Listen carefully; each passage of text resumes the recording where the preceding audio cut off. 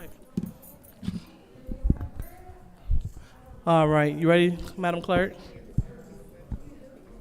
Okay, yep, it's fine. Go ahead, go grab them.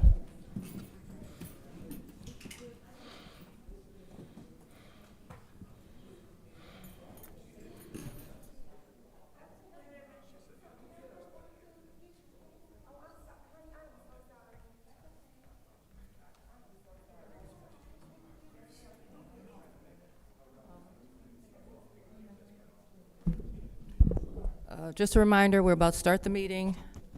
As of the new meetings the rules were adopted, if you want to speak during this meeting, you have to fill out a speaker slip for every meeting moving forward. So if you wish to speak during this meeting, you need to fill out a slip now, because once the meeting starts, you can't accept slips after that.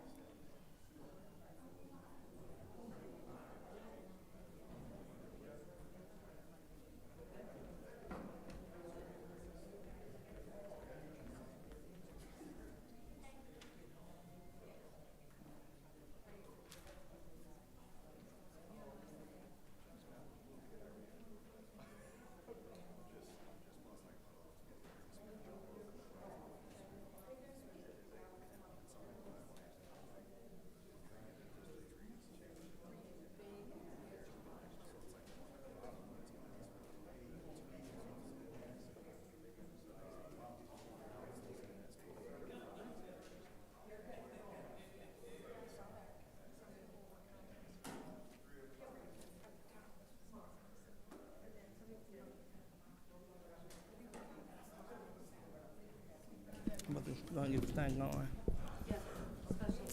1, 2, 3, 4. The time is now 4:43, and this Special Affairs Committee meeting is now being called to order. Roll call, Madam Clerk.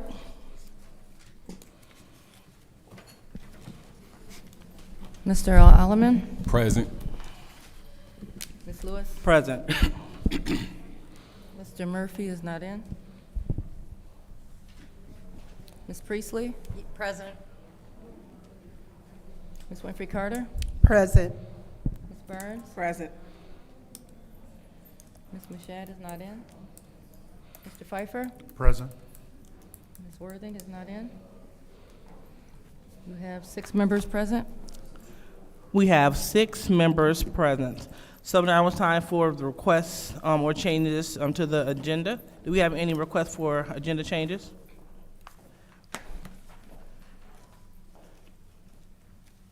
All right. Madam Clerk.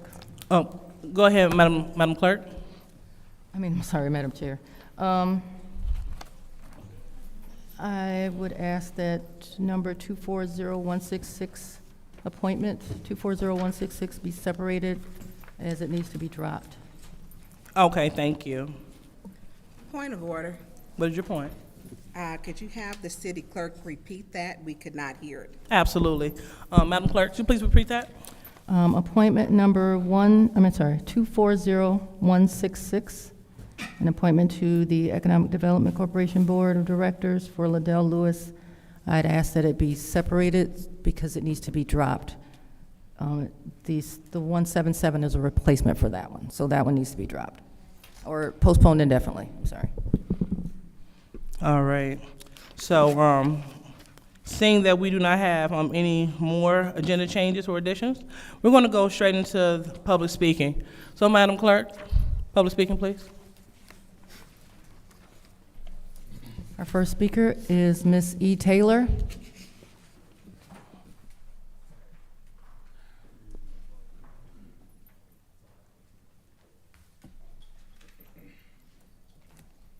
Good evening, council, or I should say, good evening, community. That's my preference. First of all, I want to mention the loss of Dr. E. Hill Deloney and what a loss that is to our entire community.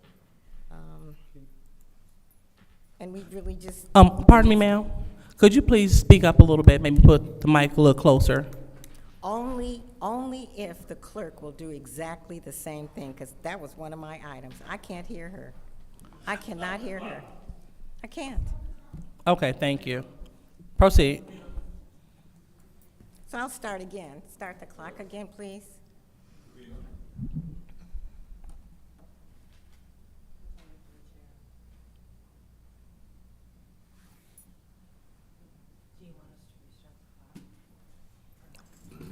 Yeah, you can give her 10 more seconds.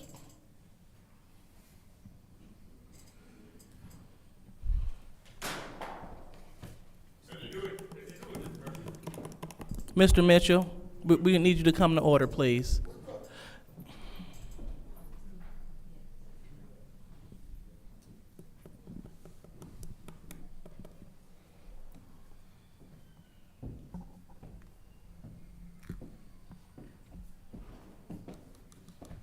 Oh, okay.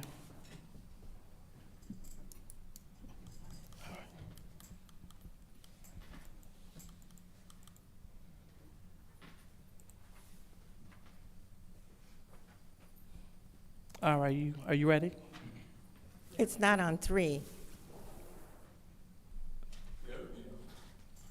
was on 219. 3, please.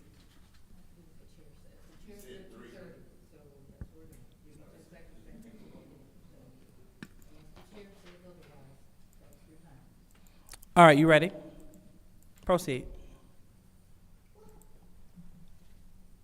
So I'd like to note to the community the loss of Mrs. E. Hill Deloney, Dr. E. Hill Deloney.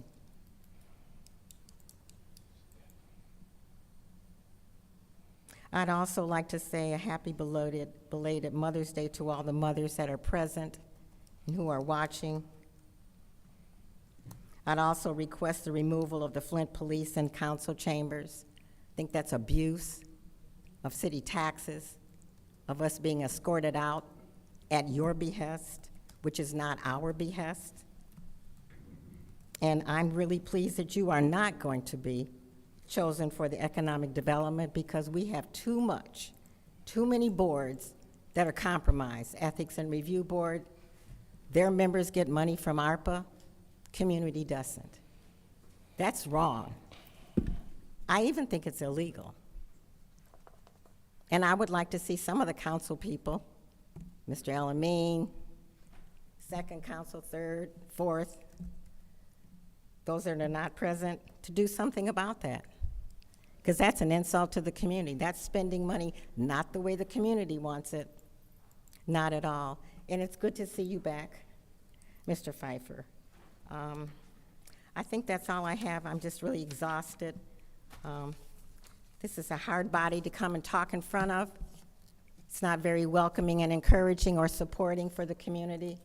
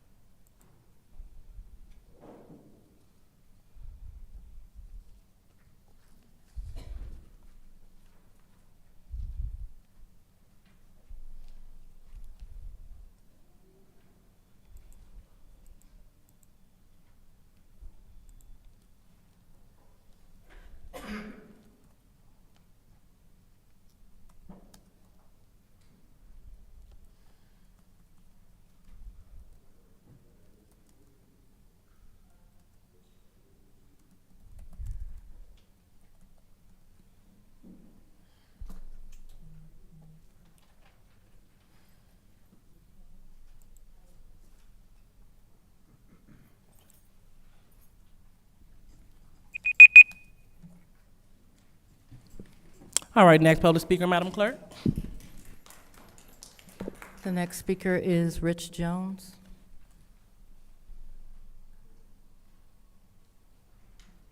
Did you say Rich Jones?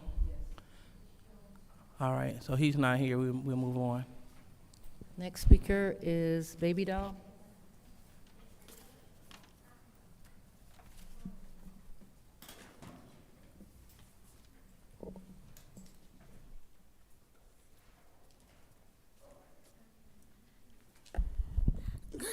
Good evening, everybody. First of all, I want to say welcome back to my brother, Dennis Pfeiffer. I'm glad you're back on the committee. Happy to see you. What I have to say to all of you guys, I'm not going to keep repeating everything I've been saying, but y'all council people, Judy, come on, y'all, Quincy, and y'all need to pay attention to everybody when they speaking up here. Because I notice every meeting that we've been coming from last year to this year, you guys lift your head up with certain people because you don't like me. I'm not here for now one of y'all to like me, but I'm here for the resident, and my people live in Flint. So it doesn't matter. That's rude as hell, and y'all show y'all racism part, especially you, Judy, Pre-C. And you need to go clean up your area, because I roll, me and some people from Lansing, we roll all in your area. You always talking about you fixing it up. People are begging for you to help them over there. You haven't helped nobody in your neighborhood. I don't care about you nodding your hair. I don't care about if you like me, baby, because I'm not here for you to like me. None of y'all to like me. As long as I love me 1,000 times and love me, that's all that matters. What y'all think about me and what y'all say doesn't matter. But y'all need to get it right, because when you lose your job, you're going to be out here with us one day. Because the tables can turn. How y'all treating everybody, all the residents and the kids here in Flint, in Genesee County. You guys, it can happen to you guys. Your basement can come up flooded with dookie and all that stuff in it. And then if somebody, you try to get some help and they turn you down, you gonna feel the same way as we feel. Y'all, just because you got a title don't mean shit to me. At the end of the day, y'all don't mean nothing. That title don't mean nothing. You have to do your work. Don't be bashing each other, because all y'all do is bash each other every day. Bashing each other, not getting the job done. Do y'all job with the taxpayer paying y'all. Because if y'all was in my county, half of y'all would have been gone. They would have been gone, because all the rest of these counties getting rid of them. They getting rid of them fast. I don't understand how Flint not getting rid of some of y'all that not doing your job. So quit saying y'all doing your neighborhood, because I've been riding in your neighborhood every day, every week. During the daytime and nighttime, some of these neighborhoods, y'all ain't been touching nothing. Quit lying. Just do your job and do what you're supposed to do. Put your difference to the side. Whoever you don't like, we don't give a damn if you like us or not. Just do your damn job with the taxpayer paying y'all to. And quit doing what somebody else tell you to do, whispering in their ear or sending a text message telling them what to do. Because, Judy, y'all do that. Y'all don't pay attention. All y'all do is put it on Facebook. You put something on Facebook for me, I got you, baby. I ain't none of these other people. I ain't got to go to no courthouse. Take that. Now, I'm letting you know up front. You can shake and wiggle all you want. You mad because people telling you you're not doing your job over there on the east side, which you ain't. Everybody in here should ride over there. Go look at it. It's terrible over there. But you doing, or you cleaning up. Get the hell out of here.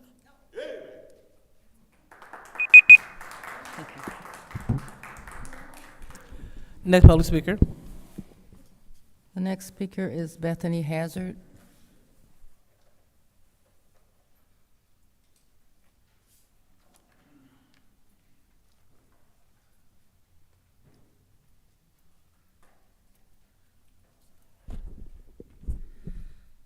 We are seeing laws changing that affect the people, and it don't look pretty.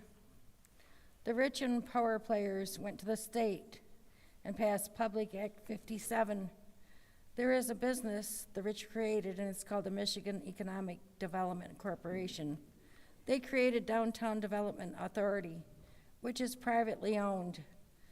These people push Public Act 57, which allows local property taxes to be captured to fund private activities of these downtown development authorities. The Supreme Court passed a law in 2010 making it legal for corporations to give money to politicians. We are seeing the aftermath of these changes, and it doesn't look good at all. I view both of these laws as an attack on democracy. The city of Flint can't provide adequate police and other taxpayer services and are giving millions to private entities. The Supreme Court made it legal for politicians to accept bribes from corporations, which we are seeing the aftermath of these undemocratic laws. I also want to say I went to Oak Park last weekend to check it out. It was a beautiful park. I seen somebody online posted that the park was dead, there was no leaves. The place was totally green with beautiful large old trees. Looks like a perfect place to go read a book. As I was driving down there was tons of empty space that's never been developed that could be used for parking, so it's an excuse that they want to use a park. They're trying to wipe out our history here. That was the first park that was built in Flint, given to the people.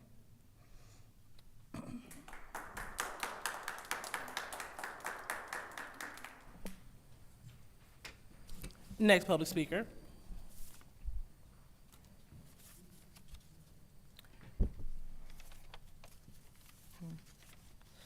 The next speaker is R.L. Mitchell.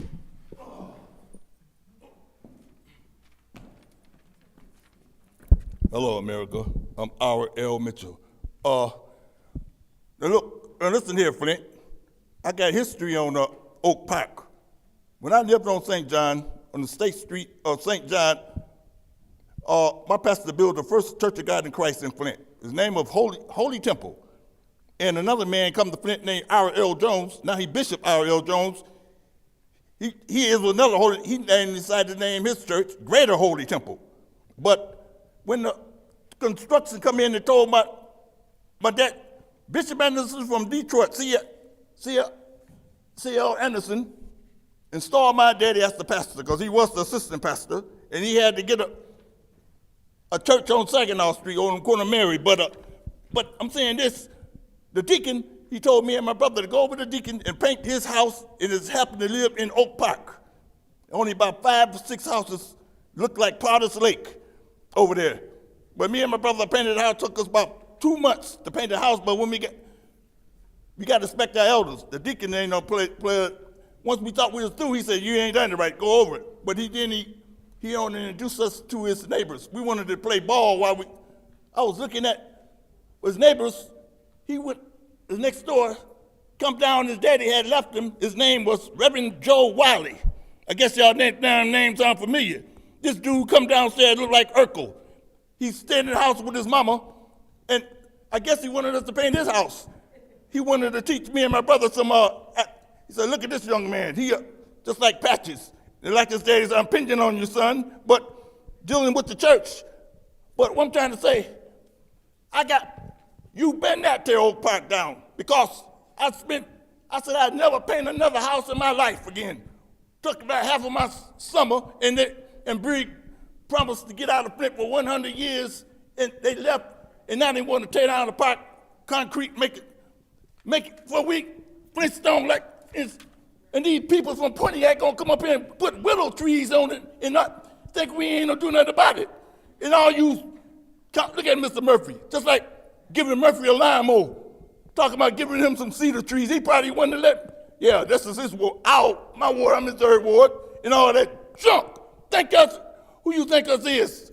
You junking in DuPont, people's over on John P. Longway, the same thing. Done graded the ground and already didn't tell the peoples, we the peoples, nothing. Already done 3 years, just like that Scott Kincaid up there. He said, you want a park? I got it. That's why they beating him up out of here. You drunken, Area 51 looking, pale face looking dude, man. Hey, Scott, man, you just keep up. Hey, I keep coming back. Take that.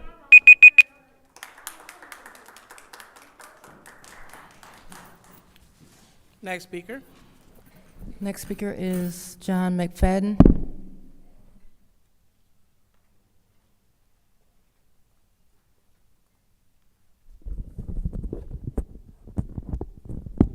Good evening, Council. I'd like to, first of all, thank all the council members that came out to our Save Oak Park rally. I also would like to bring it to you guys' attention that this ain't the first time Oak Park been in a fight like this. They tried to take Oak Park 40 years ago. And we was in a fight then, we're in a fight now. That deed also has a restriction on it. I want you guys to know that. That it says as long as that park being used as a park, it cannot never be sold. That's what the deed says. And I don't know if you guys know this or not, but for the last 40 years, we've been using that as a park, ever since we left up out of there. The last 10 years, we made it official by getting documents saying that we've been down here at the park. We adopted the park 10 years ago, the Brothers and Sisters of Oak Park. We done done all our homework on this here issue. And we was prepared to do whatever we got to do to make this park be the park it need to be for this city. I know a lot of you guys, especially our younger councilmen, don't know nothing about this fight about Oak Park from 40 years ago. And I would like for you guys to get y'all homework together, check that deed over, and see exactly what I'm talking about. Because y'all tell me that the park been decommissioned ever since 1984. How can I go to the Department of Park and Recs and get a permit for a park that's been decommissioned? I've been doing that for the last 10 years. So something ain't right here. It's been acknowledged through also the city and the county that that right there been taking place for the last 10 years. So with that right there being said, I don't see how you guys can proceed further talking about trying to sell Oak Park. Thank you.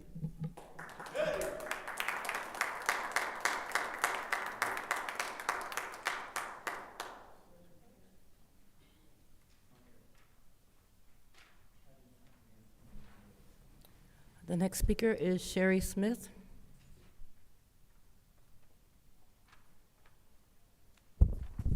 Hello, I'm Sherry Smith, and I'm coming here on behalf of Oak Park. My thing of it is we had a good turnout in the rain, rallying. Hello, in the rain. Hello, when people don't want to come out in the rain. Okay, second of all, we're going to be rallying again this Saturday on the 18th. We will be having August the 17th is our annual park day. Everybody welcome to come out and eat and have a good time. What I want to talk about, what y'all don't know about, is for the last 9 years, see it on my shirt, right?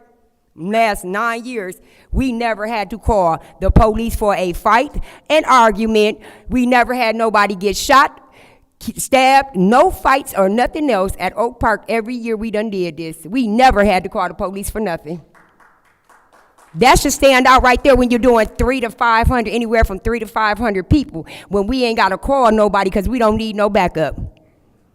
Because we are a strong, respectful organization. We respect each other. Mr. Murphy, how you doing today? Remember I spoke to you. I'm going to speak to you again because that's the type of person I am. Hello. You know, I spoke to you, and I'm going to keep speaking to you until you speak back to me, because that's the type of person I am, because I don't have hate in my heart.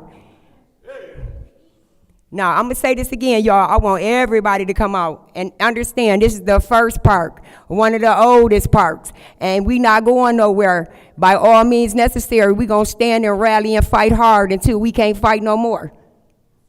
And again, Mr. Murphy, you have a nice night, and hello again.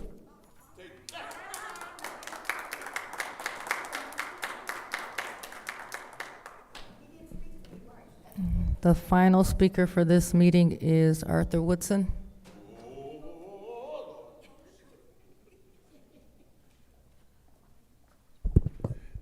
Arthur Woodson, let me start by saying, out of all the people up there, Councilman Elamine and Councilman Murphy, you all know what it's like over on this side to advocate for the people. You all know what it's like to advocate out here on these streets. Ms. Priestley, Councilwoman Priestley, you don't know what it's like.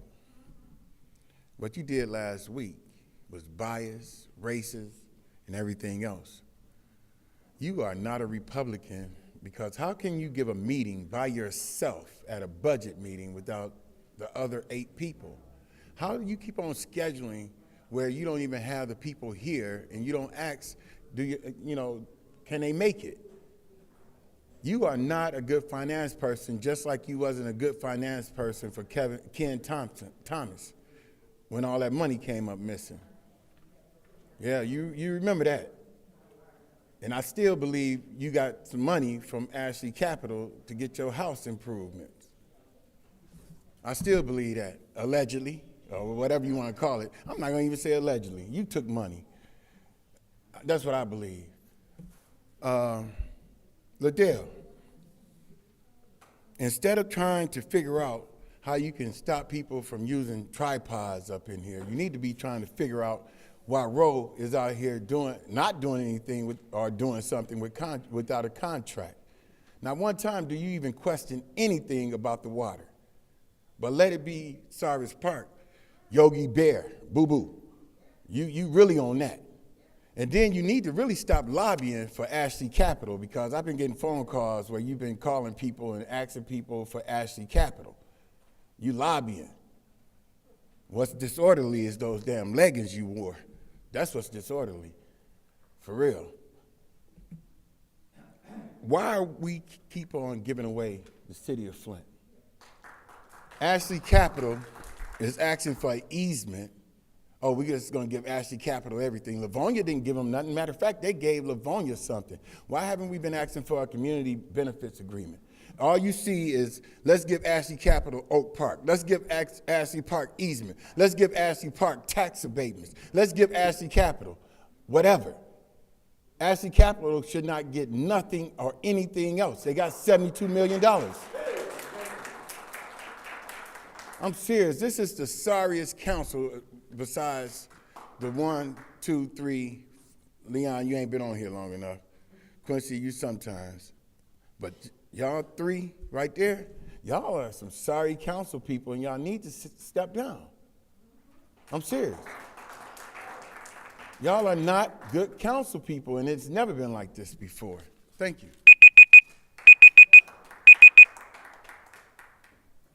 Madam Clerk, did you say that was the last speaker? Yes, Mr. Woodson was the last speaker. Okay, thank you. So now it's time for council response. Any council members would like to respond? Madam Chair. Ms. Burns. Before we start, the Vice President is here. Is she going to take her meeting over? Ms. Burns, you go ahead and proceed with your response. That's not what I've asked you. Okay, thank you. So she is. So listen, Councilman in the 2nd Ward, you're rude. I'm not even trying to talk to you. It's not any secret. I don't care for you, and you disrespect our resident. She's getting situated, and I'm allowing her to do that so she can run her meeting, not your meeting. You're not the Vice President. You're not over special affairs. She is seated now, so therefore she says she will be taking over her meeting. You need to learn some manners. You're disrespectful.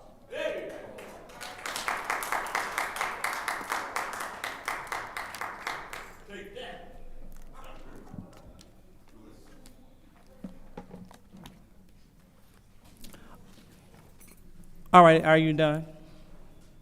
We're waiting. She's getting herself situated. So are you done with your time? This should not be my time. I had a question I specifically stated, and the clerk should not have started the clock. No, this is your time, Ms. Burns. No, that's not my time. This is your time. That is not Please my proceed. time. Do not stop the If clock. the Vice President, this is not your meeting. The Vice President is sitting. Please proceed. Are you going to do your meeting, Candace, or? See, look, I'm going to tell you, something wrong with her. Something is seriously wrong with her. She has some issues. But I'm going to say this. She took an Ashley Capital check. What? She took one. Cyrus Park, and did not report on her campaign finance. So when you talk about why everything is getting sold, it's because they took Ashley Capital checks and did not report it. That is a historic part. You was the incorporator, and I'm gonna keep talking about it. Something's wrong with you. Your spirit ain't right. Your spirit ain't right. You need to get it together. I support this. May 18th, I will be back out there again. It is the first park in the city of Flint, 1909. We should be saving our history. It was tent city. We got to quit acting like council is emergency management because they're giving everything up for free. They out there meeting with them. Tell them about your checks. You are ridiculous, just disrespectful.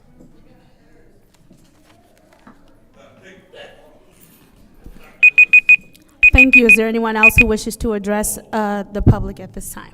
Yes, Madam Chair. Councilwoman Winfrey Carter, you have the floor. Thank you. First, I would like to thank all of the residents for coming out. I would like to thank the public speakers for coming forth, giving us your insight, your opinions, concerns. I do want to talk about Ashley Capital and Mr. Woodson. You brought up an interesting point because I said earlier, why is it that the city of Flint always have to get the short side of the stick? Okay? Do you guys realize in Livonia is gonna get $3 million of property taxes for the same project, whereas here in the city of Flint, we're only gonna get $1 million, okay? But yet, they wanna come here and take our park, our historic park, Oak Park, and I'm totally against it. I will be at the rally on the 18th. I did come by, and everybody was gone by the time I made it over. So I look forward to seeing you guys out there on Saturday, next Saturday, May 18th. And I'll be out there, and I am in full support of the Oak Park Historic Park. Thank you. Thank you. Is there anyone else who wishes to respond during council response? Yes. Councilman Murphy, you have the floor. Thank you so much. And to the young lady who felt like I didn't speak, when I got off the elevator, I did speak. Maybe you did not hear me speak. But let me, I want to talk to you guys about the Oak Park, how this happened, because I want to give you factual information. So when I heard about the Oak Park possibly selling Oak Park, I brought together a whole different group of people because Ed Taylor introduced me to the Oak Park neighborhood group, and I did not want them left out. So I brought them in, Emily Dorr, Linda Pauley, Genesee County Conservation District, people who oppose the sale of Oak Park. I brought everybody together. They told you guys the facts, the pros and cons. Last we met, because you was talking about suing. I said, if you go talk about suing, I said, I'm not having no meeting because my goal was to bring you guys together. It's always been that from day one, not to sell no park without you guys being at the table. Bishop Bernadette Jefferson left that last meeting, and she said you guys were going to have a meeting without council people, and y'all was going to come together and discuss a solution for Oak Park. Next thing you know, you guys are talking about having a rally and all of that, and what I'm not going to do, I'm not going to get in that, because you guys said that y'all was going to meet together and come up with a solution and present the solution to city council. Now you got all this other stuff, and I won't be part of it. Thank you. Thank you. Is there anyone else who would like to respond at this time? Madam Chair. Councilwoman Lewis, you have the floor. Thank you. And also I would like to just to talk about a few things. The first thing is about the Oak Park group. We would like to encourage you to continue to meet because you are at the table to discuss what you would like to see and ways that things could be negotiated so it'd be a win-win for all parties. So that's why the table was created, so you all can be there and you all can have a voice and you all can have some direction. Now, what I'm not for, and the Oak Park Place in Ashley Capital, that sits right there on the border of the 2nd and 3rd Ward, and is specifically in the 3rd Ward. It shouldn't be any other council people engaging and interfering in that business, because it shall not be corrupted, period. When you're at the table, this group was on a trajectory to getting things worked out. Magically, we had someone intervene, and now we have the rally and so forth. Not against the rally, but let's continue to work together for the betterment of the city as well as the Oak Park Group. I will leave that there. Next, it's unfortunate that our colleagues want to spread false narratives. I hear my colleague in the 5th Ward talk about the great things that happened in Livonia. That is amazing. But unfortunately, she made a stance that she will not work with certain colleagues. So we can't do great things like this when you refuse to work with your colleague. And so when we have colleagues saying who they openly like and do not like, we're not here for a popularity contest. We're here to get the work done. If you like me, so what? Take it up with yourself. We're here to get the work done. So if you would like to see more things get done, such as the work in Livonia, we encourage you to do them. Be a change maker, not an instigator. Thank you. Thank you. Is there anyone else who would like to speak during council response? Madam Chair, You have the floor, Councilwoman Priestley. I think I'm going to have to educate some people on how the budget hearings work. 1 second, can you please pause the time? I understand that a lot of emotions are being had right now. I understand that reactions will happen. I am asking you all to keep it down so that you can hear the responses. Thank you. Go ahead, Councilwoman Priestley. Budget hearings do not require a quorum. Budget hearings were posted in advance. We had a special order where I asked the people present to discuss how budget hearings were going to be set up. They agreed that I was going to set them up as I saw fit, along with our CFO. Last year, there were at least 2 hearings where the only people present was Mr. Mays and myself. I understand that some people work during the day and are unable to attend budget hearings, but there was no other way to fit those hearings into our schedule in time to get the budget passed so that we didn't have to have a special meeting as we did last year. So that's why the budget hearings are happening as they are. There's a budget hearing tomorrow during the day at 1 o'clock. There's actually 2 departments. There's, I believe, one on Wednesday night and another one Thursday during the day. If you'd like to attend, please make sure your calendars are marked, and so that you don't miss it. And that's all I have to say. Thank you. Thank you. Is there anyone else who wishes to speak during council response? Anyone else?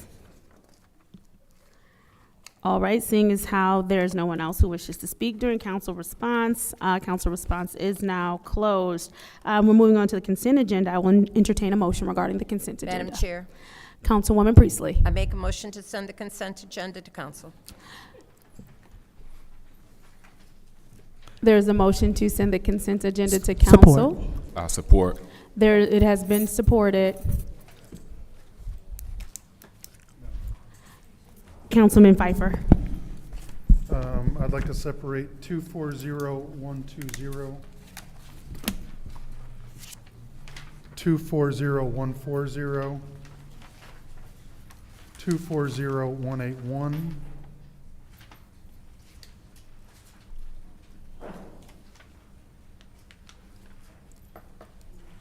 and 240177. Thank you. Is there anyone else? Madam Chair, Councilwoman Burns. 240125.2. Dennis, did you do 240140? Yes. Okay. 240158.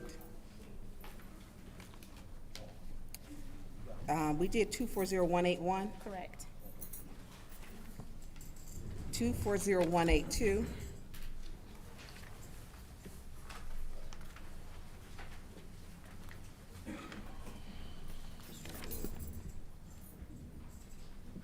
And 240167 and 168. All right, thank you, Madam Chair. Councilman Pfeiffer. On request of the clerk, 240166. Oh, that's gotta be, yep, thank you.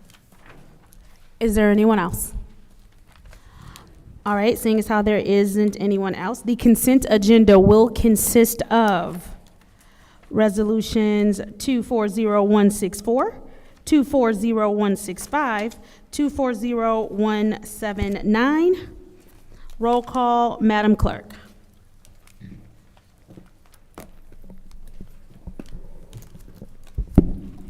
Mr. Alleman? Yes.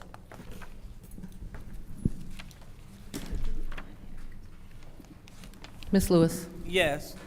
Mr. Murphy? Yes. Ms. Priestley? Yes. Ms. Winfrey Carter? Yes. Ms. Burns? Yes. Ms. Mashat? Yes. Mr. Pfeiffer? Yes. Ms. Worthing is absent. The vote is 8 yes, 0 no. The vote is 8 yes, 0 no. The consent agenda passes. Moving on to Resolution 240120, which is the contract for Ernst & Young Management of ARPA funds revised for fiscal year '24. Madam Chair, Councilwoman Priestley. I make a motion to send 240120 to council. There has been a motion to send 240120 made by Councilwoman Priestley. To send that to council, is there support? Support. It has been supported by Councilwoman Lewis.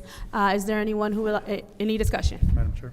Councilman Pfeiffer, you have the floor. Yeah, I won't be supporting this. I think that Ernst & Young, for one, hasn't lived up to their promises of many when they came before council. One of them would be transforming these dollars and getting other programs to sign on, and we haven't seen any of that from them ever, but in general, in over a year, on any ARPA dollars where they have been substantially combined with other programs to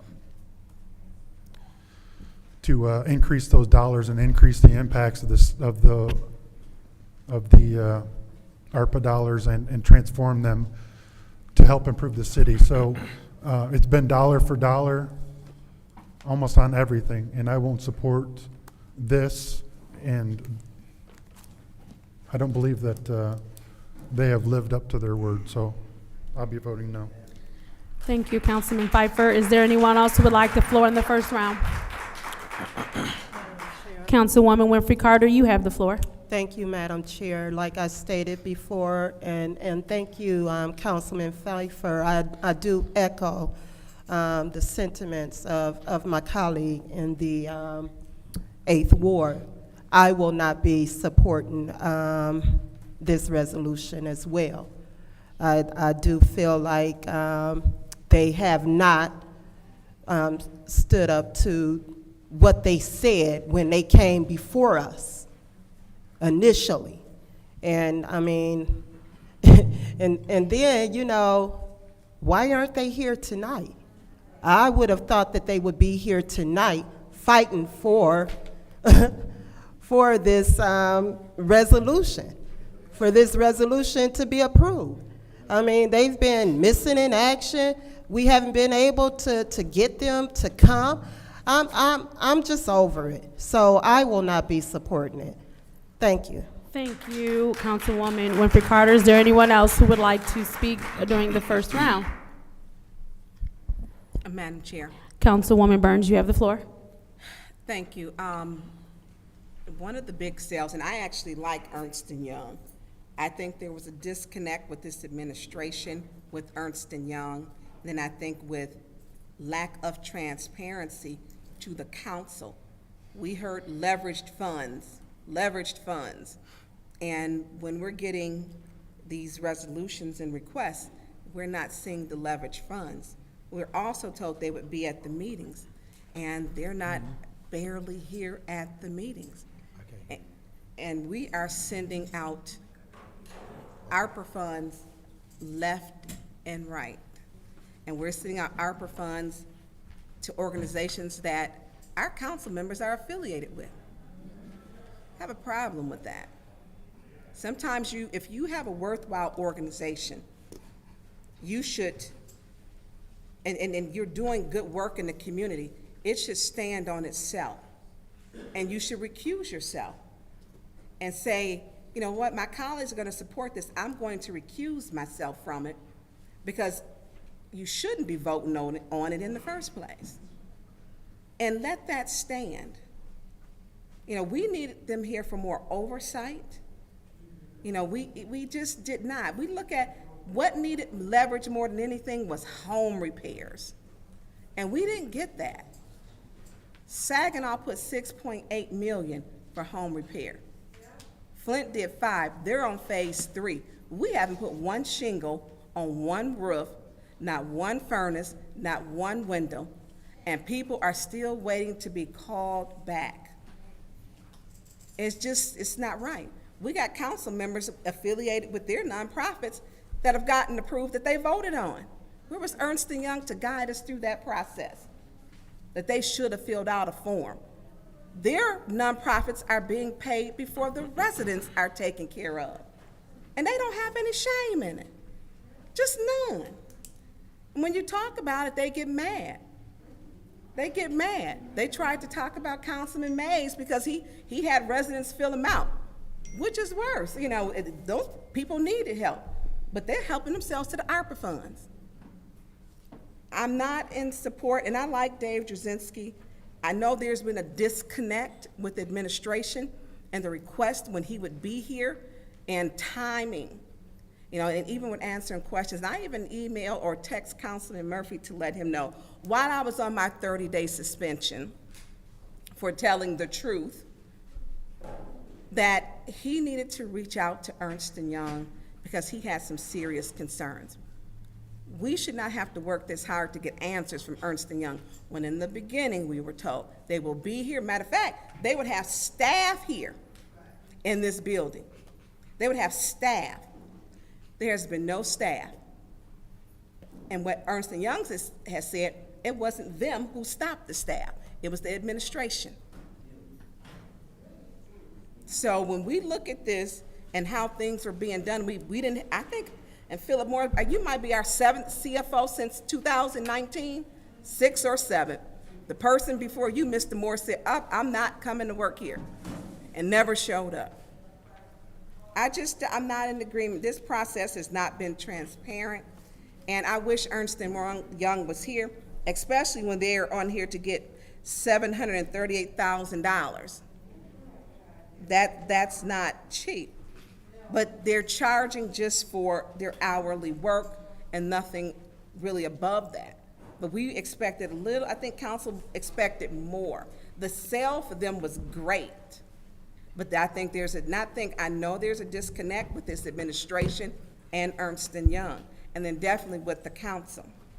So this one, I am not supporting. I'll leave it to my other colleagues. We didn't get Ernst & Young to do enough for this community as we were told they would do, and they should have been pushed. They would have known what was going on in this community if they were here to listen to the residents. They would have known that we needed more leverage dollars for home repair. They would have known that. And we leaving money on the table left and right, even when it comes to infrastructure, as Melissa Mays has stated, $35 million we didn't get. Flint didn't even apply for. So I can't support this at this time. Thank you, Madam Chair. Thank you. Is there anyone else who would like to speak in the first round of discussion? Yes. Councilman Murphy, you have the floor. Through you to Emily Dorr. Emily Dorr. Emily, will you please join us at the lectern? So as not to burn off some of your time, do you want to start with your question so that she can hear it as she walks up? No, I'll wait till she get up here. Okay.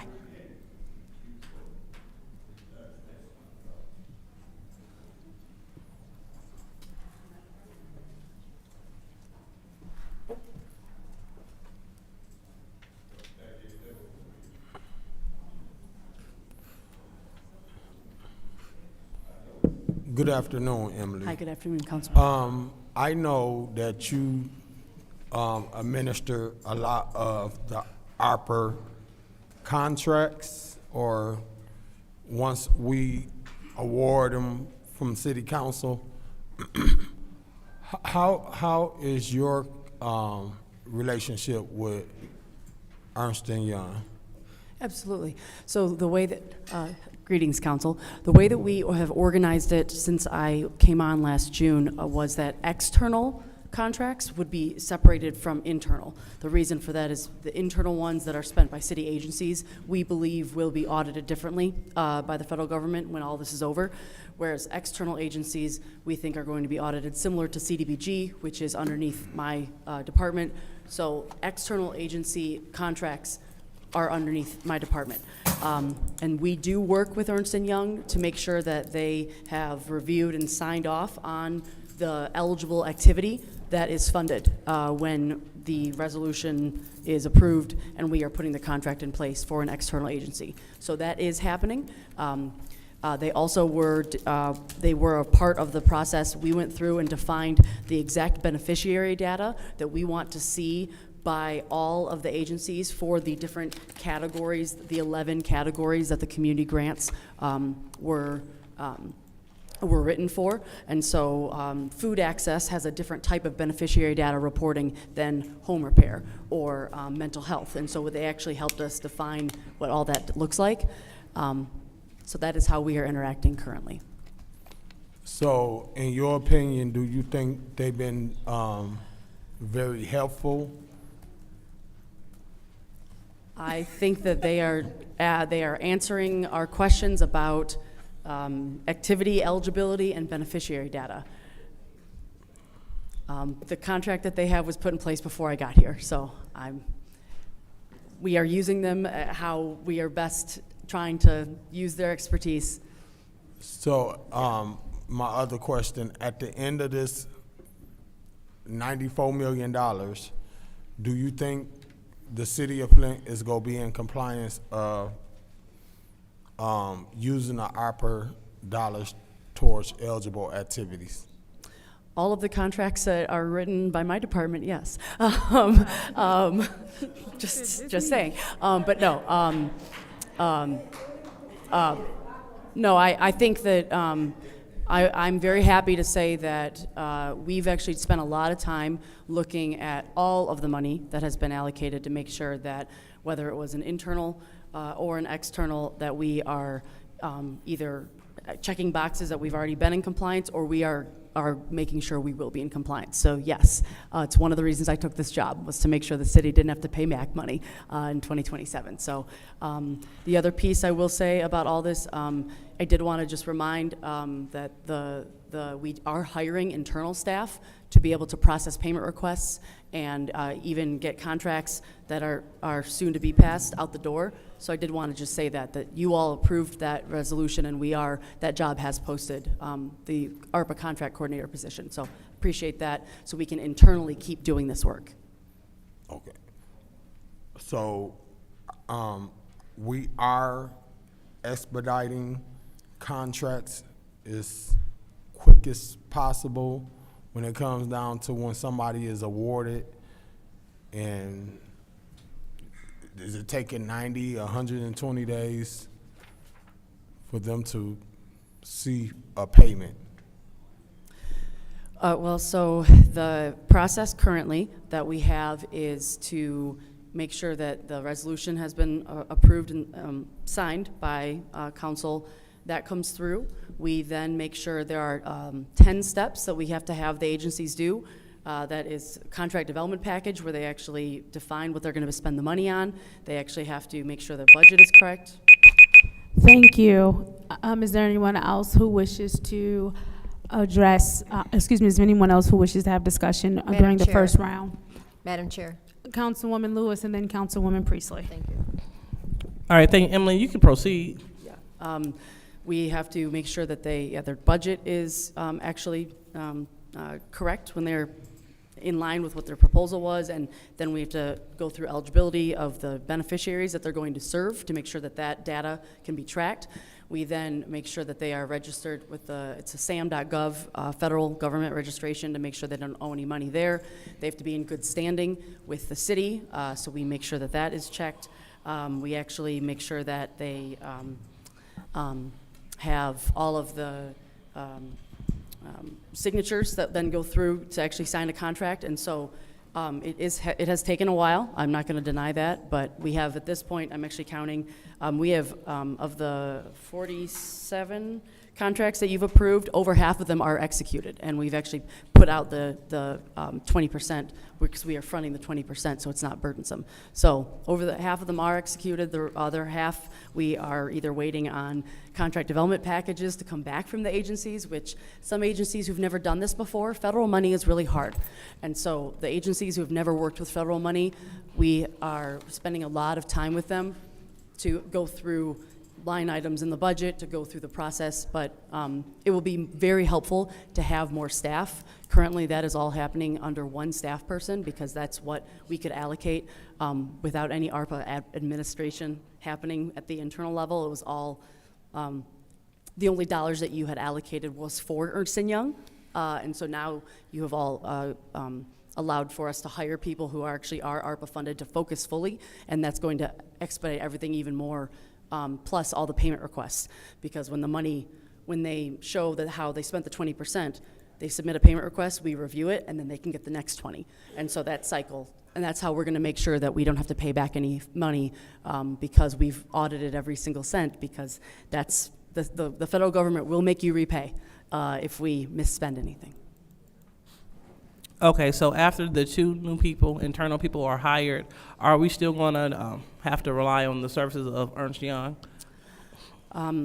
The things that Ernst & Young, I think, so there's a bifurcation between here today through 2024, the end, because all money has to be obligated, which is not under resolution. It means it has to be put under contract. And so they are part of that contract process to make sure that the agencies who are getting contracts are, that the activities that they're proposing are eligible.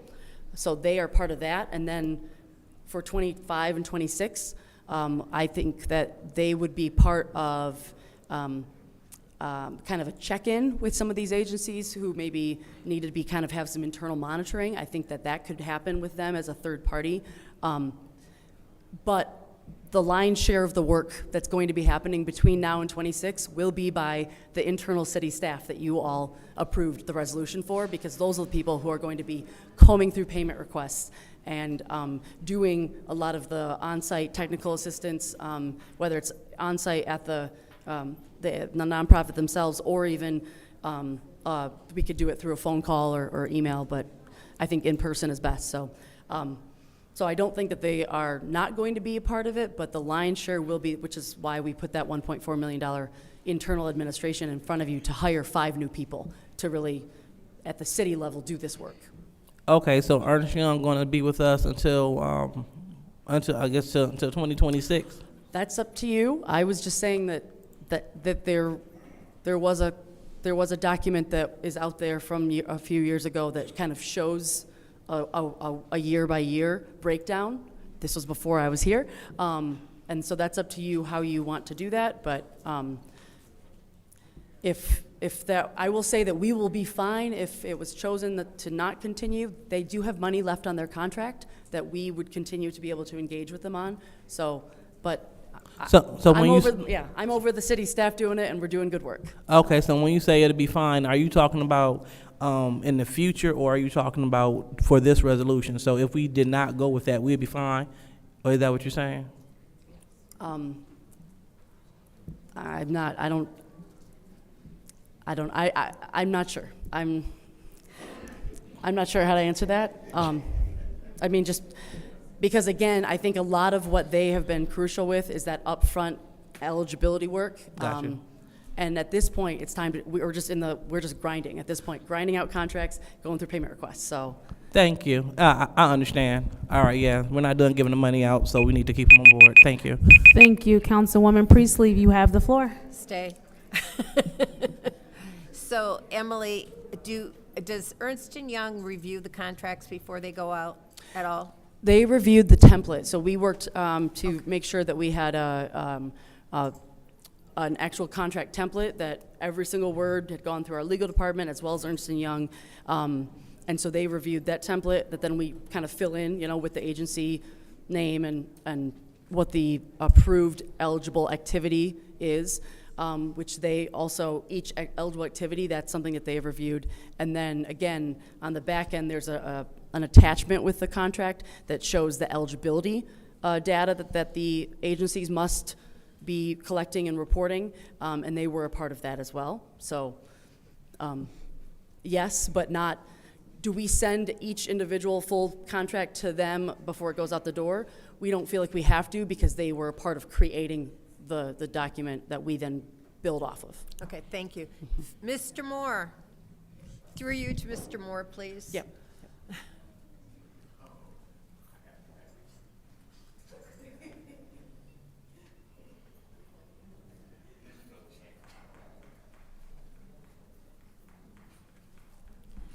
Hi, Phil. Do you know how much money we've spent on Ernst & Young so far? I believe it's around 800,000.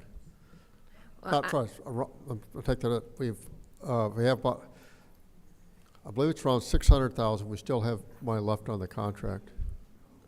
600 left on the contract? No. That's how much we spent. I hate to contradict you. I have Shay's document in front of me, and it only goes up through February, and it's 1.1 million. Okay. I just wondered if you had any of the new information. I do not. I can Okay. get that, but I do not have that. Okay, and so we had about 800,000 left on that contract through February. So I just wondered how much money was left, and you're not able to share that. Okay. And I know that a lot of the stuff that they said they were going to do at the beginning is stuff that the administration changed. Yes. So,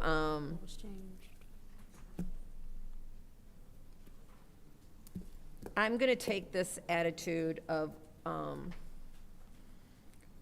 let's wait and see as time goes on and we get closer to their allocation, because we still have 500,000, let's say, Yeah. left, and let's see where we're at closer to, and if we need them and what they're gonna do, so that we can, since we're now hiring in-house staff, and originally that's what they were going to do, was be in-house and Right. do all the stuff that we authorized planning, well, whatever the new name of planning and development is, to their staff to do. So that's why I was wondering how much was left. The one challenge that the finance department has is if we don't have Ernst & Young, we would have to pick up the reporting side of it. And I would definitely have to have some training to do everything that would have to be done. Yeah, the last invoice was,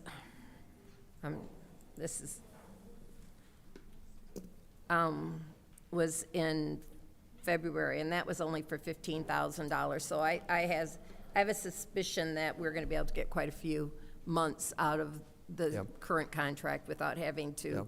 discuss it again. I think that's true. We tend to use them more right after the end of a quarter, when we have to do a quarterly report.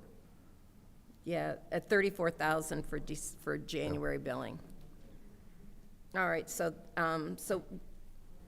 we have a good year probably Point available. of information, What's your point, or what's your request for information? request, through you to the speaker. What do you mean when you say the administration changed some things? Well, the original bid was for all kinds of extras that the administration chose not to implement.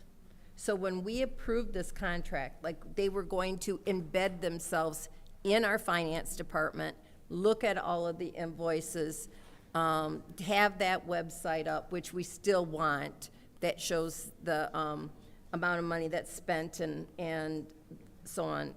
And so the administration changed that, so that's not what they want them to do.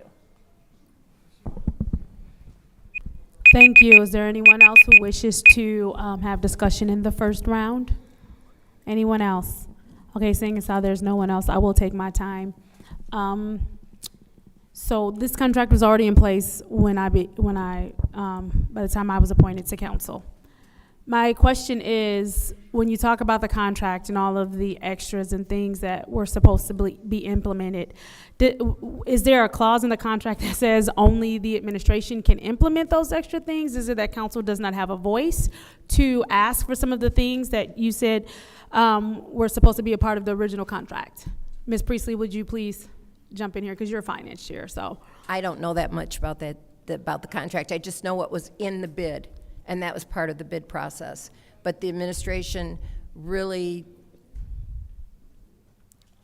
controlled some of that narrative, and how they actually use it was up to the administration.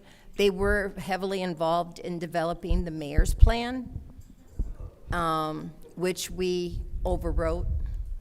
So, and now I know that they were meeting and they were a big part of developing the application portal for the community grants, and they did all of the putting together of the data and evaluating whether the entities were eligible or not.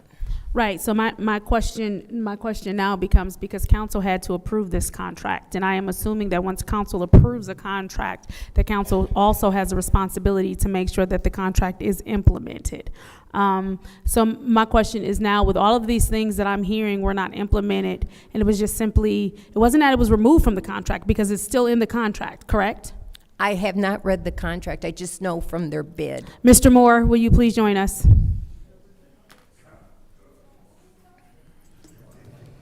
Mr. Moore, where would we get a copy of this contract? I'm assuming maybe council was already given one, but if not, where would we get a copy of the contract? I assume that you could request that from the administration. We could send it to you. If Are you not that part of administration that I can request it from? I could provide it if you desire it. I can't hear you.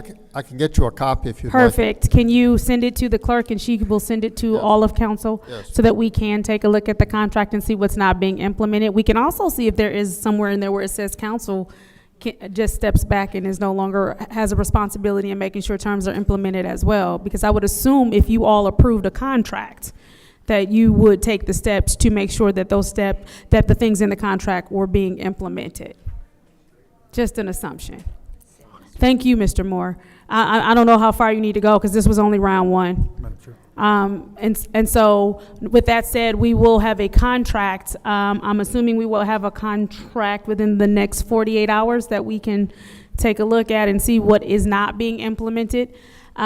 Because Ernst & Young actually did come before us about 2 weeks ago, and they had a whole, 15, 20 minutes where they could have been asked any question that we wanted to ask them. There was actually 5 minutes left over in their time of them being here, and I said several times, was there any more questions for Ernst & Young? For my colleagues that were present and available and able to take their seats, they had an opportunity to ask questions and there was 5 minutes left, and I asked several times, were there questions? I completely understand if there's any pause on my colleagues' end of going forward with this contract. But if there is a contract in place and there are things that we are owed, then we should see to it that those things are implemented in the contract. That's it for the first round. We can now move to the second round. Councilman Pfeiffer, you do have the floor. Thank you. So I'm hearing a lot of things tonight, and it's troubling.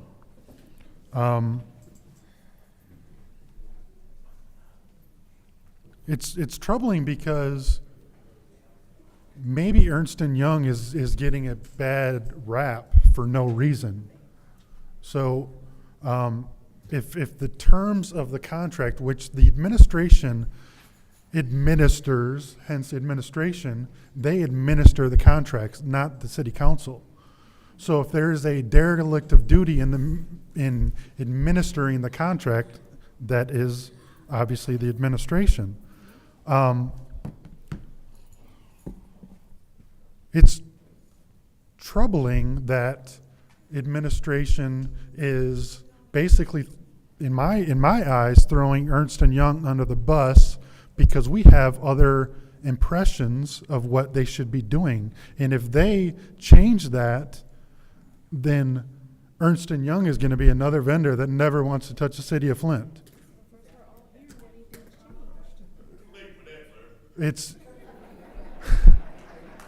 touche, RL, touche.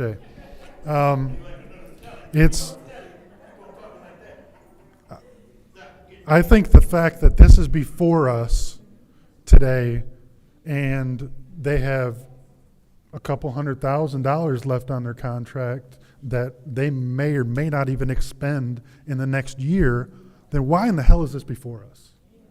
Why is this? It seems to me like they want to earmark this money and then come in at the very end and reallocate it as a savior for a different project that has no relevance.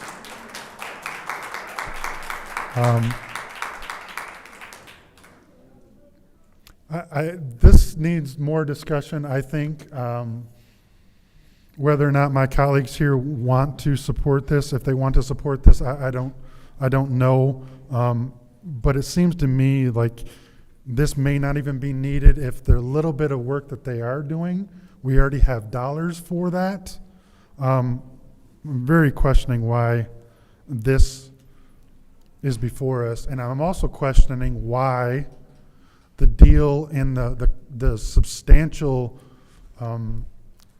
language or agreement that this council came before and they presented before us has been changed.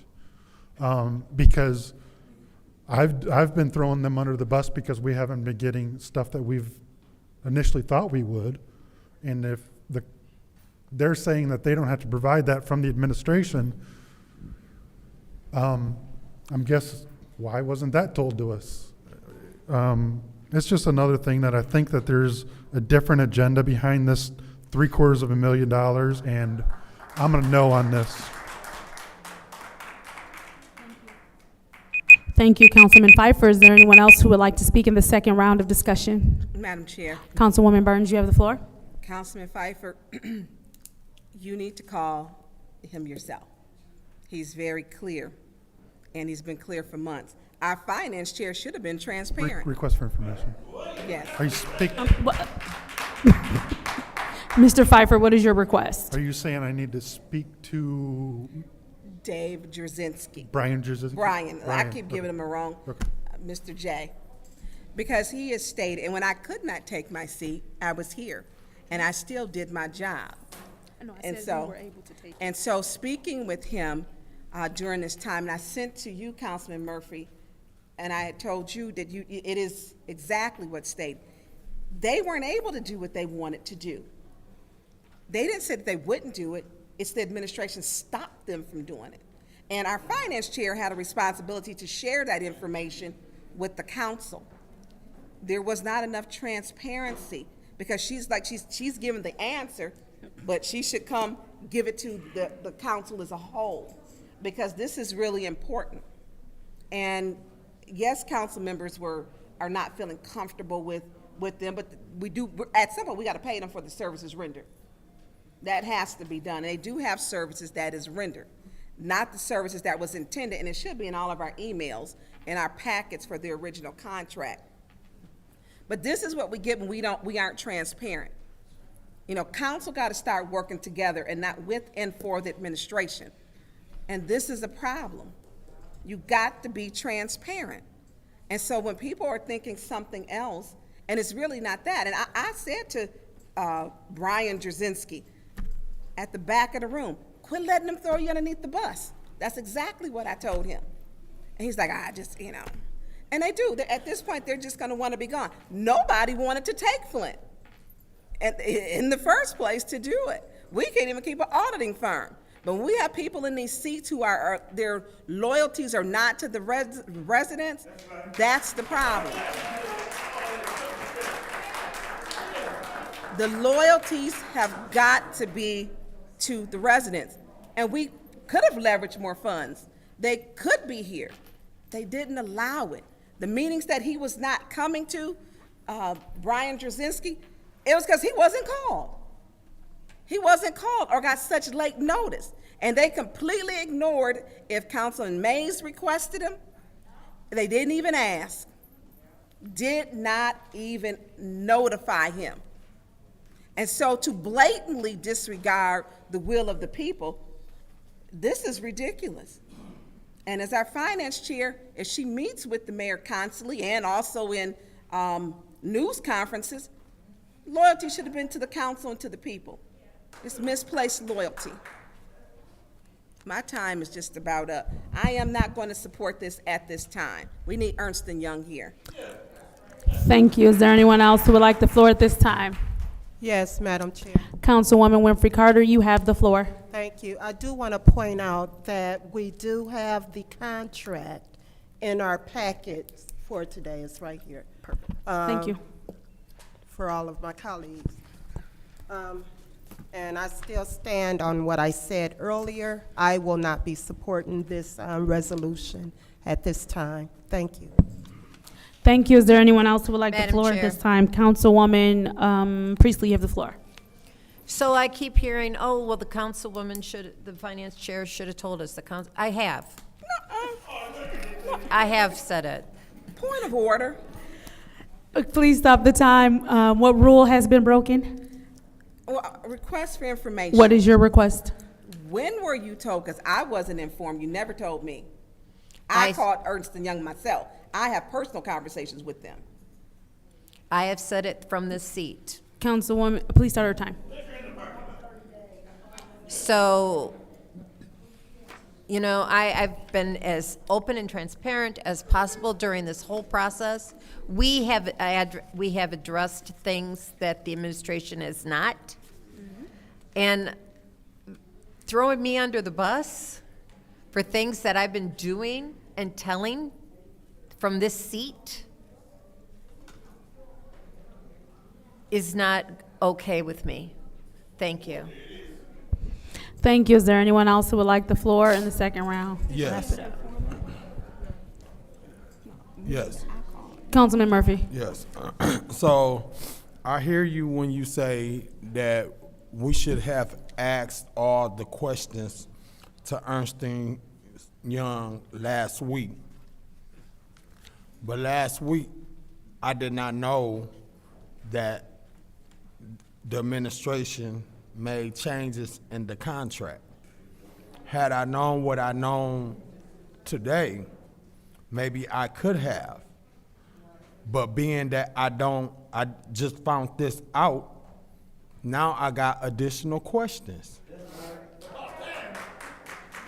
And not only do I have additional questions, I'm just trying to figure out how do we approve a contract with Ernst & Young at the beginning that say they go do X, Y, Z, and then turn around and eliminate X, Y, and leave Z. And for the last 2 years, we have been harping on Ernst & Young about, you said you was gonna look for additional funding. You said you was gonna have an office in place. And even if the amendment of the contract was amended, was it ever going to come to us? Was we ever going to know? I'm not sure how long you knew, Judy, about this, but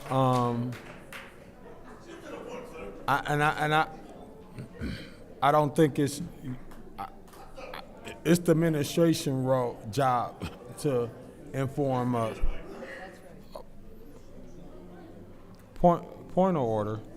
What? I'm sorry, Mr. Murphy. What's your point? I'm trying to get my thoughts together. I got you. Excuse me. If the audience could please just keep it down over there. Thank you. Go ahead, Mr. Murphy. So now I'm curious of what's been taken out? And did it lower our contract value of what we originally gave them, or do they still get the same amount that we agreed and approved, even though they don't have to produce those different activities, those deliverables? So on that note, I would like to make a motion to keep this in special affairs. The people want to talk. Excuse me? Support.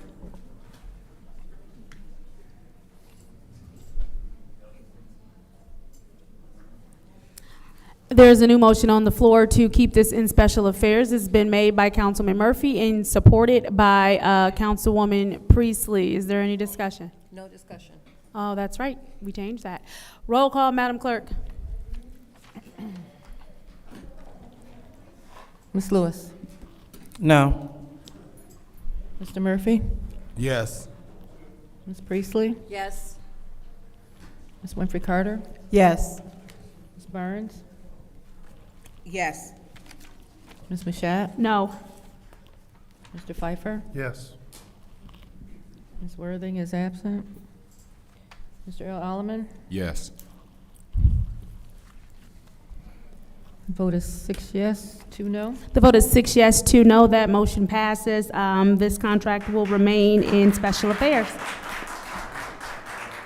Madam Chair, Councilwoman Priestley, you have the floor. I make a motion to send 240125.2 to council.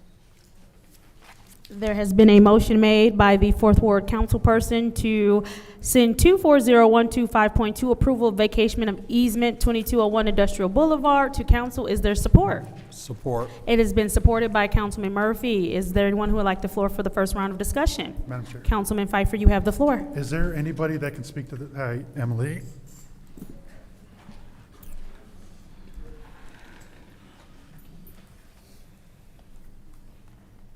So, Emily, I've read this and I've tried to do my homework on this. This is for sewer lines that are running across the Ashley Capital property. Is that a correct statement? Not quite.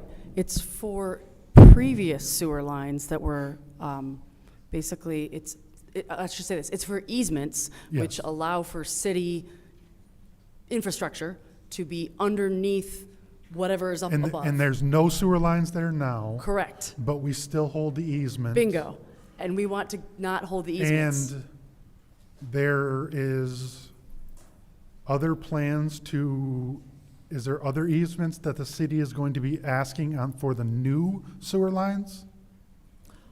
I don't know. I'd have to ask my colleagues in sewer. Sorry. I don't know that. So, or is Ashley Capital own the sewer lines to the street? That's my question. I would have to ask. I apologize. I don't know that off the top of my head. I don't know. I don't think that they can own public utilities like that. I think Well, if it's their property, they can own it to the street. yeah, I'm okay. just wondering, are they going to do that, or are we going to request additional easements to run water and sewer into their property? I don't know if Kenneth can answer this because he's even newer than I am. But I'm going to look at him because he's, yes. Who are we asking to come to the lectern? This is our new DPW administrator, Kenneth, oh my gosh, I'm blanking on his last name. Sorry, Kenneth. Administrator? This is the bond get We past can't having a have, DPW. we can't I'll just have him the introduce director himself. He's our new doesn't have a DPW degree. administrator. Having a DPW. I think he's about 4 weeks on the job. Yeah.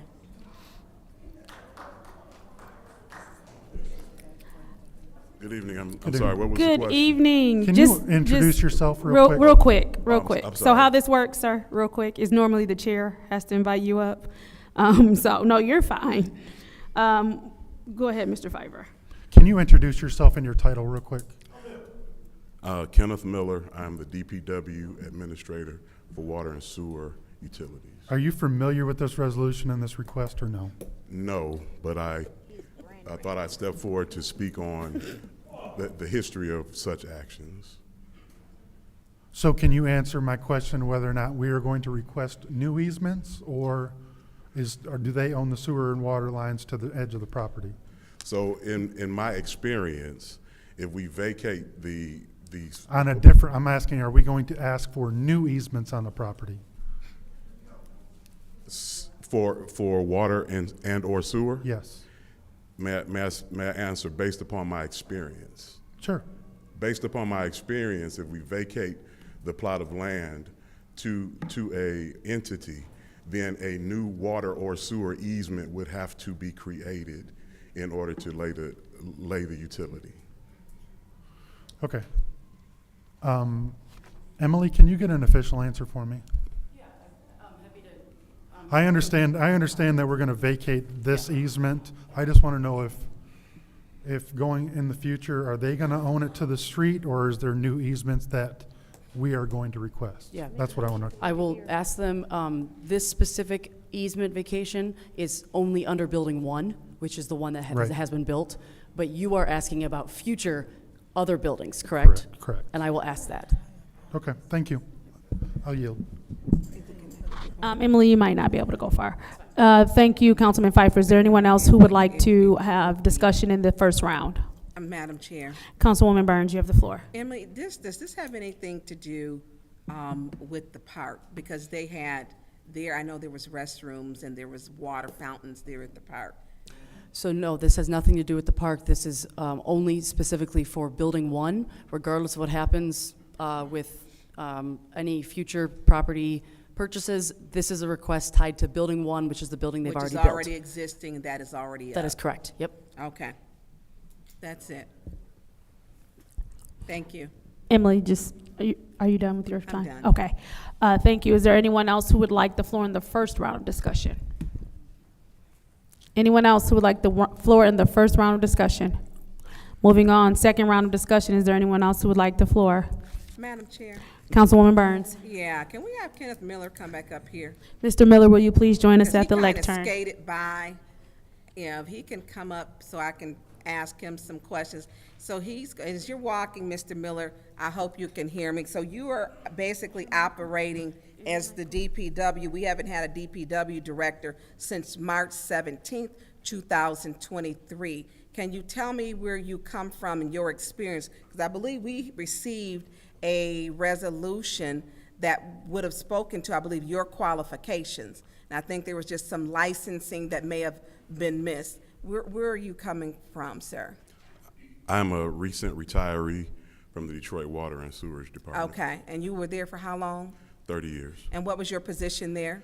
My final position there was I was the manager of maintenance and repair for DWSD. Okay, so were you asked to take this position? Yes, I actually applied for the position Okay. more than a year ago. And so there is a lot. That Buick site was huge. That's out there. Well, it's actually a city, technically, with the utilities. And it is one of the largest utilities. And one of the, our former DPW has stated there's only 5 like Buick City in the U.S. because of the powerhouse and the amount of, power utilities that is there. So with them having, I think they're supposed to have 9 structures there. Water and or sewer structures? Well, 9 other buildings that are gonna be going up, over the duration. Okay. And so there are gonna be some sewer, there are gonna be some changes, with the utilities there. So my question is, you're gonna be the person that we talk to about this, so you're gonna you got a lot to come up to speed on. Yes, How long ma'am. have you been here? What was your official date? I started Tuesday, April the 2nd. Well, welcome to the city of Flint. Thank you. And I think I've seen you in the garage. Yes, ma'am. I have. Yes, ma'am. Okay, and it's really not fair to ask you questions with you being so brand new, but welcome to the city of Flint. Thank you. Thank you. Is there anyone else who would like the floor for discussion in the second round? Is there anyone else who would like the floor for Councilwoman Winfrey Carter, you have the floor. It sounds like I have some colleagues that have more questions as far as this resolution. So I'm gonna make a motion that we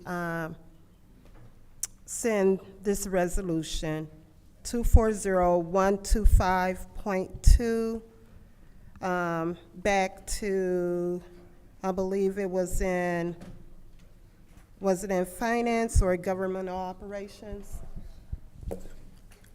I'm going to have to ask the audience to please stop speaking Was this in- loudly. Thank you. Or was it? I believe it was in governmental operations. I think so. Is that where you want Yeah. to send it?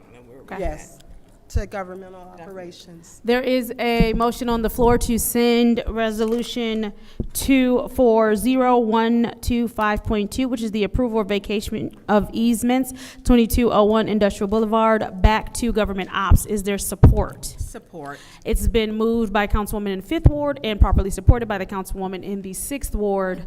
Roll call, Madam Clerk. Mr. Murphy? No. Ms. Priestley? No. Ms. Winfrey Carter? Yes.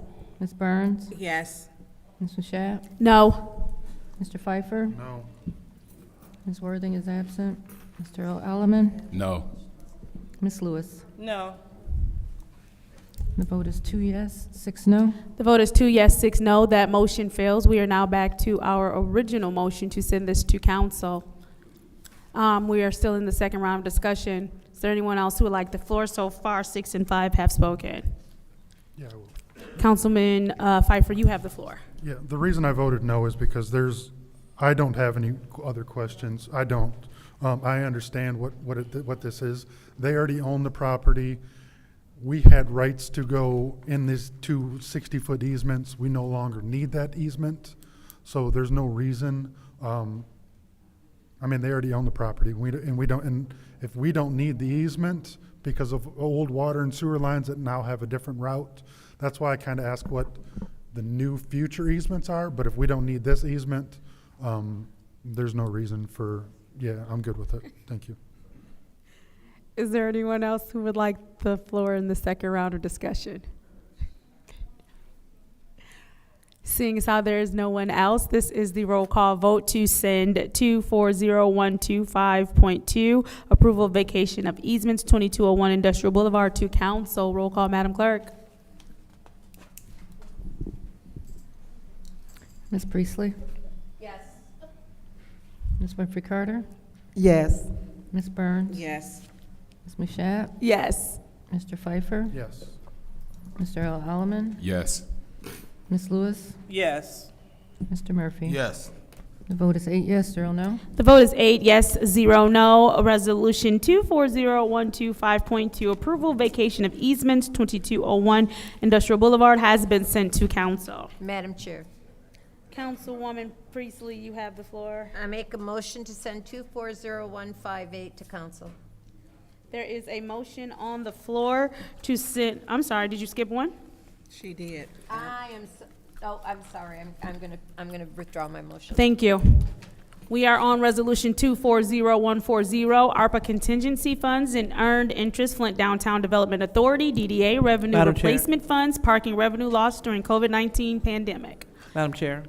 Councilwoman Lewis, you have the floor. Thank you. I'd like to put a motion on the floor to send resolution 240140 to council, please. There is a motion on the floor by Councilwoman Lewis to send 240140 to council. Is there support? I support. It's been moved and properly supported by the councilman in the 1st Ward. Is there anyone who would like the floor in the first Madam round of Chair. discussion? Councilwoman Burns, you have the floor. Yes, Mr. Moore. Mr. Moore. Mr. Moore, will you please join us at the Mr. lectern? Mr. Moore, pardon me, I don't want to interrupt your conversation. Would you please join us at the lectern? Well, that got his attention. Mr. Moore, I have been having some laptop issues, but did we ever get, this is for the DDA for the revenue, lost revenue. Did you ever get the council how much was put back into the funds, the actual dollar amount? I have not had that. However, there is a representative from the DDA. I'm sorry, can you say that again? I do not have that. However, there is a representative from the DDA that can speak to that tonight. Will the representative from the DDA please join us at the lectern? Sorry. No, he said she can answer your question because he couldn't. I'm sorry. Okay.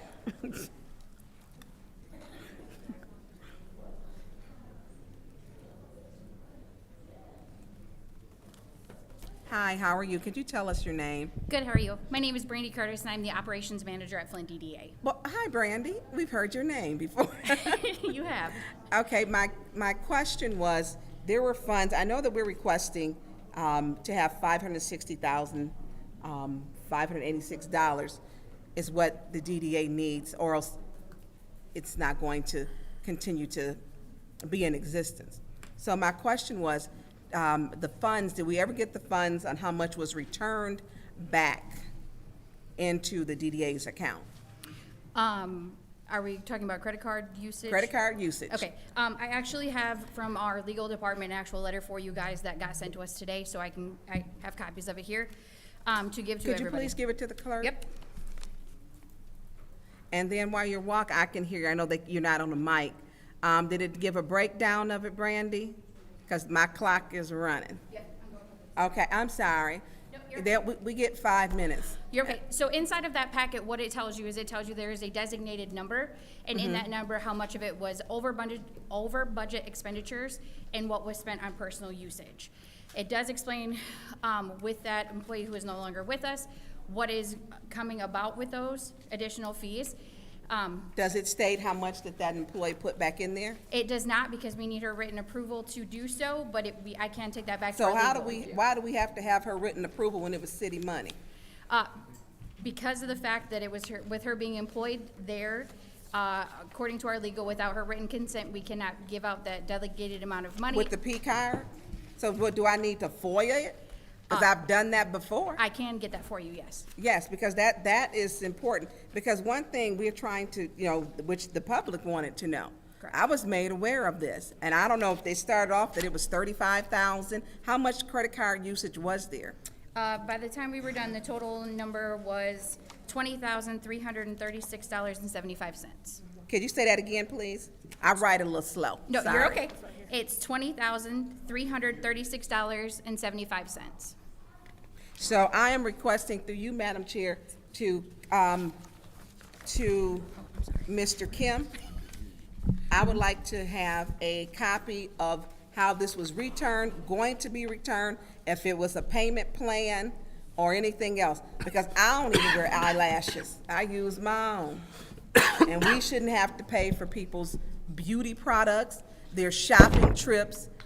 That's not the city and the residents' responsibility. Correct. And so, Just, council member, if I could. yes, The law department doesn't provide legal counsel to the DDA. They have their own separate counsel.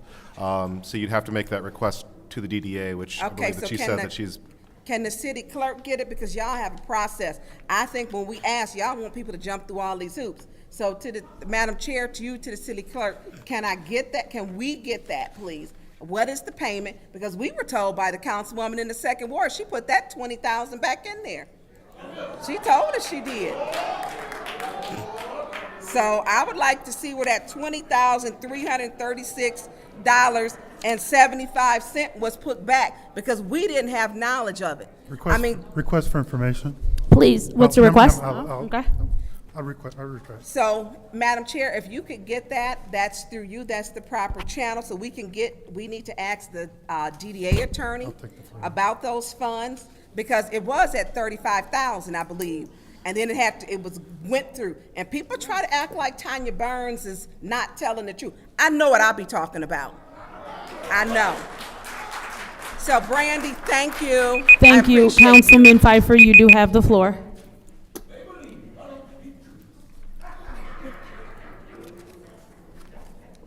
We have demanded reimbursement from the former employee for the full amount of the improper charges, but have yet received reimbursement.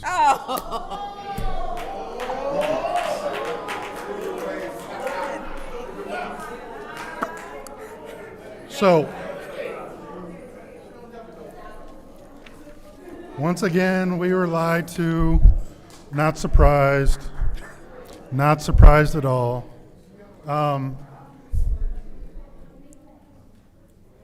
We have demanded reimbursement, but have not yet received reimbursement. So on the backs of the city of Flint residents. Not only are they spending money twice, once for the original, now we're taking it out of ARPA to reimburse that.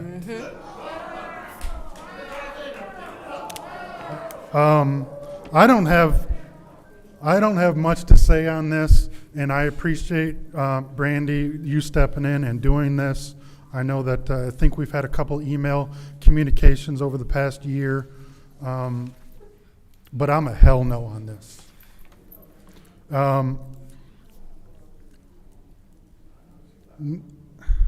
Where do I start? Where do I start? And Brandy, this is not you. What has happened at the DDA is absolutely ridiculous. And it's been over a year since that employee has resigned, and would it even be a thing right now if this ARPA reallocation was before us? I have to imagine that they gave up, or they never even seeked to get this reimbursement. Brandy, do you know if there's been communication to seek reimbursement? Yes, there has been. There has been, I don't know exactly how further it has gone. To my knowledge, there has been notification sent to her, and there has been a conversation had. I do not know much further than that, what has gone on. Okay. And thank you for answering that. To me, the DDA, and maybe the DDA was put in place to restrict certain elements of the city and certain people in the city from coming downtown. And maybe it's a fundamental difference that I have between trying to bring in and have an all-inclusive downtown and everything else. But the parking meters, the fines, to me, that is a deterrent to come downtown. And not only, now we have a deterrent in front of every parking spot in our downtown.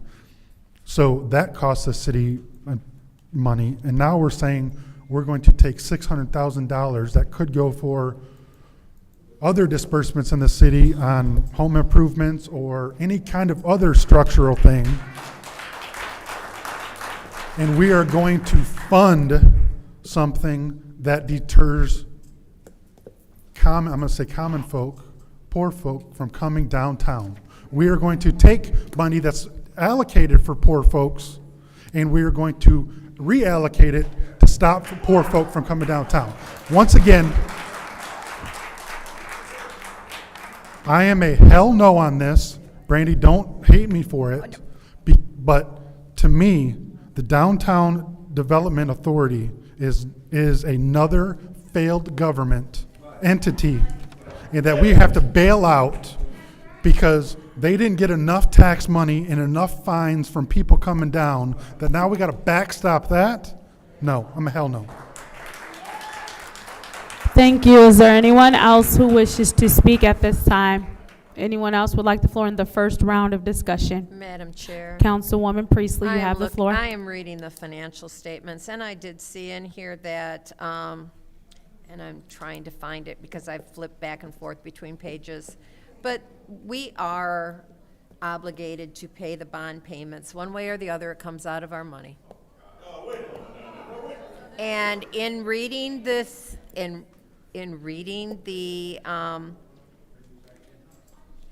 financial statements, it talks about how they have lost money. And we are ultimately responsible to cover their debt. Am I not correct?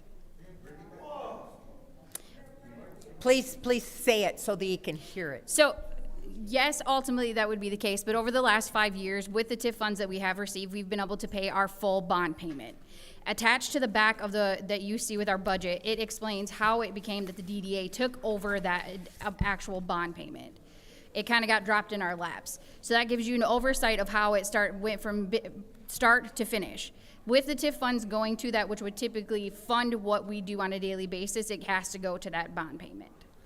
Okay, I thought I saw something in the financial statements that said that the city has been making those bond payments. We get our TIF funds, when the TIF fund comes to us, we then make the bond payment back to the city. Okay, so the city's making the payment, but you're reimbursing us. Correct.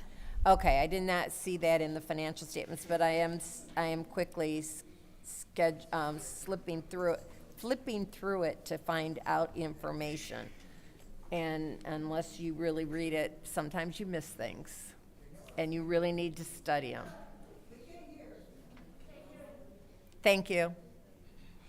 Thank you. Is there anyone else who would like the floor in the first round of discussion? Yes, Madam Chair. Councilwoman Winfrey Carter, you have the floor. Thank you. This is what I see. I see that first, the DDA, in my opinion, have mismanagement and lack of accountability.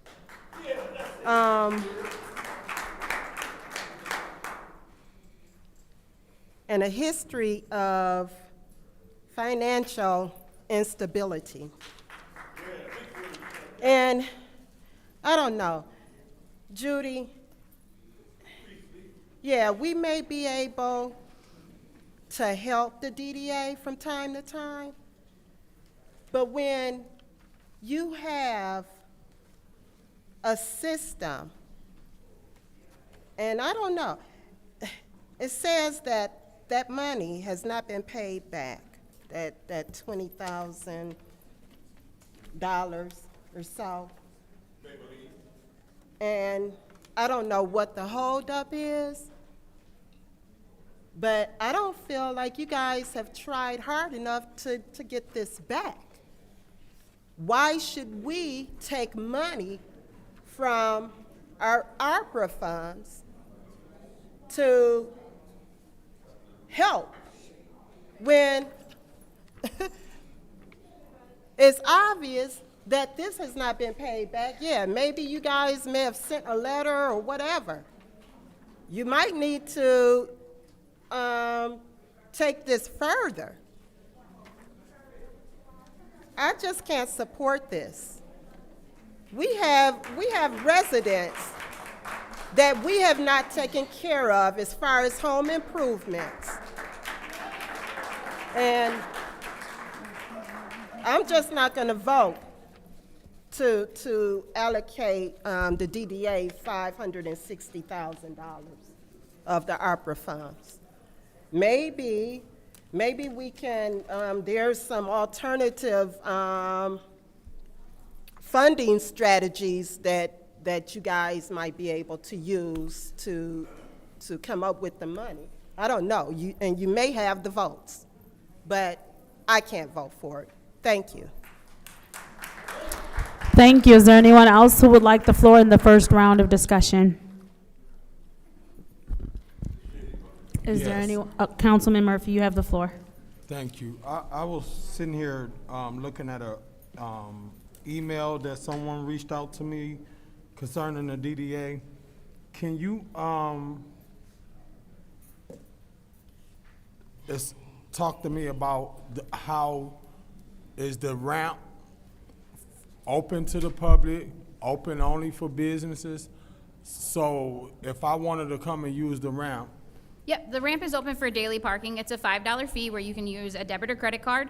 The Rutherford ramp is manned Mondays, Wednesdays, and Fridays with somebody in it for cash payments, and the flat lot is manned Monday, Tuesday, Thursday, Fridays to make sure that there is available parking while the bricks construction is going on. Say you was talking a little fast. Sorry. For me. You got to slow it down, sister. I apologize, I talk fast. Yeah.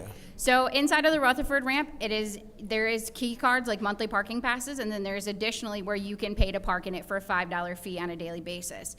In addition, on Mondays, Wednesdays, and Fridays, there is somebody in the booth right there outside if you'd like to pay cash instead of using a credit card. The flat lot has 4 days a week, Monday, Tuesday, Thursday, Friday, somebody inside of that booth to help move the flow of traffic. Because this was one of the concerns that someone reached out to me on as far as the DDA. So if I pay $5, do I get to come and go, or That's a one-time entry fee. every time I go back in, I gotta pay another $5? Correct, unless you have a monthly parking pass, yes. How much is the monthly parking pass? $60 a month. $60 a month? Yep. So if we funded you guys, would this clear the books to the point to where y'all can be able to work on sustaining you guys? Correct. It will? Yes. All right, thank you.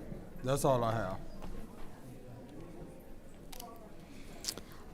All right, is there anyone else who would like the floor in the first round of discussion? The only ones left to speak are 2, 1, and 7. Is there anyone else who would like the floor in the first round of discussion? First round. All right, seeing as how no one else would like the floor in the first round of discussion, we are now on to the second round of discussion. Is there anyone who would like the floor? Councilwoman Burns, you have the floor. Thank you. Brandy, were you asked to do, because we don't have you for budget hearings, your department, and a lot of these questions should be asked in a budget hearings, which we're conducting now. Because according to the bylaws in 2011, you do fall under, so these questions would be able to be answered. Were you asked to come for a budget hearing? We were not. Okay, and see, this is why we're asking questions, and people, they're not aware. On the backside of that, with the 20,000, your department did notice there were some issues, and did understand that, you know, something had to be done to rectify it because she was spending. So I don't want to put it false out there. You know, we can only talk to one person. The person that I spoke to was Councilman Pfeiffer, because I'm not into breaking Open Meetings Act, because they'll kick me out, no matter what. So this is why you need to be here. We should have a budget hearing with all of our budgets. It should be the ARPA budget, grants budget, the DDA budget. So your department, Mr. Moore? I don't know. I believe under the structure of the DDA. No, I did not. Mr. Moore, can you give us 1 second? Mr. Moore, can you give us 1 second? Because this is her time, so she does have to request you. Go ahead, Mr. Moore. There you go. Yeah, he up here now. Under the structure, the DDA board approves their budget. The city council doesn't have a direct approval of their budget. I understand that, but to share, because we are responsible for their debt. So when we're creating transparency, and not against you, because the parking structure, Chris Del Moroni complained about that every day, and God rest his soul, about that parking structure, which we are responsible for. My issue was we need to be going after and seeking. We're going after people for 15-year-old water bills. We're going after people for everything else. Why are we not going after this lady who had a $100,000 salary? So I appreciate your transparency, Brandy, and I understand, like the DDA budget, we're responsible. You did not have traffic during COVID. There was a loss. There just simply was. People couldn't go out downtown, and also with the bricks, it's another loss. You got the bricks that they keep, putting up, take back down, wrong sand, and so there are issues. So I get it. I wish you were in the budget hearing, because I would like to know and to share in the public, what does the DDA do, so you can tell us what your plans are, what are your goals, because we are never made aware of it. Correct. Thank you. Thank you. Is there anyone else who would like the floor in the second round of discussion? Chair. Councilwoman Priestley, you have the floor. I make a motion to send this back to finance. There's been a motion made to send this back to finance. Is there a second? Support. It's been moved and properly supported. Roll call, Madam Clerk. Wow. Well, that's how they just did me. That's how they just did me. Roll call, Madam Clerk.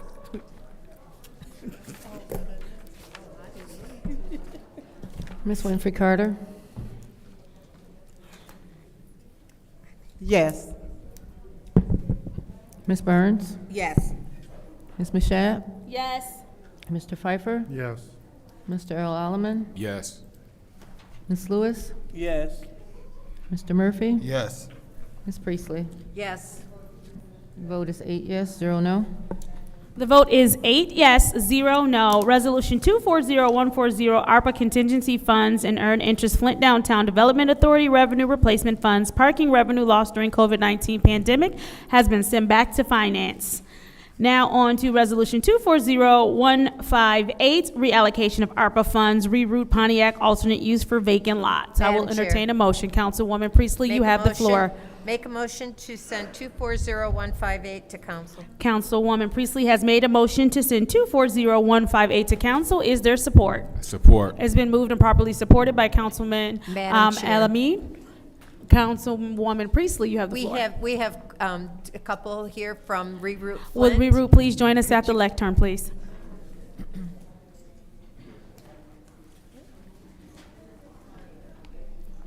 There was Hello, a, council. hi, welcome. I know I I'm sorry, can we mentioned- stop the time, please? If we could ask everyone to kind of quiet their side conversations so that we can hear those at the lectern. Please continue. I know we met, I know we've talked, but I forgot your name. Could you please introduce yourselves? Yep, I'm Natalie Marchi. And I'm Jonathan Wyrock. Hi, welcome. So what wasn't clear, and which I found out later, is that in the application is that Reroute Pontiac is your fiduciary. Is that correct, for your money? Yes, that is correct. So that was one of the big concerns that we had up here. Could you explain your project, please? Yeah, so Reroute Flint, our goal is to, with the application for the ARPA grant, was to implement community gardens, food forests, orchards, educational spaces for the community, and even hosting educational workshops, which we would bring other community members from around the city in to create a safe educational space to do that. And are these for throughout the city? Or is it, I know you're right now working on Kersley Park, and I'm sorry, but, so where in the city are these located? During the grant application, we had some sites in mind, and currently, the sites that we are looking at, if this was to be granted, are near Kersley Park up to the northwest side of Kersley Park. And there's some lots that are owned by the land bank that are not in use currently, and they could be of use to the community. Okay. You have, Yeah, I just wanted to go a little bit further into the project, and that reroute. Yeah, we can't hear you. I just wanted to go a little further into the project, and that reroute is to provide some educational spaces for people to understand all of the different complex environmental interactions that affect their daily lives, and also to make sure that the environmental justice issues that people face in whatever community that they're in are being able to be brought forward and addressed in a publicly aware way. Thank you. And I know that on Saturday, you guys planted how many willows? Nearly 2,000 willows in the first living structure in Flint. And it's going to be a beautiful structure, and how it's going to grow and cover pathways and that. So I'm going to yield my time in the first round and see if my colleagues might have some questions for you. All right, thank you. Is there anyone else who wishes to speak in the first round of discussion? Madam Chair. Councilwoman Burns, you have the floor. So, you're planting willow trees. She's thrilled about those willow trees. They're beautiful.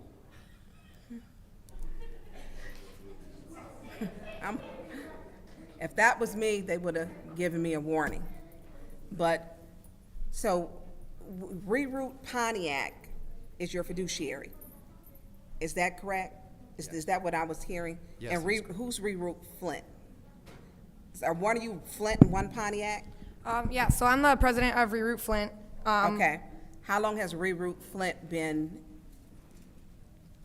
It's been talked about for many years. It started in June of 2021. Okay, so it's new. Okay, and so you've been working with Pontiac. Are you Pontiac or are you Flint? Yeah, so I'm the president of Reroute Pontiac as well as a board member of Reroute Flint. Okay, and so together, so what are your objectives? Because I'm gonna tell you, people don't want to hear about no trees when they don't even have a shingle on the roof, and I hate to say it. That's just,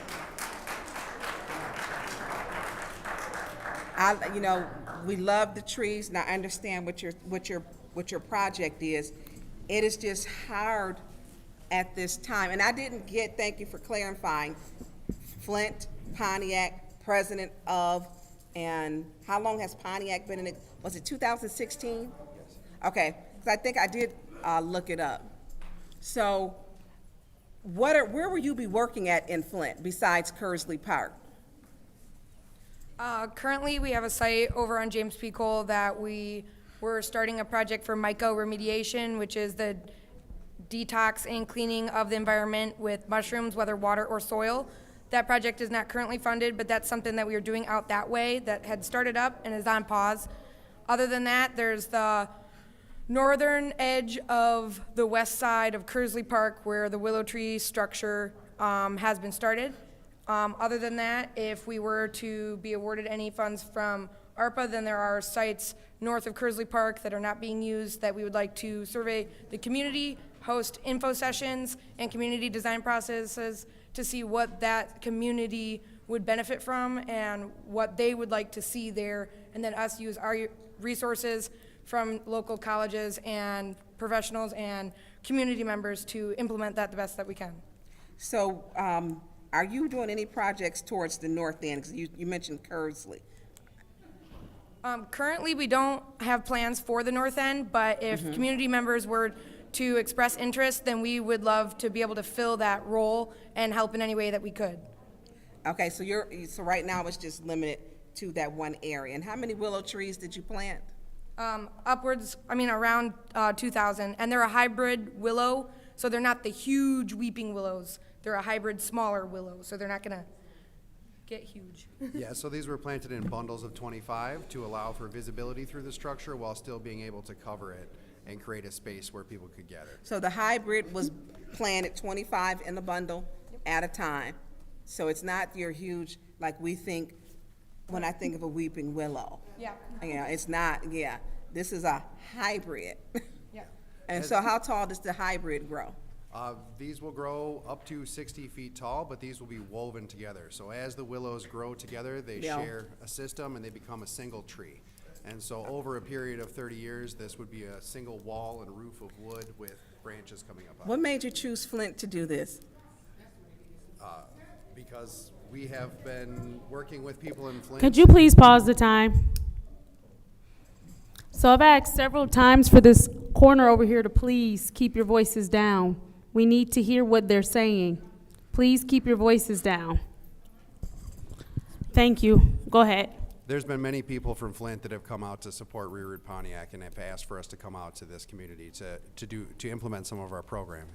Okay, did anybody specifically, can you give me some names or?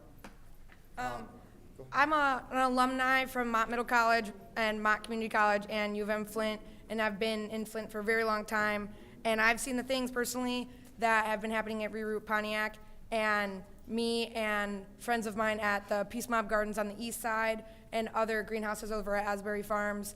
We all share similar goals with community gardens. Asbury's Farm, so that's their community garden. Are you working with any other community gardens?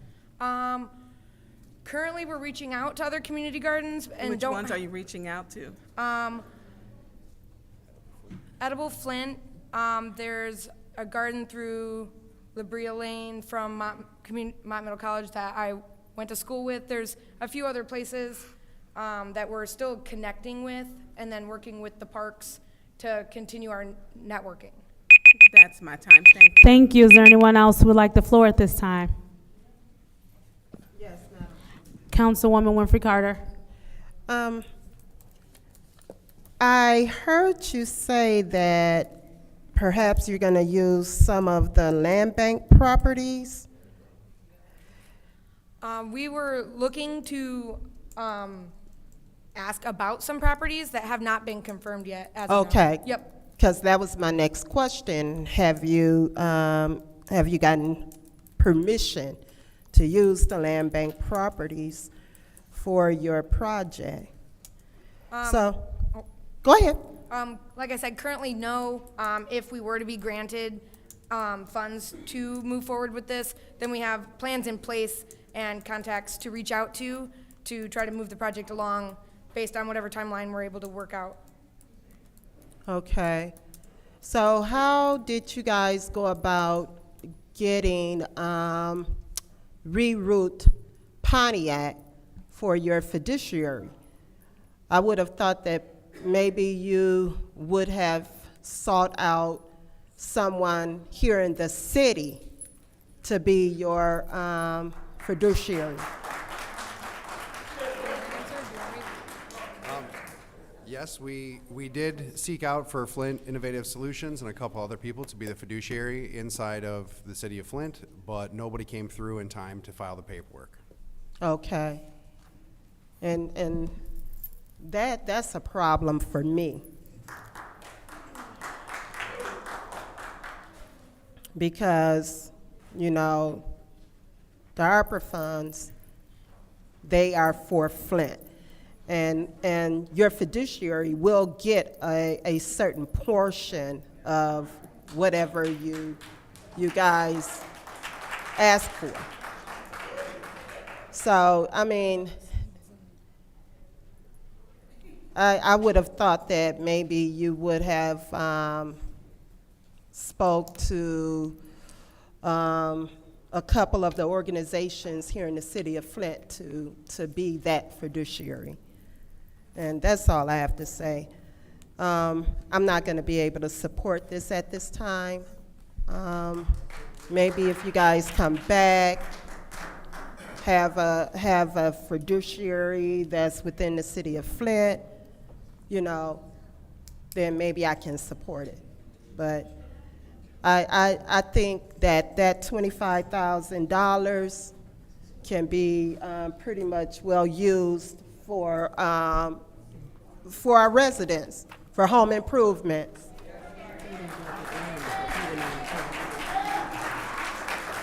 Thank you. May I have a direct response? They didn't give it to Aaron because he didn't own the property. Remember? The one that came up? Yeah. Go ahead. Okay.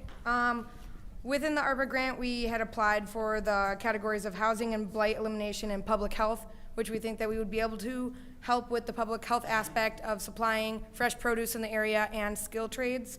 And the housing and blight elimination, the blight of the properties not being used in a very public walked area could now be a garden that the community could make use of. And with the Reroute Pontiac being the fiduciary, the fiscal sponsor in that sense, they were also working with us to supply different things that could help us with our current project, and that is a way of them taking funds to put back into us continuously to support us so that those funds are spent in the city of Flint. And as the president of Reroute Flint, I'm going to do everything I can to make sure that the funds, every single fund that I'm allotted is used in the city of Flint, and work with Reroute Pontiac to utilize in a way to get seeds from them to use in Flint, or iris bulbs or willows from them to use here so that we could be in collaboration in a way. Thank you. Thank you. Thank you, Madam Chair. Thank you. Is there anyone else who would like the floor in the first round of discussion? Councilman Pfeiffer, you have the floor. So I'm sorry, I stepped away. Can you back up? What land are you actually planting stuff on? Currently, we just recently planted near 2,000 willow trees in Kearsley Park in a living willow installation that will help to drain the pathway and make it usable.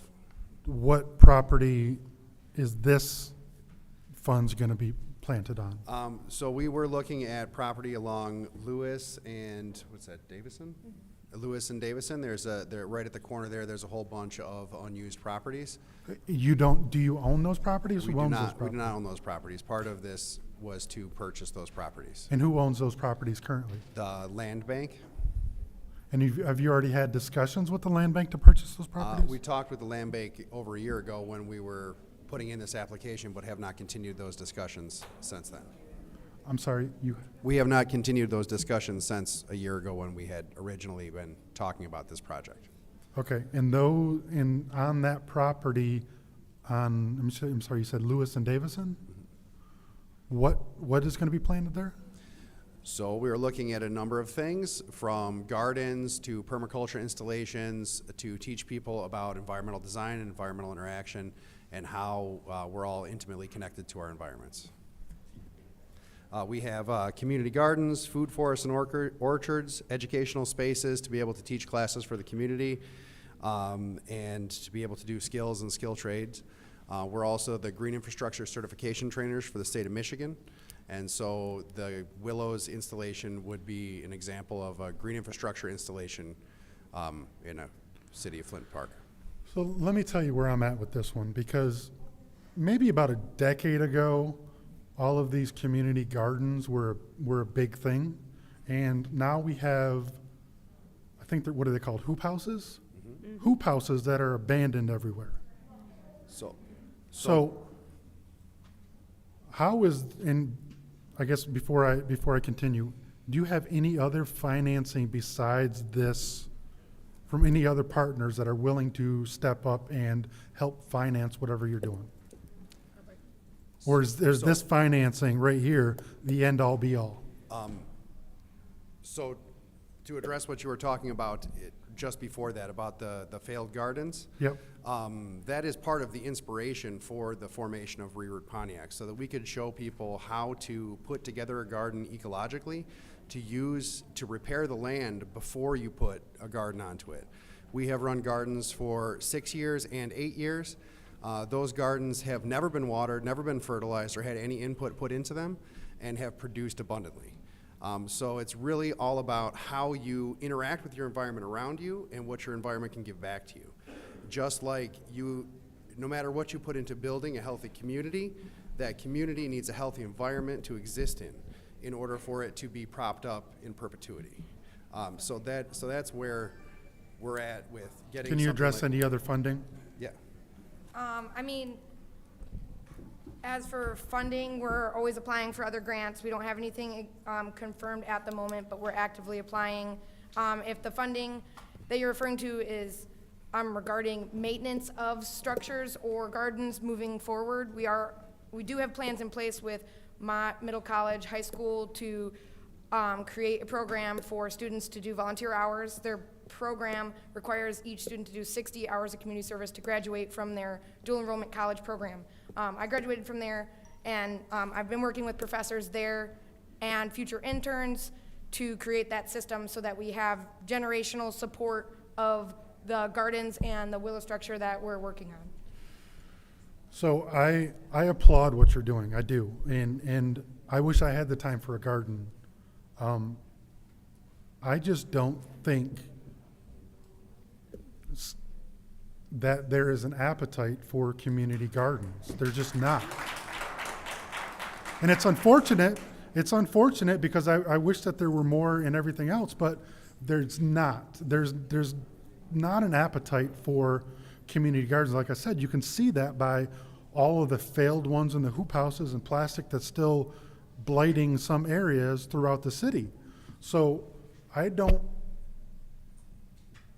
think that maybe there can be other grants. Maybe there's CBDG funds or something like that, but I don't think ARPA dollars should be funding a startup of this kind, because we're basically funding a startup for you to even purchase land. I don't think that that's a right allocation of these monies. Thank you. Is there anyone else who would like the floor in the first round of discussion? Thank you.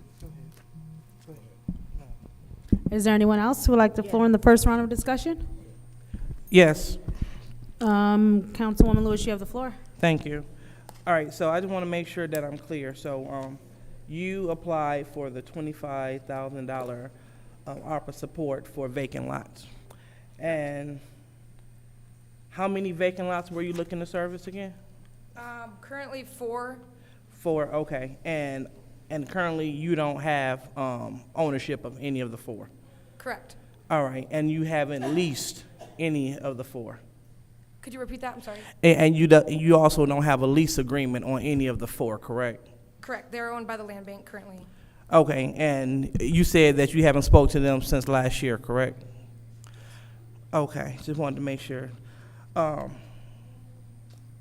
believe in what you're doing. It's a great work because, the planting of willow trees, willows help with flooding, and so we have a big flooding issue in this city.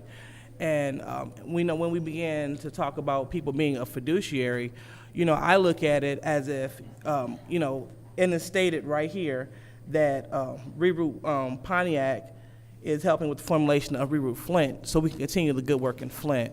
And so you all applied for the money to do the great work in Flint. So that's definitely not a knock on Reroute Pontiac for wanting to come and get something started great here in Flint. However, the only issue that we have here is the fact that you don't own the land or you haven't had any kind of lease agreement. And so I would like to table this indefinitely so you all, and I don't want to count it out. I just want to put it on hold so you all can go and get the proper documentation because you can't just work on anyone's land. So I would like to basically hold off on it until you all get clearance, either purchasing of the land, leasing of the land, and then we can bring it back and revisit it because you are doing great things in the city. Okay, yeah, don't worry. All right. Okay. Thank you. Could I have a quick direct response? Hold on. Okay, proceed. I understand what you're saying, and I appreciate your thought put into it. I did want to say that recently we applied for a smaller grant, and it was due March 1st, and we also did not have ownership of the land, but put everything in place leading up to the application. When we found out that we received the grant, we have now installed the entire project within 2 months and 1 week of submitting the grant. Okay, so it sounds like you have the volunteers and the manpower to get it going, once you solidify the space. So I'm all for you all doing what you need to do to solidify the space and then coming back so we can reconsider this. Because again, you're planting willows. You are thinking outside of the box. It just isn't any regular garden. You're not just planting tomatoes. You are really being forward thinking in terms of what you are putting on the land to help the ecological factor. I get it. So with that being said, I'm going to go ahead and just turn the floor back over to my colleague, but that's what I would like to do, to just table it until you get what you need. And leasing it from the land bank for $1, you're familiar with that, right? Okay, so we can get you $4, lease that, and then come back so you can do some great things on this property. All right, thank you, Madam Thank you for your Chair. time. All right, thank you. Is there anyone else who wishes Yes. that? Yes. Oh, wait, did you put a motion on the floor? I did, so he can talk. You did not? I did Okay, not. go ahead, Councilman Murphy. Thank you. So I support you guys' project as a person who used to do gardening, used to have to go over my grandmother's house, the late Erie Summers house, and do her garden for her every year. I'm not sure that we need you guys to do a lease agreement first with the land bank prior to you being awarded the money. I wouldn't personally do a lease agreement and I knew I didn't get awarded the funding. The lease agreements, you only talking about 4. The lease agreements through the land bank is not hard to do. It's not hard to expedite. So to table this, just because you guys don't have a lease agreement, I'm not sure that I would encourage you to do a lease agreement and you have not received the funding to move forward. I would say to my colleagues to fund this project, let them do the lease agreement with the land bank, and in the process of dealing with the lease agreement and the contract being signed through the city of Flint within the next 30 or 45 days, I'm sure it's not gonna take a long time to expedite a lease agreement. Kersley Park and those vacant lots that you're talking about, it's on the east side, which is in the 3rd Ward. So, Kersley's in the 4th. okay, well, Kersley in the 4th Ward. It's in my ward and Judy Ward, okay. So I would like to see some money move on the east side so that we can do some development over there. Over in my neighborhood, gardens don't really do good because the animals done took over. But apple trees or whatever, those kind of fruit trees and stuff, I could see that happening. So I will be supporting moving this forward, but I'm not gonna support sending this back indefinitely. And I'm not sure I will encourage you guys to sign a lease agreement with the land bank when it don't take that long. You can get a lease agreement within a week with the land bank. It's not that hard. And you only doing 4 vacant lots. We received a grant for $250,000 for Marengo Street, Lamida, Philadelphia, North area, and industrial. They received the funding first, even prior to them getting the lease agreement in place. And a portion of it was owned by the city of Flint, and a portion of it was owned by the land bank. And they were still able to move forward, even though they was awarded the funding. The lease agreement and all of that stuff was put in place, and everything is good. Request for information. Request for information. So do you think it'd be a good idea to, since you said it only takes a week, Yep. to leave it here special affairs? That'll give them 2 weeks to get it done. And then we can revisit it? That'll be fine. Okay, yeah, so feel free to make the motion.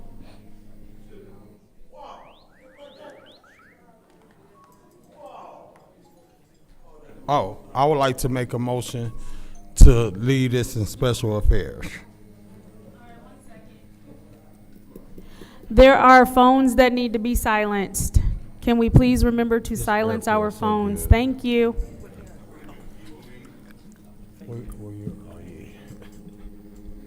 RL, stop yelling out. Stop yelling out.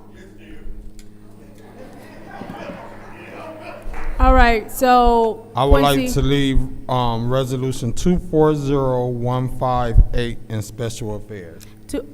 To everyone that is standing up in an aisle with the signs, please clear the aisleway. Thank you. For everyone running back and forth with the signs, that is a cause of disruption. Please stay in your seats. Thank you. It is. It is. Thank you. All right. Mr. Murphy, your motion was? The motion was to leave. Please stop. Point of order. Yes. You just warned him. He needs a warning. Point of order. Yeah, it's got a quick rule. You all have to relax and not do things that are distracting. Do not be disorderly. I have asked once, Arthur Woodson, you are not chairing this meeting. Please stop yelling out. Point of order. Yes. The audience member, Arthur Woodson, cannot yell at the chair. That's being disorderly and disrupting this meeting. Arthur Woodson, again, that is he's your first warning. Arthur Woodson, that is your second warning. Please be removed. I appeal the ruling of the chair. Absolutely. Go ahead. Is there a second? Second warning. It's okay. Okay, it's been moved and properly supported. Councilwoman Burns, you have 1 minute. Please go ahead. She needs to get the clock on first. Yep, absolutely. Could you please make sure her time is correct? So here we go, there is no rule that they cannot walk and hold a sign. That's just not true. You may not like the signs, but you can't control people walking. An obstruction in the aisle means you have a group of people or something or an object to where you cannot move, period. They're moving. They're not permanently standing. There's no fire hazard to where they're breaking the rule. But when you get the need to control everything, you shouldn't have been talking to him and the people. Show me the rule, because it's not disorderly. They weren't being disrespectful. They weren't even talking. It's not disorderly because you don't like the signs, that's fine. They have a right to their First Amendment to protest. This council constantly wants to take away people's rights. If they want those signs, they're moving, they're not blocking anybody. Y'all need to stop this. All right, thank you, Councilwoman Burns. And the reason that I'm going to stick with my ruling is because your appeal had nothing to do with my ruling. I ruled that that was Arthur Woodson's second warning. And so because you didn't speak to anything having to do with his second warning, I will explain to you why he got a second warning. I gave him his first warning and he immediately yelled out again, which meant he didn't care about either warning. He understood he was being disorderly, continued to be disorderly. Therefore, he is warned for a second time. That is what the appeal should have been about. Roll call, Madam Clerk. She don't get it. Ms. Burns. I abstain because the chair is ruling unfairly, and she shouldn't have been talking to the audience about that. Ms. Mashat? Yes. Mr. Pfeiffer? Yes. Mr. Alleman? Yes. Ms. Lewis? No. Mr. Murphy? Why no? Why no? Why no? Yeah. No. Yeah. Oh. No. Point of order. Point of order. Yep, go ahead. I can change my vote. Just vote. Vote. Well, Mr. Murphy? Oh. No. I'm sorry, I didn't hear you. No. Thank you. Ms. Priestley? No. Ms. Winfrey Carter? Yes. Madam Clerk, I would like to change my vote to no.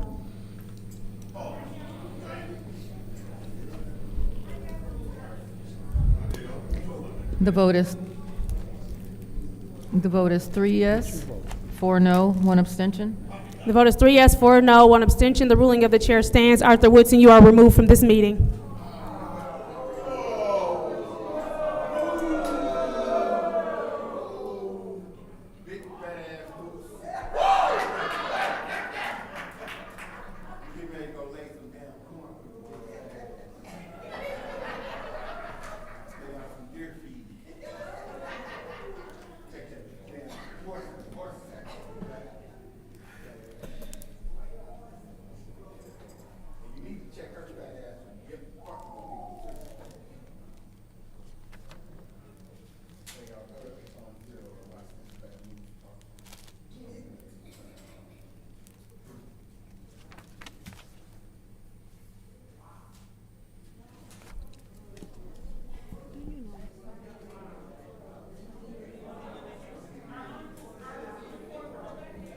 Did we have a motion yet?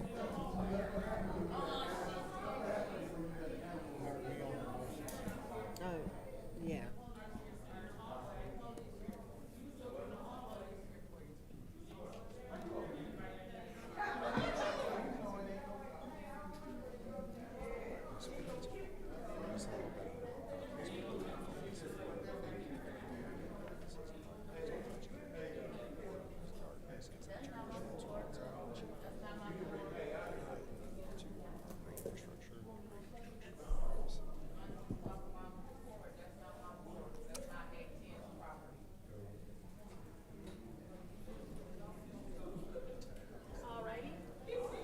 Mr. Murphy, I believe you had a motion on the floor? What was your motion? Please restate it. I put a motion on the floor to keep 240158 in special affairs. There's a motion to keep 240158, reallocation of ARPA funds, reroute Pontiac alternate use of vacant lots in special affairs. Is there support? Support. Has been moved by Councilman Murphy and supported by Councilman El Alamin. Roll call, Madam Clerk.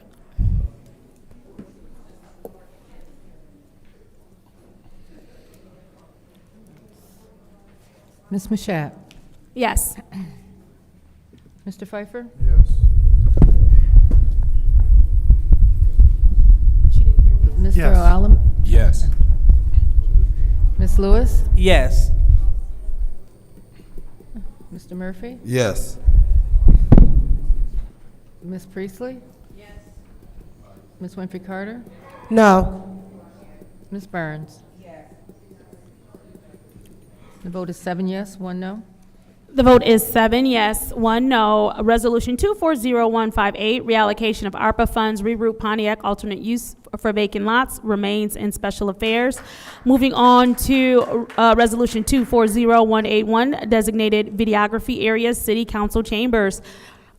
Is there a motion? Thank you. Councilwoman Burns. Put a motion on the floor to send 240181, designated videography area, city council chambers to council. There is a motion on the floor to send Resolution 240181, designated videography area for city council chambers, to council. Is there support? It's been moved by Ms. Burns and supported by Councilman in the First Ward. Is there anyone who would like the floor for the first round of discussion? Madam Chair. Councilwoman Burns. So I'm assuming that through you to the city clerk, your area that this is going to be this back corner where they will be sent to. So that would mean the television stations with their cameras, which are here, Paul's Tower of Power, everyone would have to be in that back area. Am I correct? All the freestanding cameras, tripods, all those items would have to be back there, yes. So to the press, you will no longer be allowed to get a shot where you're at according to this resolution. We have cameras over there, there, here, the middle. You will no longer be able to do that if this resolution. Who brought this resolution forward? This resolution was originally requested by the Vice President. So Vice President Candace Mashat requested to have a resolution. She's interim, she is an appointed, and she's making a decision to remove our media back to a designated corner. This has never been done before. Never been done. We got these silly little partitions, because that was just another little silly problem that they wanted. I can't even see the city attorney, ever. I have to get up to go look at him. And so if people don't want to be seen, stay home. This is a public place. This is one of the most ridiculous. So they can still have, through you to Attorney Kim, if they have it now where these little apparatuses to record, and if they're recording, is it all recording? Or can they have like a freestanding apparatus, like on their arm, or if they're holding their device? Because that camera that he's got over there will not be able to hold that camera up all night. That's too much for the length of our meetings. So we're punishing everyone because someone may have an insecurity with cameras. We shouldn't be doing that. Does it include everything? No, the resolution is very specific to the use of freestanding camera stands, including but not limited to tripods, camera stands, and other physical devices used to support or elevate cameras, cell phones, or other video recording devices. So as much that happens in here, and forever that there have been city councils, I don't even know what Flint was established in 1855. Now we coming up with a resolution that the press, so you may not like the podcasters, but you're punishing the other larger organizations who have real heavy camera. I don't even know how many pounds your camera is. It 10 pounds? You can nod your head. 15 pounds? It's a lot. And so he has to go to the back. And then they want to say what they feel the technology. If you didn't want, this was part of the job. It's part of the job. And if you don't like the press and you don't like it, you shouldn't be here. You shouldn't be here. the stuff that they're doing and coming up with, I wish they spent this much time and concern and effort into that administrative consent order. That they didn't ask but maybe one question or none. Cameras are getting more time than the drinking water, than service lines fixed, than everything that people care about. Y'all worried about cameras. Everybody, look, they take pictures of everybody that's not flattering. They don't care, and they put them up on social media. I don't care, it's part of the job. It's part of the job. And if you don't like it, you shouldn't be here. It's ridiculous. Everybody that's up here is subject to it. And so the press is going to be punished. It's the silliest thing. It's the silliest thing. I don't get the energy that is put into things that are trivial. Trivial. And like these little barriers work, they don't work. I mean, it is the saddest little thing. They don't work. Except for I can't see to Mr. Kim. Now, what the question is with the American with Disabilities Act, and it may be with the press, if you are back that far and you're viewing it, you know, people can't see. They should be able to hear. There should be an interpreter. They should be able to read our lips. We may be in a violation with the American with Disabilities Act. I'm not supporting this, not at all. I wish y'all cared about the ACO order like you do about if somebody taking a picture of you. Thank you. Is there anyone else who would like to speak during this time of discussion? Madam Chair. Councilwoman Winfrey Carter and then Councilwoman Lewis. To piggyback off of what Councilwoman Burns said, a violation, we may be in violation of the Open Meetings Act. Quiet is kept. My first question, through you, Madam Chair, to Attorney Kim. Attorney Kim, I noticed that the resolution has not been signed by you as the city the city attorney. Why is that? I honestly don't know. I signed the last version that was before this body about over a month ago. So this and one, to answer the question that you asked about the Open Meetings Act, there is no Open Meetings I Act didn't violation. ask about that. I asked about your signature on this resolution. That's what I asked about. This is not signed by the city attorney. So why do we even have this in front of us? That's number one. As you know, I will not be supporting this resolution. We need to be focusing in on other things instead of restricting our residents, restricting our TV channels and other people here that are videoing our council meetings. We need to be focusing in on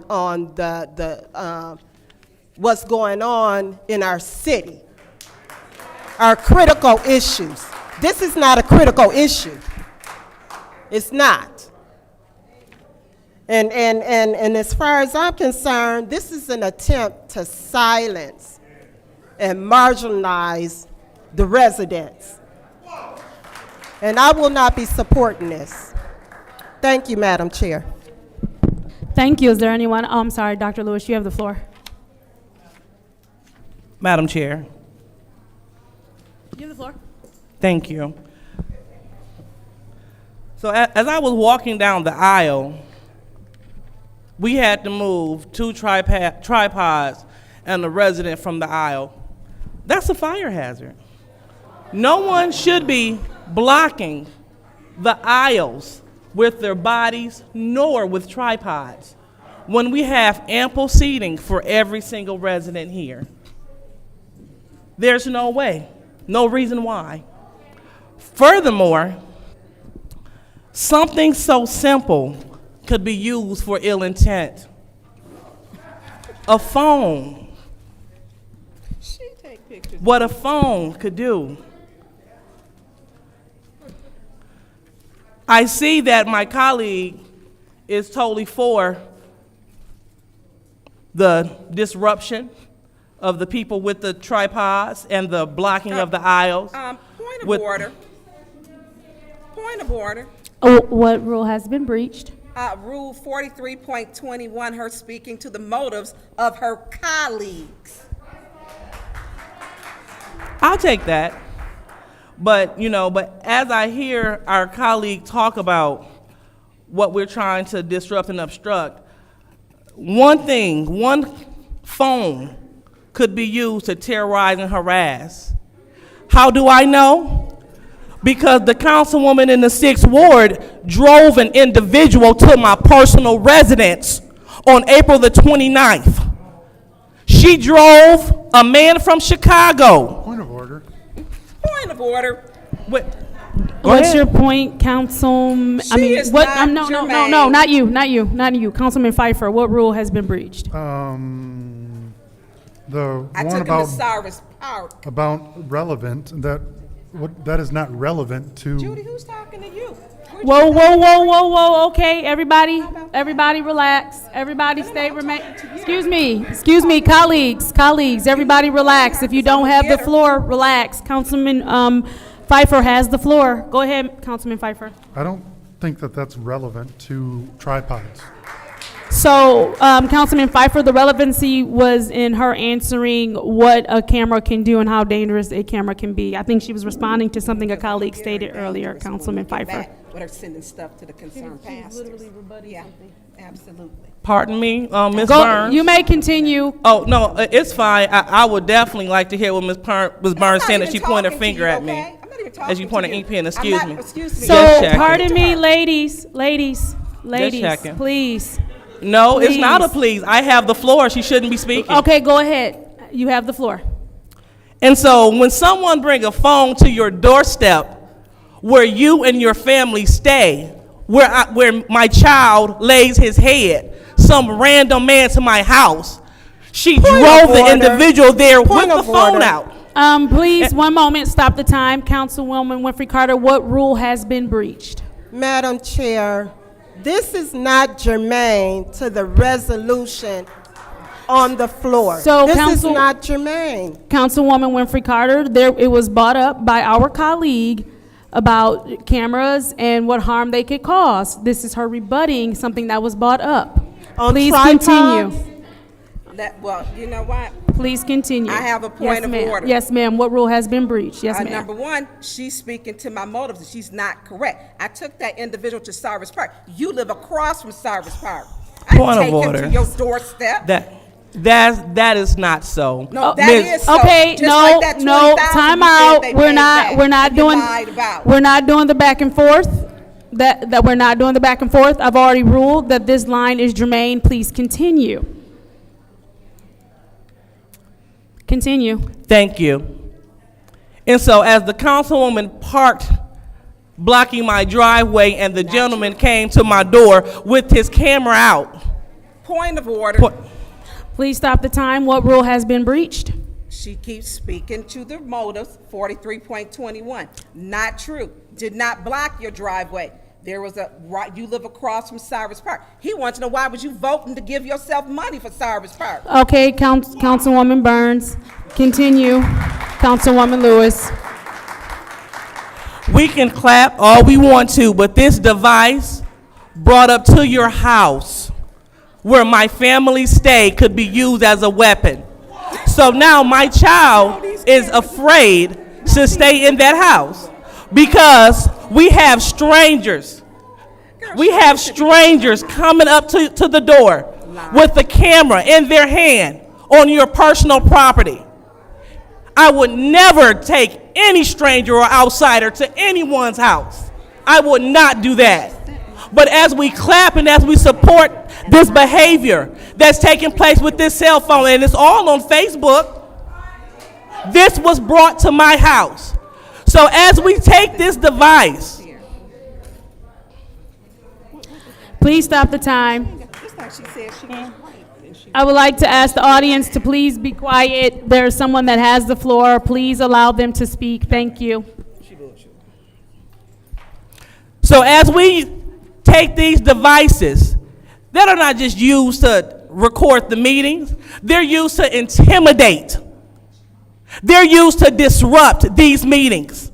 As we take these devices, we are putting them back in a set spot. So if you would like to use your device, we will have a designated media area for you and your device. Feel free to get the technology with the appropriate Zoom. So each and every individual that would like to record these meetings, they will be able to do so.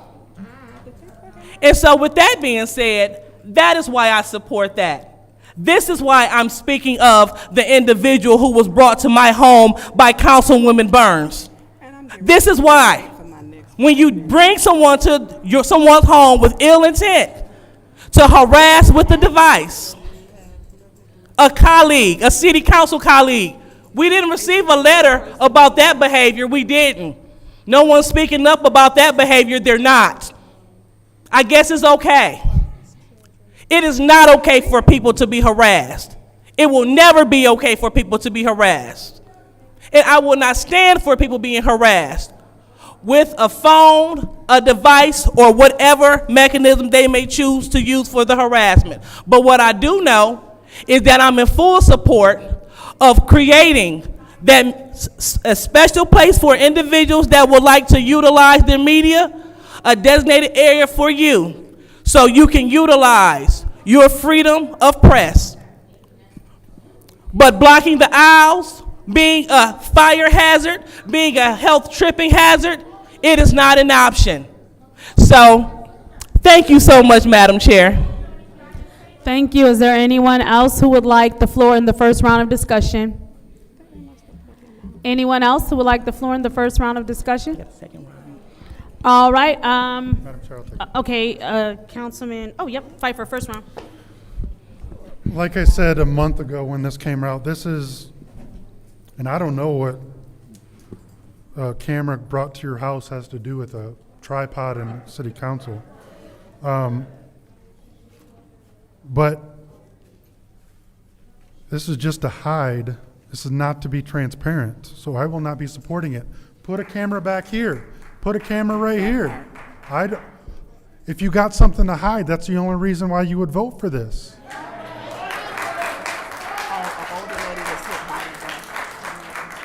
Because now we're saying Paul can't have a camera here and videotape speakers. So now speakers, you're going to see the back of the head of someone that's publicly speaking. It's ridiculous.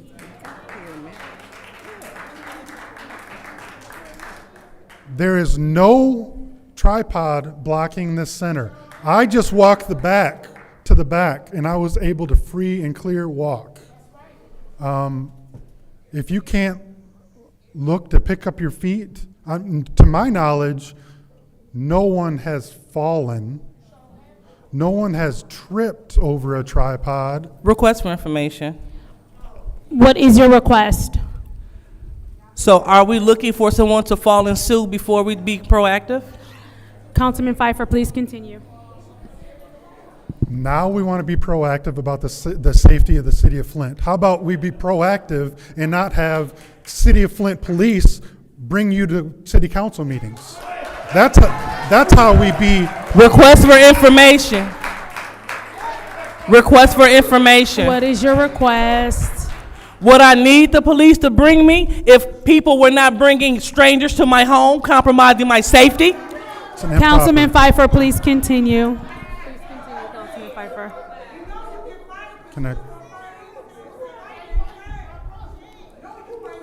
Can we please stop yelling out over there? Thank you. Please stop yelling out. I just think with all of the issues that this council has with council members taking money in the back door and everything else, we need to be as transparent as possible.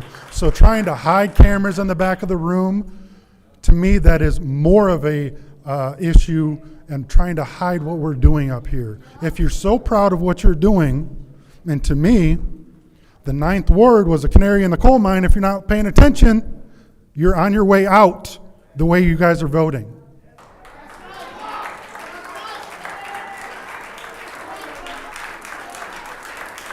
So I don't care what you vote, or I don't care what you guys put this through. There's a new day coming, and I promise you, I look forward to that day. Thank you. Is there anyone else who would like the floor in the first round of discussion? Anyone else who would like the floor in the first round of discussion? All right, we're moving to the second round of discussion. Wait for them. Is there anyone else who would like the floor in the second round of discussion? You have the floor, Councilwoman Burns. Perfect victim when she talks about these cameras. And let me be perfectly clear. The gentleman is a podcast. He wanted to know why you voted to give yourself $75,000. When the park was given $75,000, Cyrus Park, and the house across the street had a blown off, tattered blue tarp. So the people that live in the house gonna have to live in the park. I didn't bring that man to your house purposely. You voting to give yourself money and not putting it on your campaign finance. Didn't put it on your campaign finance. Did not. You know, you did not show it to us. Can you warn her? I'm talking. She needs to be quiet. Furthermore, you become the perfect victim. You were never called a monkey. The Michigan State Police report where you were getting rides, and let's say you should have picked up on your camera, said no one was going to rape you, that it wasn't true. You said that $20,000 was supposed to be returned. We found out tonight that was not true. That lady ain't returned a penny. But you always know what the criminals are doing. That man is not going to harm you. He wants to talk to you. You can knock on the door. Y'all done sent plenty of them to my door and put an Apple track on my vehicle. So I'm not thinking about, if you worried about cameras up here, you shouldn't be here. That camera ain't hurting y'all. Not hurting y'all at all. Liddell, you shared stuff about my kids. You shared with that person who was a lunatic and called my daughter a monkey. The stuff you do is egregious, and not to mention not truthful, when my family had to come and check you because you've been lying. You are just, you're difficult, and you're non-truthful. But having these cameras here, not one person tripped. This aisle is free. It's free of anything. But it's about y'all trying to not be seen. Then you shouldn't have ran to be elected. Simple as that. You're not a victim. You go after people. What's your parody page, by the way, that you claim is not yours? And yeah, there is a special investigator who knows. And yes, I did file a real claim because y'all done sent people to my house with a death threat. Let's put that, but I'm not taking a ride. Nobody ever threatened you. The Michigan State Police released that. It's on social media. You had no threat, period. No threat. You saw the report. You can read. You can read. So when we talk about cameras here, let the people have their cameras. Let them have their signs.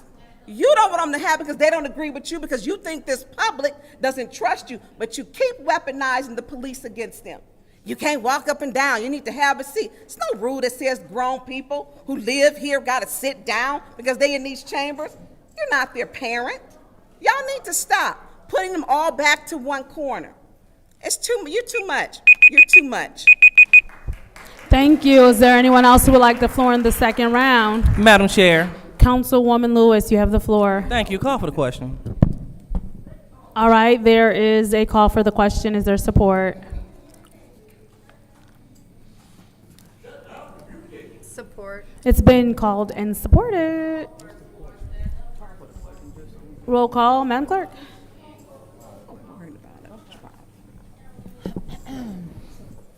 Mr. Pfeiffer? Mr. Al-Alaman? Yes. Ms. Lewis? Yes. Mr. Murphy? Yes. Ms. Priestley? Yes. Ms. Winfrey Carter? No. Ms. Burns? No. Ms. Mashat? Yes. The vote is 5 yes, 3 no. The vote is 5 yes, 3 no. So we will now call for the question, which is to move 240181 designated videography area city council chambers to the council. Roll call, Madam Clerk. Mr. Al-Alaman? Yes. Ms. Lewis? Yes. Mr. Murphy? Yes. Ms. Priestley? Yes. Ms. Winfrey Carter? No. Ms. Burns? No. Ms. Mashat? Yes. Mr. Pfeiffer? I abstained because I want everybody to bring in their camera on the next meeting and record.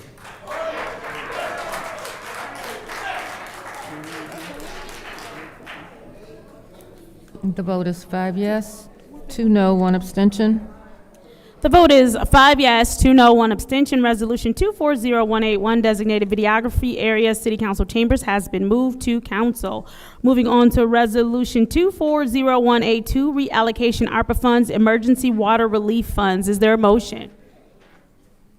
Madam Chair, Councilwoman Priestley. I make a motion to move 240182 to council. There's a motion to move resolution 240182 to council. Is there support? Support. It's been moved by Ms. Priestley, properly supported by councilman in the first ward. Is there discussion in the first round? Is there discussion in the first round?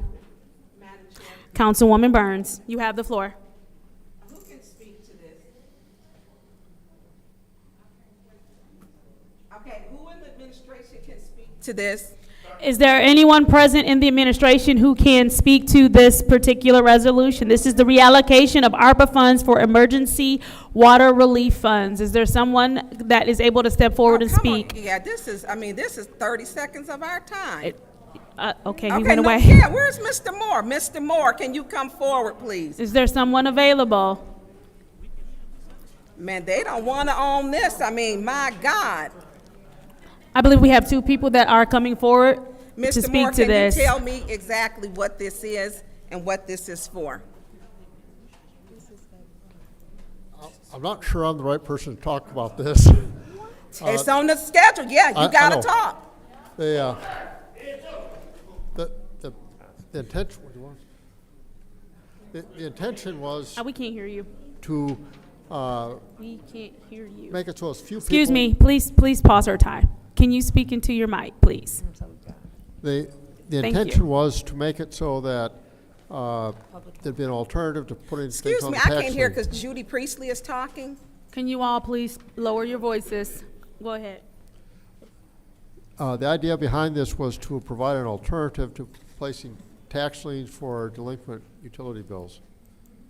Say that again, Mr. Moore. It is difficult to understand you. The plan was, this was to provide an alternative to placing delinquent utility bills on the tax roll. And this is a method to help solve some of those problems. Okay, so has this got something to do with the 9,000 plus liens? And here's why are you the chief financial officer and you can't answer questions? That's disturbing to me for you to say that. You're not sure if you can answer questions to council. You're supposed to answer questions to council. I'm not understanding that. I wasn't involved in the designing of how this money is going to be spent and used, so I'm not really the person to answer those questions. Wow. Okay, so you weren't involved. Right. So who was involved? I'm asking Mr. Moore, Mr. Taylor, please. Thank you. I don't really know. I don't honestly know. You honestly don't know. So the chief financial officer does not know who was involved. And so is this dealing with, did you say this is with the 9,000 liens? That's Mr. correct. Moore? Yeah, that's correct. That is correct. To his mic. Okay. So Mr. Taylor, can you please shed some light on this, sir? I can shed, yes. Thank you. I can shed a little light. It's not dim, but it's bright. It's a little light. Basically, as Mr. Moore stated, this is to make an attempt to help those folks that had those water lien bills, water bills sent out talking about placing liens on their properties. Everybody knows that it's a difficult time, right now, paying water bills.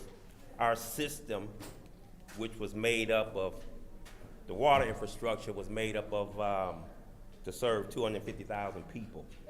But presently, we only have about 80,000. And 85% of our water customers is basically the ones that consistently pay the bills. Right now, the city of Flint is owed somewhere in the area about $10 million in unpaid water bills. A large portion of this amount is owed by about 4,100 inactive water accounts. Mr. Taylor? Yeah. There was funds that was available, I think 35 million. Did we seek help from that? Have we applied for any help other than us taking ARPA funds? Because Are you talking about what was mentioned at the council meeting a couple weeks ago? Yep. I do know that there has been some talk. I don't know if anything has been applied for. I can't tell you that. But Okay. I do know, yes, after that statement was made, there was some talk to seek and see if those funds were available. And if they were available, they were going to apply for them. Yes, I do know. Okay, if we could get some information on that. We're kind of like in the back part of it, but when we have 9,000 people, that means, and it's going to go over to the county, that means we'll have 9,000 people who may be homeless. And we already have a high homeless population. So, if I'm not mistaken, the shutoffs. that's my time. I'm sorry. Thank Mr. you. Is there Taylor. anyone else who would Madam like the Chair. floor in this round? Councilman Pfeiffer, you have the floor. Of those, Mr. Moore, of those 9,000 liens that went, they were liens that went out? They have not been applied yet, but this is alternative to that. So how many what was the dollar value of those 9,000? I haven't seen numbers for that. We normally calculate that when we get to the final numbers just before the deadline, and I don't have that number yet. Are we talking $1 million, $2 million, $3 million, $4 million? Do you know? I don't know. So of that, who is, of those 9,000 that went out, who is going to benefit from this $250,000? Actually, it's not even $250,000 because we're saying basically $45,000 go to contingency and administration. So of the 200,000, who's going to benefit from those 9,000? How are we going to prioritize those 9,000 into? I wasn't in the room when this program was discussed. Okay. So. Madam Chair, through you to Ms. Sparks Green. Ms. Sparks Green, would you please join us? What I will say, if I can, is that Ms. Sparks Green, your name is all over this. Well, how is this program going to be administered, and who is of those 9,000? Obviously, those 9,000, all 9,000 are in a need. So how are we going to prioritize $200,000? As of now, the mayor has made a decision to not place any property liens on any of the homes anymore. So those won't be happening, or when I say acted upon. So there's no more liens. We don't need to pay our water bill no more, right? Well, you still got to pay your water bill because there's still a lot of people behind on the water bill. But until we figure out the system of, because like we said, it went back a lot of times, way back. So you want us to approve this before we know the There are system? still people struggling with water bills that have emergency shut-off I understand notices. that, and I approved the $300 water credit to get everybody through there. Some of my colleagues called it welfare, that I'm assuming they're gonna support this. So I don't understand. How are we gonna prioritize? Because of those 9,000, I have to imagine majority of them face shutoff. Yes. So There's a lot of people that cannot afford to pay their water So bill. of those 9,000, doing the math, 9,000 into 200,000 is what? $20? $200? $200 for those 9,000? All 9,000 That's don't have $20. emergency shut-off notices or not in the process of getting removed from their home or getting a lien put on their home. Okay, But so there I'm not are asking. some- Okay, they're not going to do the liens, then I'm past that. I'm asking how. But there are still some people who are in more than 3 months behind on their water bill that get shut-off notices anyway. So you Okay. can't live in a house without water, so, yeah. So those are emergency shut-off notices that we would like to try to help the residents of Flint. But how are we going to ask for pay statements? How are we gonna administer this program to give out this $200,000? Amanda, who's over the water department, is going to make those decisions. Well, I don't know how she'll bring them to you all, but that's who they come through. All of the complaints or the issues with water. So are we come gonna through them. issue, not to cut you off, but I'm limited Yeah. on time, are we going to issue a full payment, just the back payment? We're gonna give them $100? We're gonna give them $300? Are we gonna erase their bill and 10 people are gonna benefit from this? I don't know those details. I'm sorry. Okay. Yeah. I would like to know what this plan is. I think it's just throwing money and not having a plan and being a talking point that we're trying to help people, but until we come up with a plan and people, so they reach out to Amanda? Yeah, I'm not sure how they would do it because Amanda's over this Is there process. a form to fill out? But I know we get a lot of people coming in every day that have emergency issues with water. And so those people, we just So need you're help. you're saying that if you don't pay your water bill in 3 months, you get a shut off? If you're 3 months behind in your water That is bill, a that's false statement, because I pay once a quarter and I don't get a shut off. okay. But I don't know if you in Flint Township. Thank This you. the Is there city of anyone Flint. else? Ms. Sparks Green, please stay, because I know they have Yeah. more questions for Okay. you. Is there anyone else who wishes to address this discussion item? I don't know where he's at. Yeah. 6 and 8 have spoken Yes, already. Okay, Madam Councilwoman Chair. Renfrey Carter. Okay, my question, see, now this is a prime example of we should have taken care of the residents before.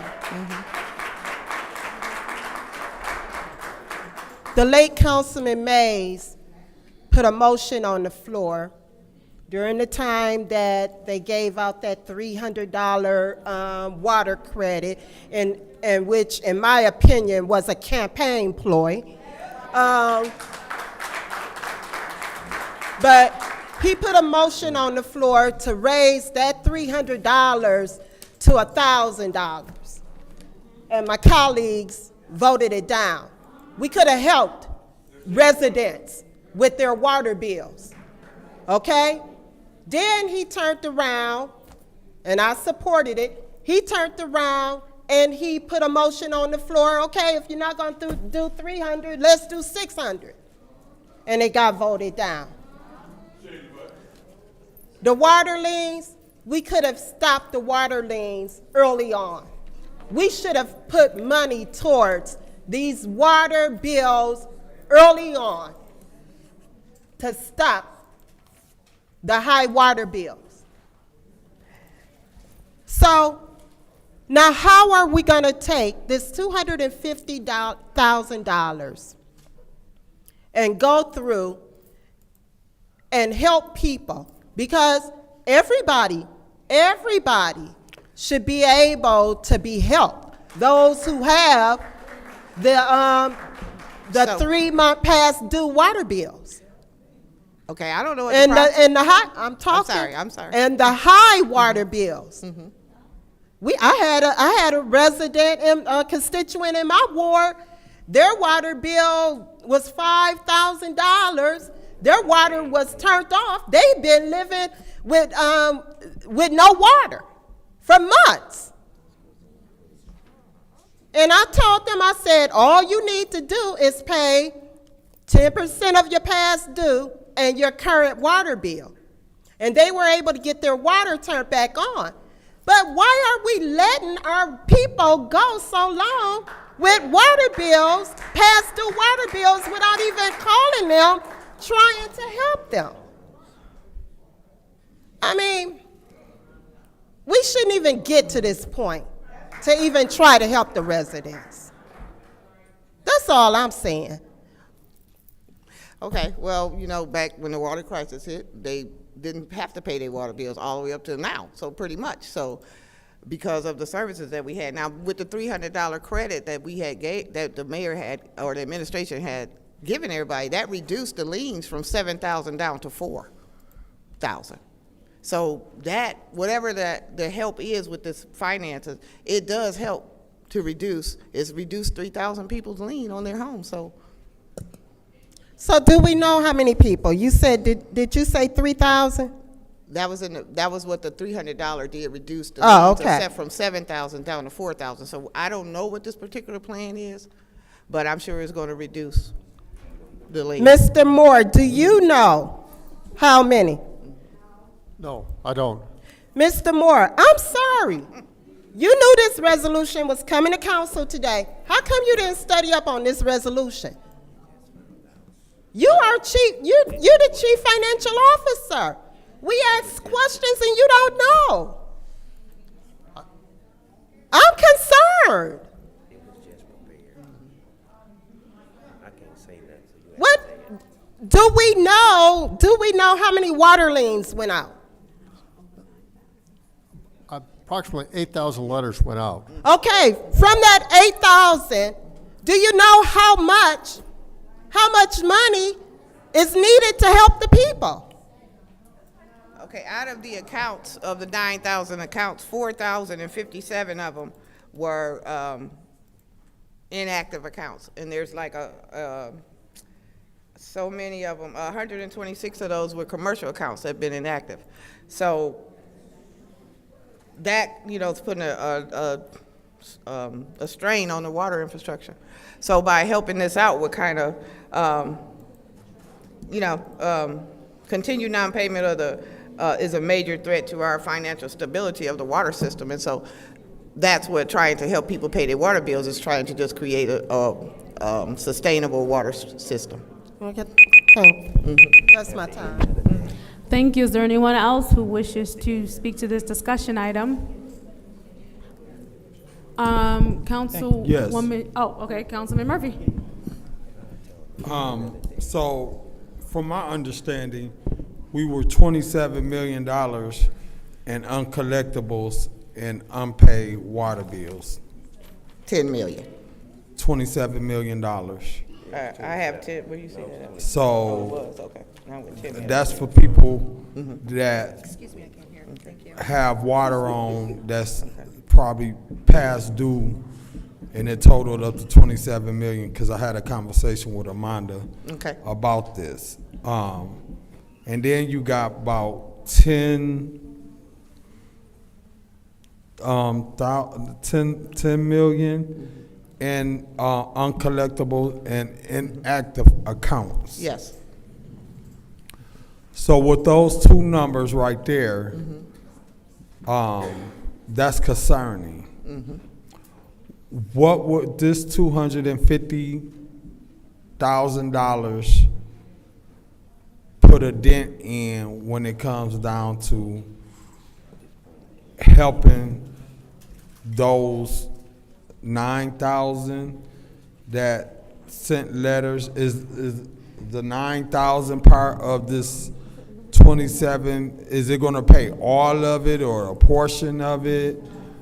I'm not sure you guys are, we got enough data today to vote on this tonight. Okay. My other concern is that what happened to those residents who've been consistently paying? Because here they are, been paying, they get no reward. So that concerns me too. And there have been people dedicated to paying their water bill regardless. They wash their body with it. They wash their dishes with it. They wash clothes. They probably wash their car. They water their grass. So whether they drink the water, they still utilizing the water for other things. And another one of my concerns is that if we keep bailing people out, will they ever does this agreement make them have to keep their water bill up moving forward? Because it makes no sense to just bail somebody out and then they never plan on paying. Because sometimes when residents who have came to me in the 3rd Ward about their water bill, and when I call the water department, I say, can you do a payment, could you give me a payment history? There's some people who ain't paid in 2 years. Right, or 4, 5. So, I'm saying you utilizing water, but you won't even pay $25 a month, pay $5 or $10 a month on your water bill. And it's unfortunate for the ones that's consistently paying. So I got mixed emotions, mixed feelings about this. On one hand, I do want to see people not get a lien put on their house, but then on the other hand, what about those who have been consistently paying? I know that the inactive accounts, they're gonna have to make payment arrangements by a certain date in order to, by May 24th, in order to keep, keep their water services going and to keep liens from coming on their house in the future. So the exact idea of the plans, I don't have, and I apologize. But I know that before, when we did the $300 credit to everybody, it reduced the liens from 7,000 down to 4,000. And just to say this, and a lot of people, they don't even come in to question their water bill. They just let it grow and it grow and it grow, and then next thing you know, it's 4,000 or 5,000. I get those same calls too. And guess what? Once I find out what's going on, I usually go over to a monitor and I say, hey, look, what can we do? What can you do to have them pay a certain amount so their water won't get cut off? And guess what she said? She said, Ed, bring it in $100, like Ms. Winfrey said, or pay, and then pay so much of your bill every month. Now, I'm getting off the subject because I got to. All right, thank you. Is there anyone else who would like the floor at this time? Councilwoman Lewis. Thank you. Go ahead, Ms. Taylor. I'm just going to say, I'm getting off the subject because I got to. But I got to say this since I'm up here. You all normally know I don't even be up here. But my mother, 92 years old. She retired. She's been retired since 1987. My dad died at 82 years old, which is 14 years ago. My mother's water bill is on time, okay? It's on time at 92 years old. So the point that I'm trying to say is this, is that all you have to do is take some initiative and don't expect for somebody else to do something for you all the time. That's what you gotta do. If you call the water department, every morning there's 20 or 30 people out there, and guess what we do? We go out there and ask them, what you here for? What you here for? I got a water lien. I just got a $30-some $100 water lien off somebody's house. You wanna know why? Because it was the wrong one. It's very simple, very simple. That's all you gotta do is just take the time and follow up on it. It's just like a car note. If you don't pay the car note, they're gonna come take it. But if you call them and say, hey, I got a problem, can I skip a payment this month? 90% of the time, they're gonna tell you can. So, that's it. Okay. Thank you, Mr. Taylor. So I have another question.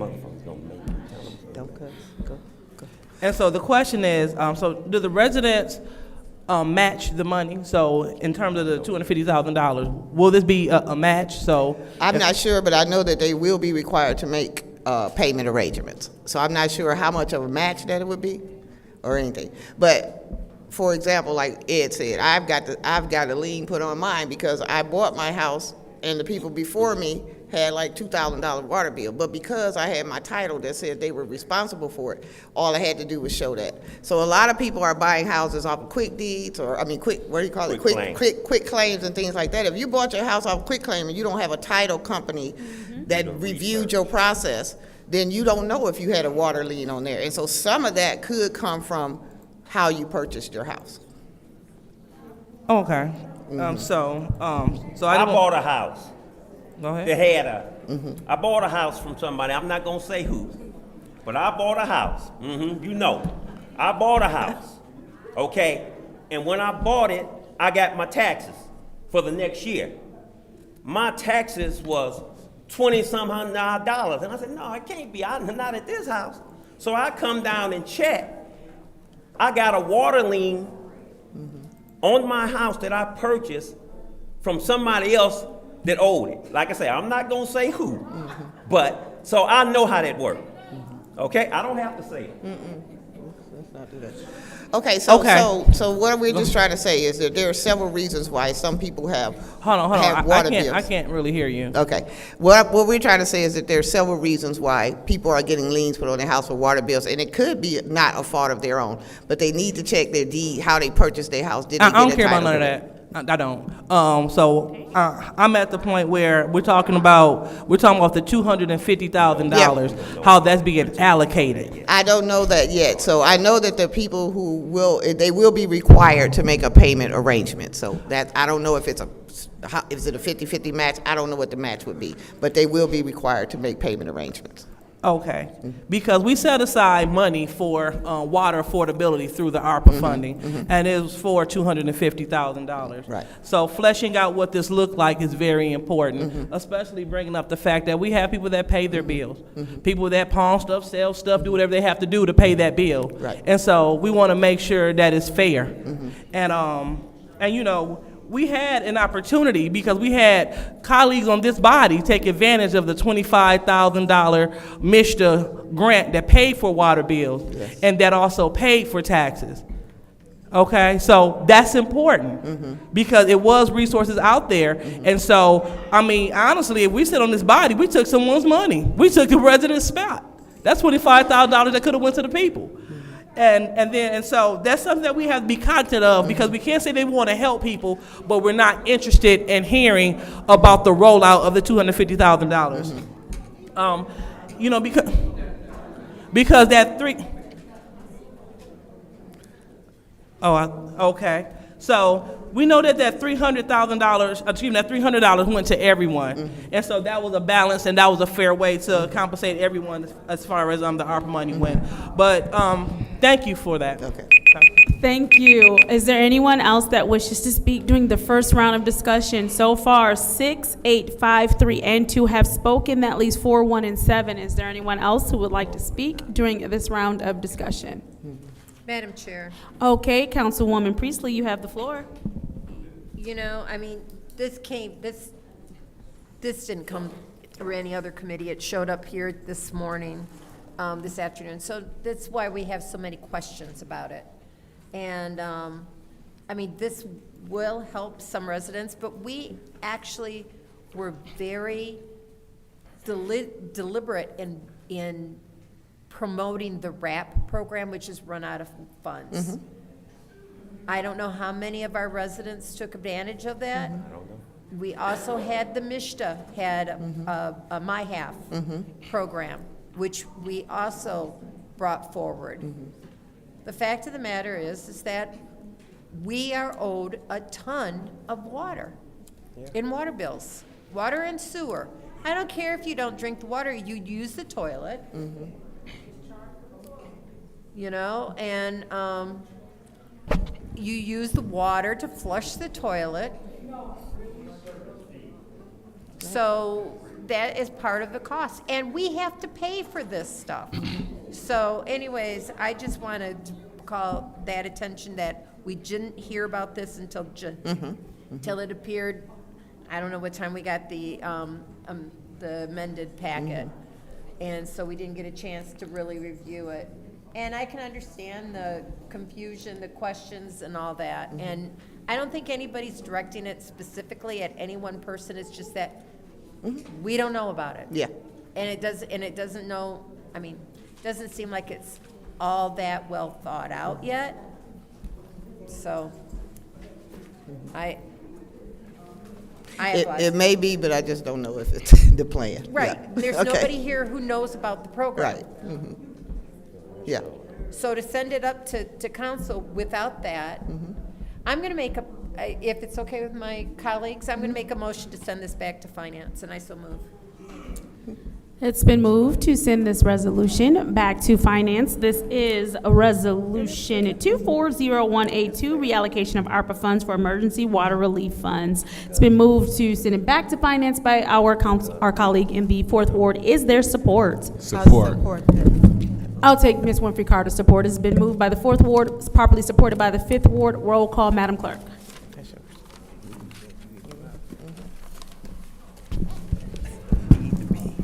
Ms. Lewis. Yes. Let's go.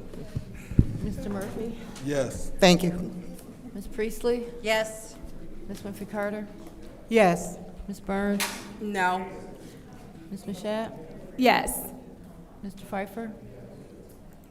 Mr. Earl Alaman. Yes. The vote is 7 yes, 1 no. The vote is 7 yes, 1 no. Resolution 240182, reallocation of ARPA funds, emergency water relief funds, has been moved to finance. We are now on to resolution 240166. Councilman Pfeiffer, I believe you said there was a request for this one. Yeah, motion to postpone indefinitely. There's a motion on the floor to postpone this indefinitely. It has been supported by the councilwoman in the 4th Ward. We still have to discuss it. Any discussion? Any discussion in the first round? Any discussion in the second round? Roll call, Madam Clerk. Yes. Why you guys postponing it indefinitely? The clerk asked for it. The clerk asked for it. Oh, okay. All right. Thank Roll you. call, Madam Clerk. Mr. Murphy. Yes. Ms. Priestley. Yes. Ms. Winfrey Carter. Yes. Ms. Burns. Yes. Ms. Mashat. Yes. Mr. Pfeiffer. Yes. Mr. Earl Alaman. Yes. Ms. Lewis. Yes.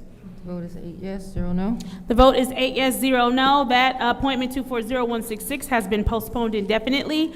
Moving on to 240177, appointment to Economic Development Corporation Board of Directors, Judy Priestley. Is there a motion on the floor? Madam Chair. Councilwoman Lewis, you have the floor. Yeah, I move this and this resolution to council. There has been a motion to send this resolution to council. Is there support? Support. It has been moved and properly supported by the councilman in the 1st Ward. Is there anyone who would like the floor for discussion? Madam Chair. Councilwoman in the 2nd Ward, you have the floor. Thank you. I'd like to call the question. What happened? What I missed? Call the question. She doesn't want to discuss it. There has been a call for the question by the councilwoman in the 2nd Ward. Is there support? Support. It's been properly supported by the councilwoman in the 4th Ward. Roll call, Madam Clerk.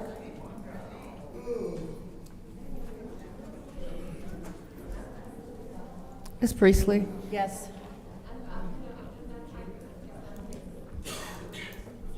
Ms. Winfrey Carter. I abstain because we should always have at least one round of discussion on any resolution.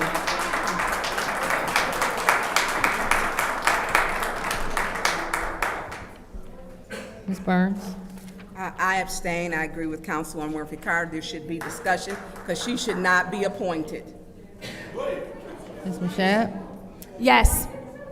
Mr. Pfeiffer. I abstain because every appointment should have a resume, and there's no resume on this. Mr. Earl Alaman. Yes. Ms. Lewis. Yes. Mr. Murphy. Yes. The vote is 5 yes, 0 no, 3 abstentions. Okay.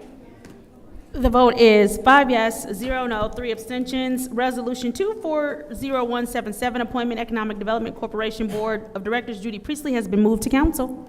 Madam Chair. That was the vote immediate. That was a call question. Oh, I'm sorry, that was to call the question. You are right. I'm sorry. Roll call, Madam Clerk. Thank you, Dennis. This is on the motion to move to council. Ms. Winfrey Carter. No. Ms. Burns. No. Ms. Mashat. Yes. Mr. Pfeiffer. I abstain because Judy Priestley is the last person that is qualified to be on that board.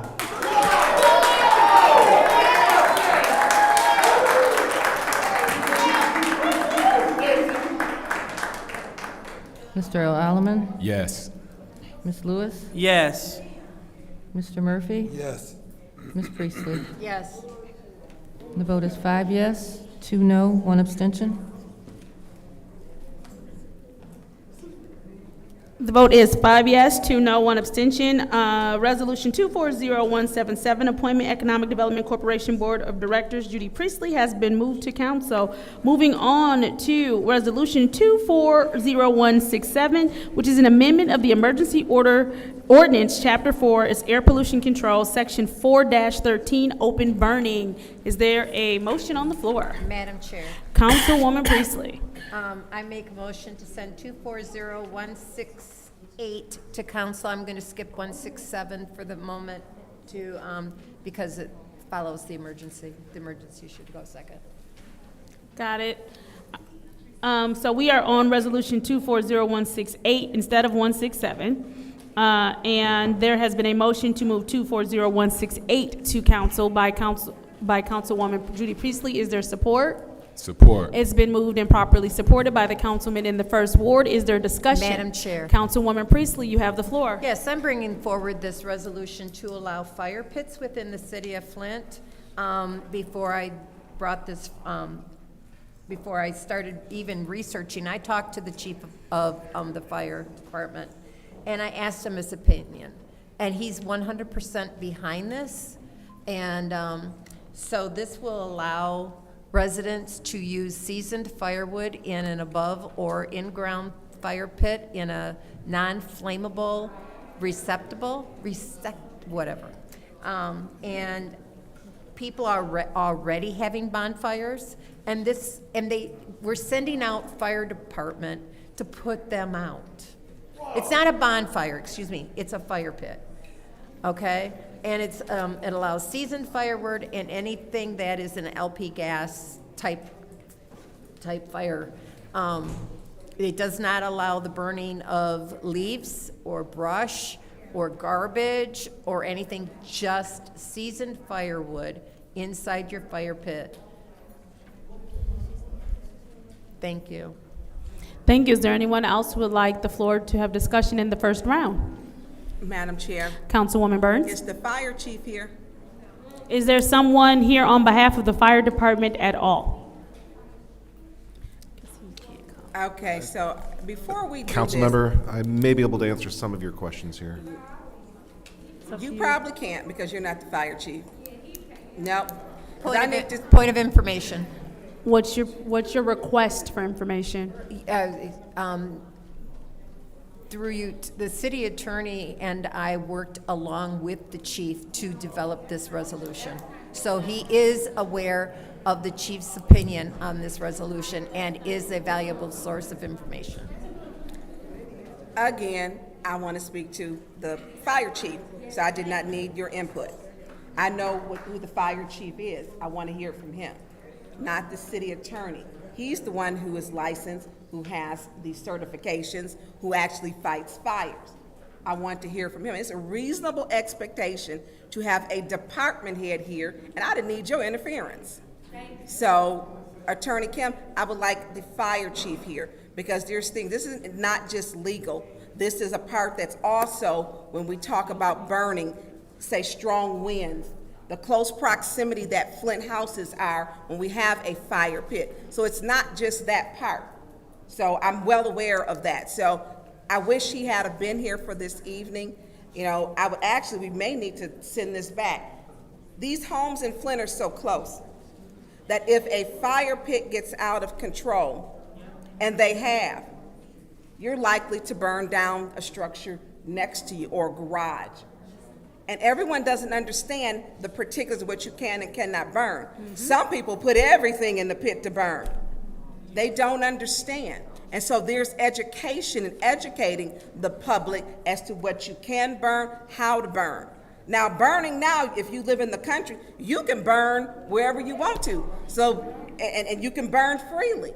And that's a common thing. Even if we go back to when these homes were built, how serious this was, homes had an incinerator. The incinerator was in their furnace, so it could be contained because the homes are again, close in proximity. And so the incinerator, it was hooked to the furnace. You would put your trash or whatever you want to burn, you would put it in there. People don't understand this. We don't get people burning everything. And right now, we got a little pyromaniac arsonists running around here with gasoline and matches for everything.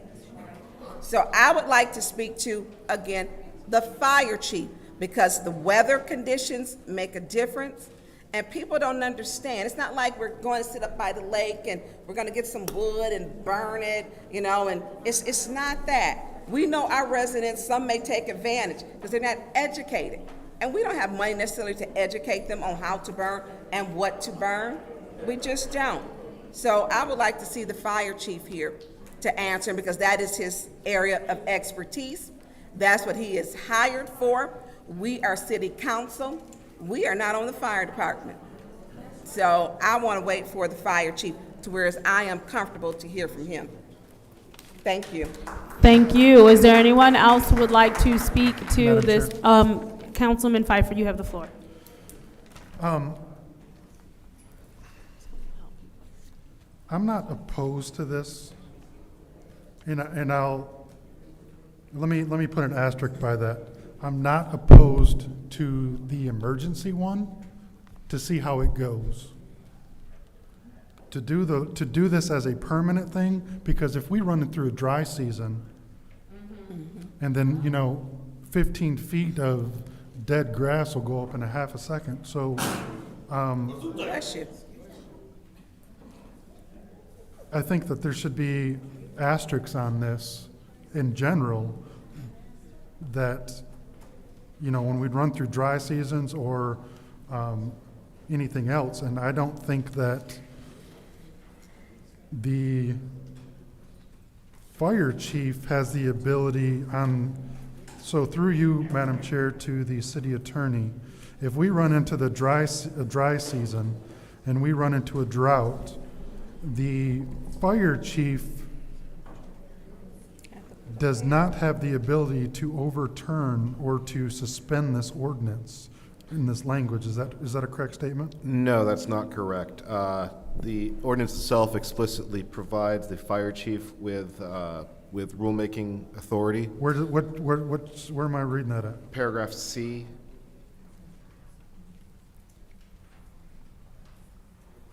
It says to promulgate rules and regulations. I would say that would be to define more of what a fire pit is. I don't think that to suspend the entire ordinance. Where does it say that he has to put rules and regulations? It doesn't say you can suspend the ordinance. When you provide rulemaking authority, you give the in this case, the fire chief, the authority to develop rules on how the whole system would be implemented.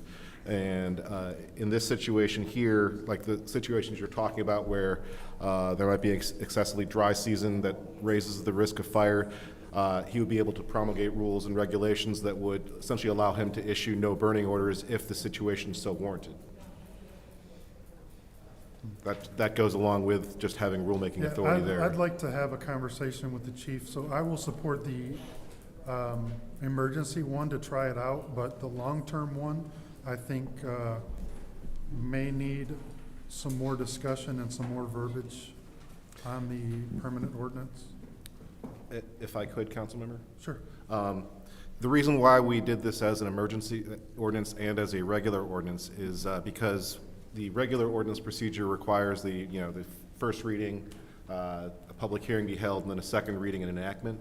The concern, I guess, thought was to try to get a emergency ordinance in place so that the Memorial Day weekend, there would be a structure there in place for that. And the council, once the emergency ordinance is enacted, it's by charter limited to only 60 days in length.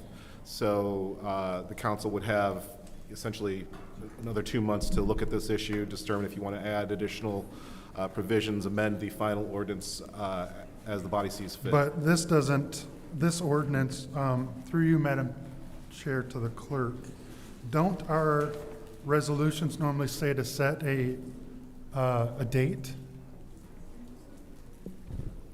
Not the ordinances. Generally, it just depends on what the type is, and that's what I base the publication on. So for these, they would have the standard, which would be 5 days notice for publication before we'd have a public hearing. So only. So when would the public hearing be? If this got approved tonight, when would the public hearing be? If you acknowledge for first reading tonight, I could schedule it as soon as the next council meeting. But, you know, if you wanted to hold off on it longer, but yeah, I could publish it as early as with 5 days' notice after it's acknowledged for first reading. So it could technically be on the next council agenda for second reading and enactment. Okay. My time is up.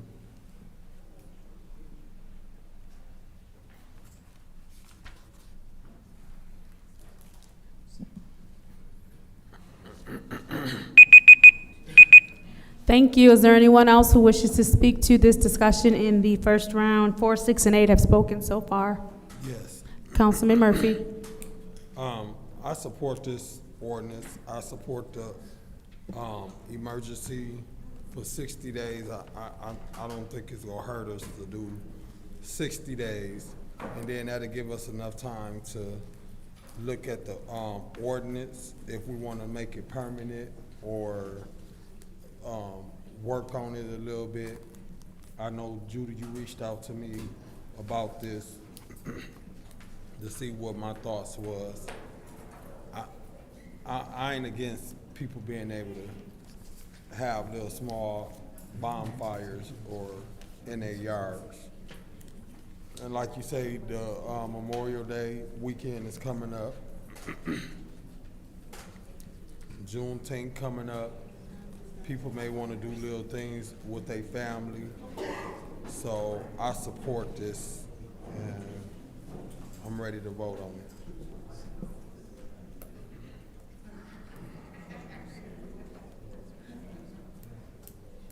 Speaking of Mike,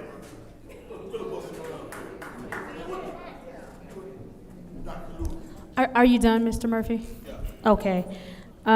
Is there anyone else who would like to speak on this ordinance in the first round? All right, I'll go ahead, thank you. Councilwoman Lewis. All right, and so, thank you, Ms. Priestley, for bringing this up. It's time for us to redo a lot of our ordinances to focus on what's important, and that's part of our job, ordinances and budgets.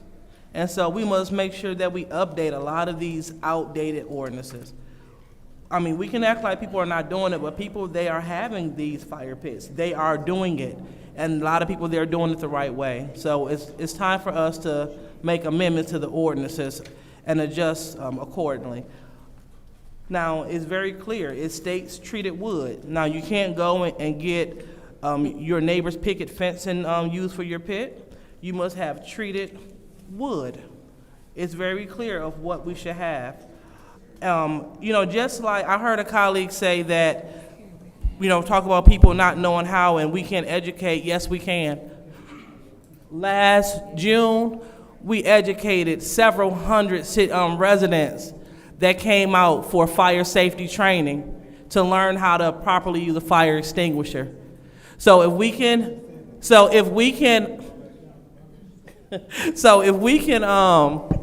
Pardon me, educate. Colleagues, can we keep it down? So if we can educate residents on fire safety and give them the appropriate training on how to use a fire extinguisher, we can gather those same interested residents that are interested in having a safe bonfire, and we can educate those individuals as well. It costs nothing to educate. And so a lot of us that have community meetings and that attend these community meetings, this could be the landscape that we can provide that education. But it's time for Flint to stop being antiquated and move forward with the times. People, they are redoing their backyards. They're making lovely fire pits. And if they're going to follow the law and have a good time in their backyard, there's no need to stop them. So let's go ahead and see about, I'm in favor. So let's see if we can provide that education. One thing I don't like doing, let's not talk about what we can't do. Let's talk about what we can do. And what we can do is provide a level of education. And so our firefighters, they took part in this fire safety training. So this can be an extension of the fire safety training. So I'm very happy to have an opportunity to educate our residents so we can have a safe and fun summer. Thank you. And hold on, and while I'm at it, let's call the question.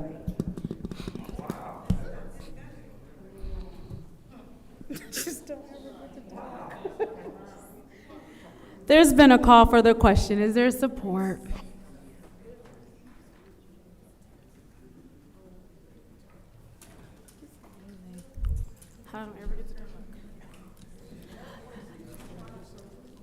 This dies for a lack of a second. Is there anybody else who would like to speak in the first round?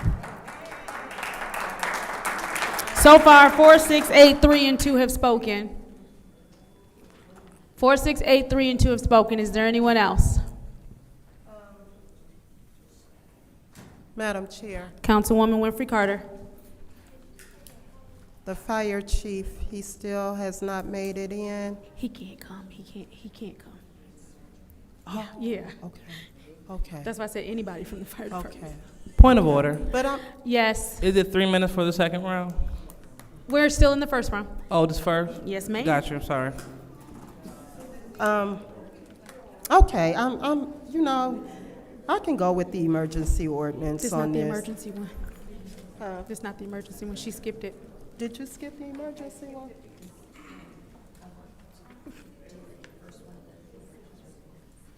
Oh, okay. Yeah, it should have been. Okay. I'm done. I have no questions. Thank you. Is there anyone else who would like to have a discussion in the first round? 4, 6, 8, 3, 5, and 2 have spoken. Anyone else? If not, with that said, I will take my time. So, anytime that it comes to fire and fire safety, I just want us to be clear that the proper education, proper planning, and all of that is important. I do agree with my colleagues that we have had an uptick of fires. A lot of them have been purposeful, and the last thing that I want to do willingly is to add accidental to purposeful.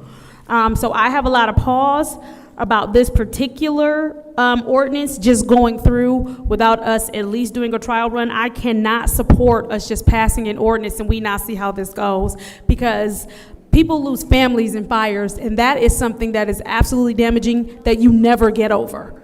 And so to just jump into an ordinance and say, yes, let's do this, and we don't have enough training and safety education and people not being clear on the rules, because you know there will be some trial and error as far as those people who are setting fires, they might not have treated wood. There's a lot to be desired as far as the fire department and what the plans are for this. They are already stretched thin, again, with purposeful fires, and so now we're adding the chance of accidental fires.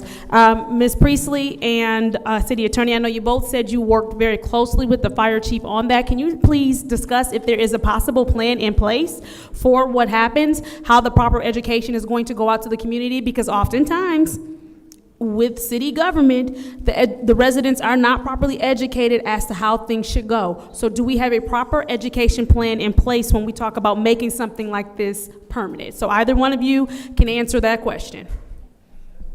Unfortunately, I don't know the specifics of the communication plan to roll out either the emergency or permanent version of this ordinance. I would imagine that the fire chief would take, and the fire department would take the lead in, making sure the community understood what the requirements were, what still is prohibited, and what is allowed, and they would work with the usual staff to make sure that that gets publicized as widely as possible. Okay, so what it sounds like is we're not ready to make something like this permanent. A trial plan, I'm already kind of weary to say yes to, again, because having been through something where you lose a family member, you're never gonna get them back. And so you can't just roll something out like this and there's not proper education and proper instruction. You can't just make it a law, in my opinion. And so while I cannot readily support this one, I am with my other colleagues of just kind of doing a trial run. And with that trial run, though, my addendum to that is I would like to see a proper education rollout for that as well. As my colleague pointed out, I do participate in a lot of fire safety education, and so for me, it would be careless and callous to make something a law without that education also involved in this. With that said, we're moving into the second round of discussion. Chair. You have the floor, Councilman Pfeiffer. Yeah, like I said, I will support the emergency one. I will not support the full one yet, because even the 60 days, I want to know how many times the fire department was deployed out to one of these homes. To my colleague in the 7th Ward, are we putting out mailers? Is it just going to be people that are Facebook engaged that are going to know safety? Like, are we going to have safety orientation at fire stations? Like, I think that there's more. I understand it's a, simply, even a gas one is sold at Home Depot, and it's pretty self-explanatory, and those ones don't necessarily worry me, but it's the burning of wood. And my colleague in the 2nd Ward said burning treated wood. You don't burn treated wood, you burn seasoned wood. So that's the education that we need to have. Even the colleague in the 2nd Ward got it wrong. You don't burn treated wood. That's toxic. So there's a lot of education that needs to happen, and I'm all for the emergency one so that we can gather some data, but I think we need to have more conversations on a permanent one. And with more conversations and a plan in place, I would certainly support that one as well. But without the fire chief here to outline that plan, I'm going to vote no. Or if somebody of my colleagues want to move that back to legislative, I so move. Yeah, make the motion. The motion has been moved to move Resolution 240168, Amendment Ordinance Chapter 4, Air Pollution Control, Section 4-13, Open Burning, back to legislative, and it has been moved by Councilman Pfeiffer, properly supported by Councilwoman Burns. Roll call, Madam Clerk.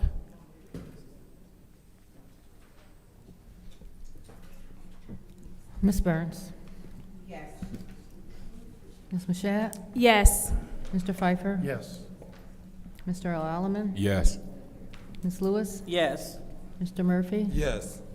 Ms. Priestley? Yes. Ms. Winfrey Carter? Yes. The vote is 8 yes, 0 no. The vote is 8 yes, 0 no. Resolution 240168, Amendment Ordinance Chapter 4, Air Pollution Control, Section 4-13, Open Burning, has been moved back to legislative. Now going back to 40167, which is the Amendment Emergency Ordinance for Chapter 4, Air Pollution Control, Section 4-13, Open Burning. Is there a resolution? Is there a motion? There's been a motion by Councilman Pfeiffer to send to council, and it's been supported by Councilwoman Priestley. Is there any discussion? Madam Chair, Councilwoman Burns. I'm going to abstain from this. I like fire pits. They're nice to sit around, but I do know in my ward, and everybody's just not going to burn, the correct wood. And as Councilman Pfeiffer noted, the councilwoman in the 2nd Ward said treated wood, and it has to be seasoned wood. And so she said treated? Yeah. No. And so I think, was it tree wood? Seasoned wood. Because Councilman Pfeiffer said seasoned. Yeah, and so, and that's the part. But I would have liked to have seen someone from the fire department here. I mean, like a battalion chief, the deputy fire chief. Do we have a deputy fire chief? Mr. Taylor, to you, Madam Chair, to Mr. Taylor. Is he back Mr. Taylor, there? are you back? Oh, he's back here. Can you join us at the lectern, or just simply nod your head yes or no? No, I need him at the lectern. Will you join us at the lectern? Thank you. Mr. Taylor know everything. I can get one answer, one person, and he's a straight shooter. I know. Mr. Taylor, I do support this, but I would like to know, I know if Chief Wiggins is out because of whatever his private reasons. Can we have someone, like if they're not here, to have someone, a battalion chief or do we have a deputy fire chief now? Well, you have, we call him deputy chief, but Okay. he's really a battalion chief. They Okay. actually have a posting out now for a deputy chief. Okay. Yeah. Because when we got things like this, because there was a fire on my street, that house burnt down because of the winds. The house next door to it burnt down. Yeah. The house on the other side of it, it burned up, and the people didn't have insurance, and it's a family of 5, and they both work because insurance wasn't available. So half of their home is charred. So that's 3 structures. Then right behind them, and their garage is caught on fire because of the winds. And then the neighbors on the back street, their garage is caught on fire. So a fire can change however those winds are blowing. That wind was blowing to the east, and you had 5 residential addresses. And we are 11 people short with a strained fire department. I mean, I think we have 11 in training. Let me see, during our budget hearings, we have 11 firefighters in training, and that department is short. And I don't want to put people out here for a out of control, fire pit. And sometimes it can be, it's education. But if that wind is blowing, we up here talking about seasoned wood, treated wood. My thing for a fire pit, when I go up north, you stop at the gas stations or the little places, and you get a cord of wood, But people don't know that. I mean, some people, we were saying, their old picket fence. Oh, some people gonna do that. Some people gonna burn their old mail. People gonna put whatever, I can just burn it. That's gonna happen. So we do have a person that's out, or it is out for that job. I would have liked to have spoken to someone from the fire department, because then we would understand their strain. We do know people are going to start calling in because of this ordinance, because people will see smoke and the homes are very close. That smoke, it is time that your windows are going to be open. They're going to be doing unnecessary calls. That's just going to happen. And at this time, I would like to have spoken to the chief, deputy fire chief, or a battalion chief, because we really need to know what is their strain on their department. If we got 11 people in training right now, we know that they're still strained, and that was given to us at the budget hearings, that they're not ready to be on the rigs to fight fires. And last night, I kept hearing the trucks going, and hearing Flint Township. I mean, you hear, where I live, you hear Flint, and then you hear Flint Township. And our firefighters are busy. Someone put on Sloan, I think Mr. Clack, Sloan and Forest Hill, someone 2-3 nights ago lit a house on fire. I mean, you smell it. You open up the windows, you smell the smoke. And they're tired. And so I just wish we had this needs, I think, more discussion. I'll make sure that we have somebody here from the fire department.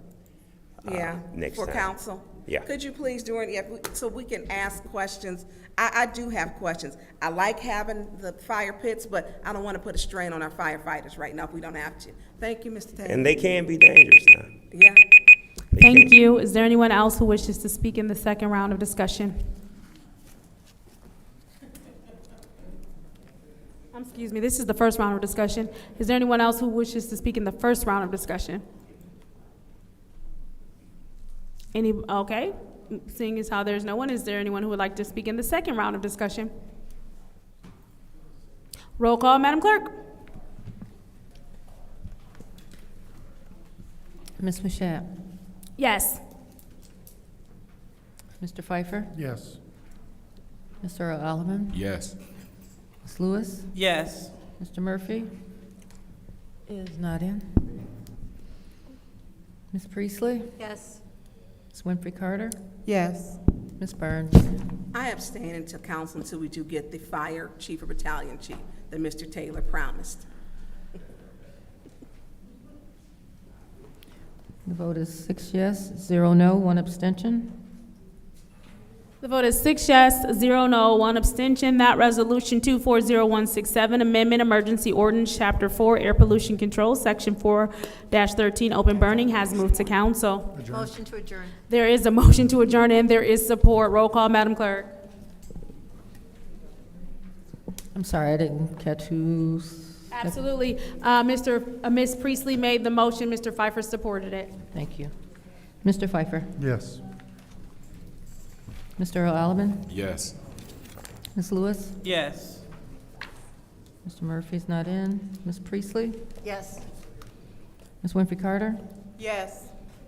Ms. Burns? Yes. Ms. Mashat? Yes. The vote is 7 yes, 0 no. The vote is 7 yes, 0 no. It's 8:40 p.m. on Monday, May 13th, 2024. This Special Affairs Committee meeting is now adjourned. Come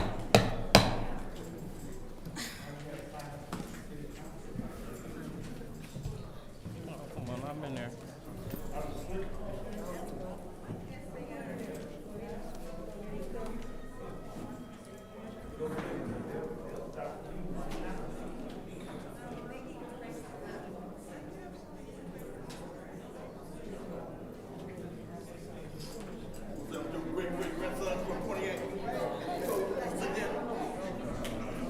Hope he ain't come back in here with a machine gun. M60. Hang this big black guy in his back. If I could have everyone's attention briefly, if you have not filled out, excuse me, again, we have to have speaker slips for every meeting. If you filled out one for special affairs and checked both boxes, you don't have to fill out again. But if you wish to speak in this meeting and haven't filled out a slip, you will have to do so now, or we'll collect them before the meeting starts.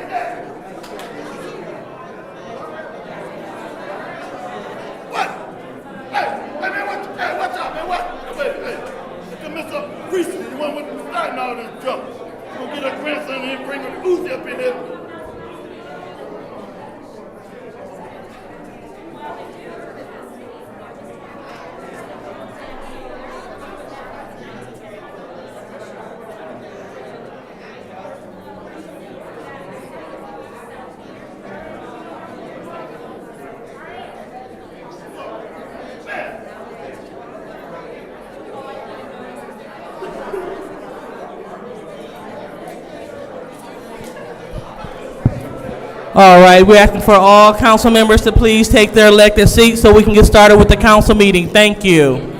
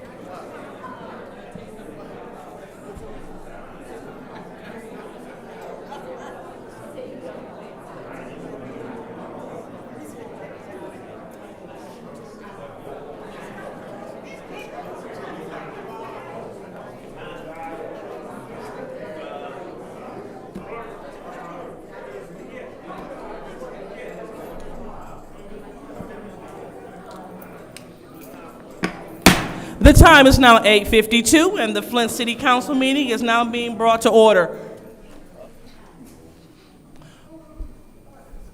Roll call. Madam Clerk.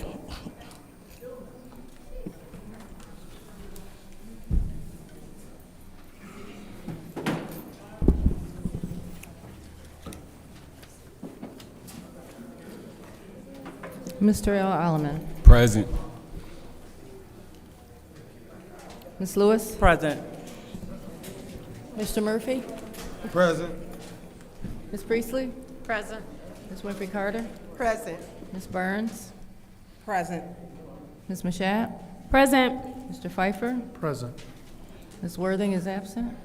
You have 8 members present. All right, we have 8 members present. So now it's time for the Pledge of Allegiance. Councilwoman Mashat, could you please lead us in the Pledge of Allegiance?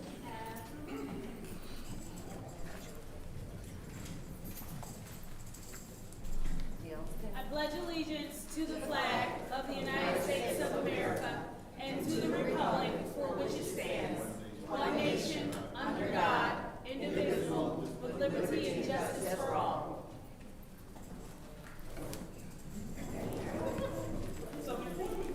Before we go into the prayer of blessing, we'd like to see if anyone that the council would like to acknowledge. Madam Chair. Ms. Burns. I would like to acknowledge Mother E. Hill Deloney, who passed away, who was, I'm gonna say, one of the strongest women I ever known, and brought Juneteenth and Kwanzaa to the city of Flint so that we know where we came from and our culture.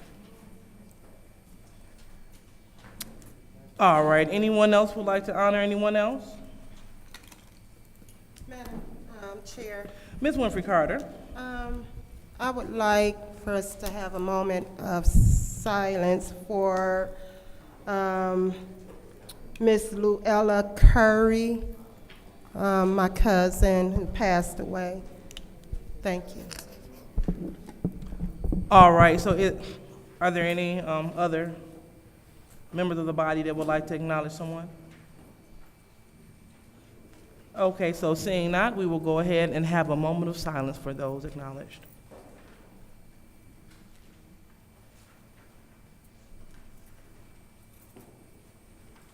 Okay, so now we will move on to the blessing.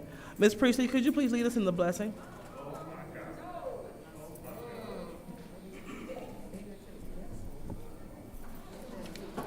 Heavenly Father, we just thank you for this day that we've had today. It was so beautiful, and it was all of your hands. Lord, you know our hearts and our souls and our minds. Grant us patience with each other. For that patience can only come from you. In your precious name, amen. Amen. So next we will have the reading of the disorderly person city code subsection. Any person that persists in disrupting this meeting will be in violation of the Flint City Code Section 3110, disorderly conduct, assault and battery and disorderly persons, and will be subject to arrest for a misdemeanor. Any person who prevents the peaceful and orderly conduct of any meeting will be given one warning. If they persist in disrupting the meeting, that individual will be subject to arrest. Violators shall be removed from the meeting. And so with that being said, I see that Mr. Woodson is back in this meeting, and he was removed from the meeting for the day. So I will ask for Mr. Woodson to please remove himself from the meeting. Point of order. What is your point? If you read it, it states that council members cannot return. It does not state residents. Well, according to the chair and Mr. Woodson being Madam Chair, that's and not Mr. Woodson disorderly conduct.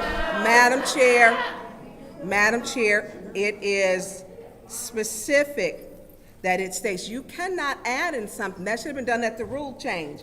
It does not state, it says council members. It does not say the public. You can't add in public. Okay, thank you, Ms. Burns. Attorney Kim, could you please clarify?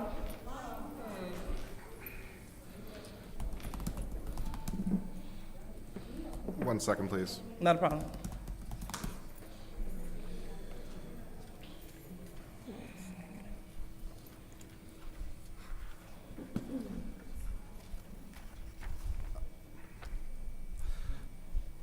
Councilmember Burns is correct that the rule specifies that council members, but that means that it's silent as to residents. So that would be a matter for the body to determine how that should be applied to residents when they're removed from a meeting that happens earlier in the evening and a second meeting begins later in the evening. So that's up to the body to decide. Okay, so it's at the pleasure of this body? Okay, so the chair will entertain a motion to remove Arthur Woodson from this meeting for disorderly conduct and meeting disruption from previous meeting. Madam Chair, Go ahead. do you realize that you will need 2/3 vote for this? Because you are not, the rule says. Ms. Winfrey Carter, you have not been acknowledged. You have not been acknowledged. So, You said yes. so we're looking for a motion. Request for information. What is your request? Madam Chair, do you realize that you will need 2/3 of a vote in order to change a rule? The rule's not This being. would be a change of a rule. The rule is not changing. Only thing this body is voting. So, so the chair will entertain a motion for this, but either voted up or down. So, and I'll ask Attorney Kim. So, is a motion in order? That would be up to that'd be up to you as the chair to determine if the motion's in order. Thank you. So, with that being said, the chair will entertain a motion to remove Mr. Arthur Woodson from this meeting. Madam Chair, I'd like to make a motion to remove Arthur Woodson from this meeting. Okay, thank you. Is there any support? Any support?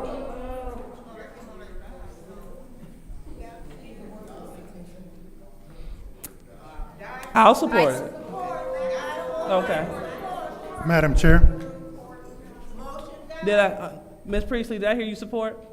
All right, so it has been supported by the councilwoman in the 4th Ward. Madam Chair. Go ahead, Mr. Pfeiffer. So this is another posted meeting. So everything resets for the public. You cannot exclude a member of the public without being sued again. So if we want to exclude a member of public and open the city up to more litigation, or we can just conduct business the way that we should be.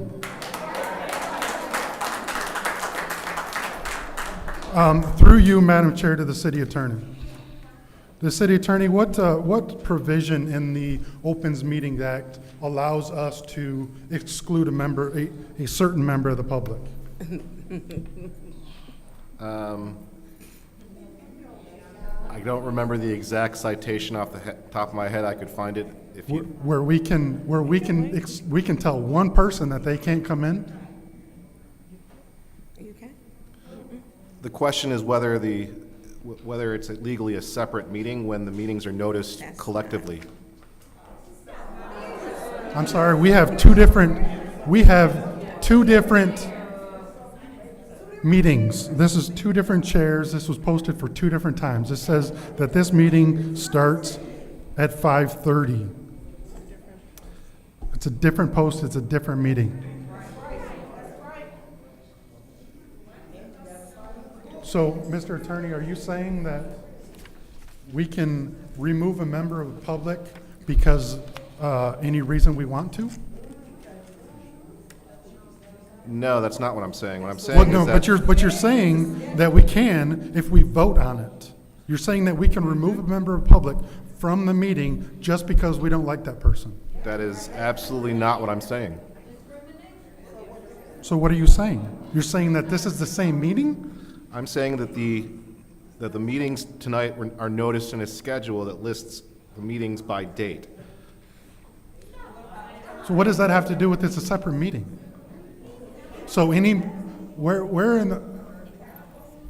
are you coming up with where you can combine Meetings, you can. rules in violations of the Open Meeting Act says you can combine meetings?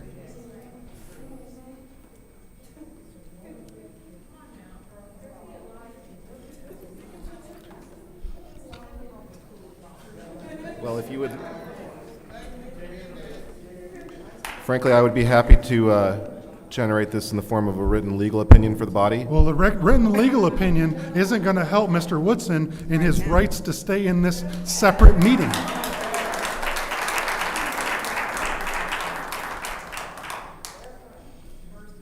So are you saying that we are not going to be open to potential litigation? I know you're saying anybody can sue for anything, but we will be open to more litigation and losing for excluding a member of the public for no reason in this meeting. He was removed last meeting, but this is a different meeting. So we can just put motions on the floor to remove Melissa May from this meeting because she's holding up a phone? Because that's the same thing that Mr. Woodson's doing. That would not be why Mr. Woodson is being. So we're going to remove him for actions that he did at a previous meeting. If I understand the motion that's been made, he would be removed because he was removed from a meeting that occurred At a different time. on the same date as this meeting before the same public body. I will be voting no because this is going to get us in another lawsuit. And this one will have a dollar value on it, I promise you. It was a separate meeting. We start combining meetings and removing people in the audience for the whole day. We're going to be open meeting violation after open meeting violation. If he acts up again and he gets 2 more warnings, then he has to go. But this is a different meeting. So I will be voting no.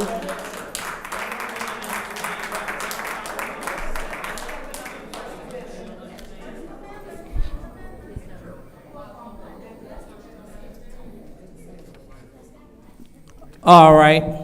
Anyone else? Madam Chair, Ms. Burns? I'll wait to the clock. Okay, so one thing we know that y'all love to just trample all over the First Amendment right.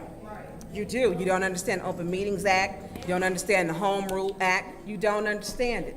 And the city attorney is acting like y'all friends. He needs to do his job. First Amendment right is clear, not just have an Open Meetings Act. This is a separate meeting. So we can say if last week someone acted up in the meeting, where does it state to which meeting? It could be a meeting a year ago that someone was removed. But they come here tonight, you're gonna put a motion on the floor to remove them. That's ridiculous. If you want respect from the people, start respecting the people. That's what's not happening here. It's not. You're in such a rush to put, and it's going to end up in litigation. We will lose. We will lose. And we'll have a dollar amount. And it's gonna attract all kind of constitutional lawyers. And we will lose. And we can't afford to lose. We can't afford to take care of the administrative consent order. But we gonna lose this because you dislike someone. Dislike them, but do the business. This is a brand new meeting. Our council rules don't even speak to it. So you're going to interpret, and we know y'all don't interpret no rules right. Not at all. And we know that Attorney Kim supports y'all in y'all rules and your mess. And he does it, and you end up in court. Instead of saying my job is the legal attorney, the chief legal attorney is to make sure I am well abreast of the Open Meetings Act, the Home Rule Act, Robert's Rules, and council rules, so that he can advise us so what? We don't end up in litigation because you don't like somebody. You can't take away somebody's right. Open Meetings Act, hey, that means the doors are open. Everyone's welcome. You call this meeting to order. It's a brand new meeting. You said a prayer, which I don't pray with Councilwoman Priestley at all. You said the Pledge of Allegiance. You welcomed everybody, and then at the onset, because this is a new meeting, we didn't go back to pick up the old meeting because we adjourned the last meeting. It was done, adjourned, stopped, ended, in the books. That will be kept by the official record keeper, who is the clerk. So y'all still want to play games. And see, it's not their money that they're spending, and so they don't mind. It's not their money that they're using to go against the public, weaponizing the police, and the city attorney is going along with that garbage to have people of the public put out. These doors are open. New meeting. The new meeting was called to order. How don't you understand the basic part of that? This stuff has to stop. It has to stop. And I don't know how it's going to stop, because the vindictiveness that is here, it doesn't stop. He has a right to be here. And the interpretation that we gonna vote to remove him, take away his right, we don't have a right to do that. New meeting, new time. It's a new meeting. What part don't y'all understand? And then you don't mind because it's not your money. It's not your money. And when it's not your money, you don't care, because he friends with y'all. Attorney Kim is. And he gonna make it do whatever it does to make you right. Only time I think I heard him do something that was correct was Rule 29.3, when he said they thought I couldn't speak my First Amendment right, freedom of speech. And he ruled correctly. But Attorney Kim, I implore you to look at that and to look at the Open Meetings Act. It's a new meeting. It's in there. I've read it. You get paid way more than we do. And to give good advice, legal advice, because you'll be the one in court defending this debacle because you didn't correct it for the record straight now. And this is the time for you to do that. Angela Wheeler used to do it all the time. You'll end up in court because you don't give right legal opinions. You don't want to go against your friends. You're too friendly with them. You're too friendly. It needs to be the business. And you are not about the business. I'll see how you do. See how they call you up all the time, and friends, and they talk about it. That's a problem. That's a problem. You can roll your eyes if you want to, because I've seen how you work and how you don't be telling the truth, which is a problem for the city attorney. I will be voting not to support this because this is a new meeting, and I'm not willing to put this on the taxpayers because she don't like Mr. Woodson. All right, anyone else would like to speak? Yes, Madam Chair. Go ahead, Ms. Winfrey Carter. I'll be voting no in support of this as well. This is a new meeting. And Attorney Kim, shame on you. Shame on you. I don't know. In my opinion, you probably need to be disbarred. I'm gonna just put it out there.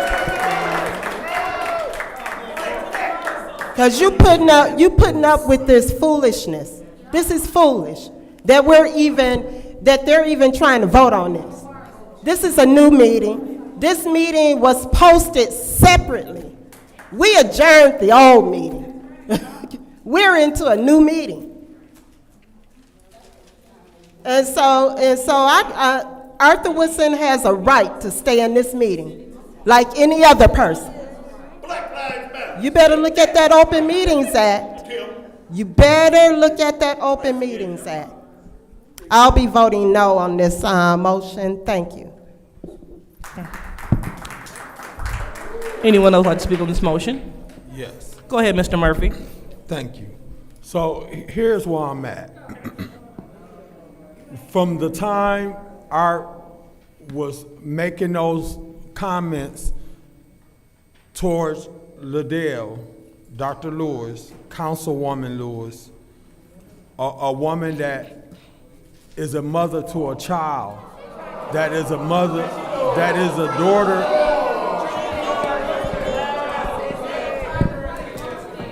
Pause this time. Pause this time. We will have order. We can laugh, we will have order. And this is why we are in this place, because of disorderliness. Let's show respect to the council people, and you will have your turn at the lectern. So this is me letting you know that I'm calling this audience to order. Next will be a warning. Let's be respectful. We wouldn't be in this motion if people remain respectful. Proceed, Mr. Murphy. Thank you. So here's where I'm at with that. I don't care how much you disagree with people, but to be calling people out their name, you are a man.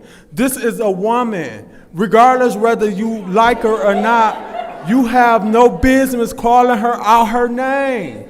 This is somebody's wife. This is somebody's daughter. This is somebody's mother. This is somebody's sister.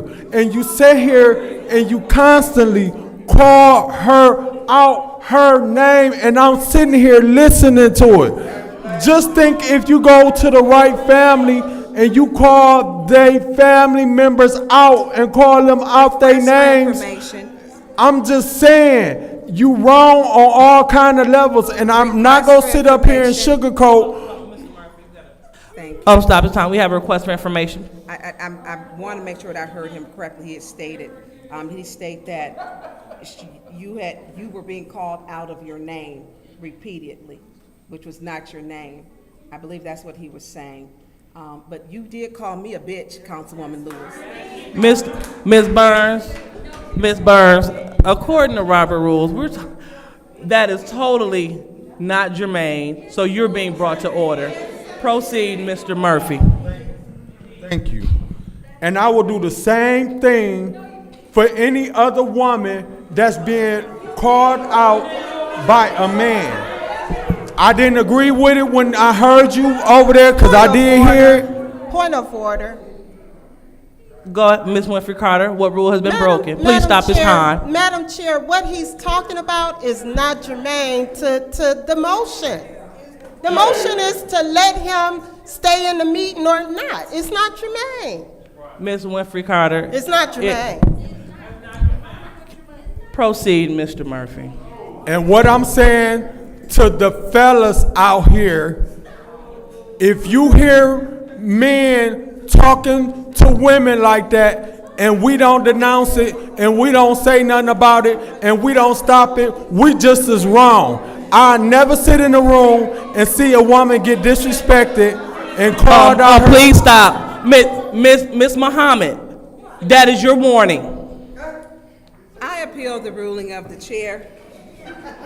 And I support that appeal. That's fine. So we'll go ahead and stop. And so Miss Muhammad was being brought to, Miss Audrey Young was being brought to order because she was yelling out. So go ahead. First of all, Madam Chair, I didn't hear Ms. Muhammad, and my ears are both clear. Second of all, we have had more than this, fellas. Miss Elizabeth Taylor was called, not my language, a dumb bitch. I was called a bitch by you. And Councilman Murphy, you one of the fellas. You called me a bitch 2 years ago and refused to apologize.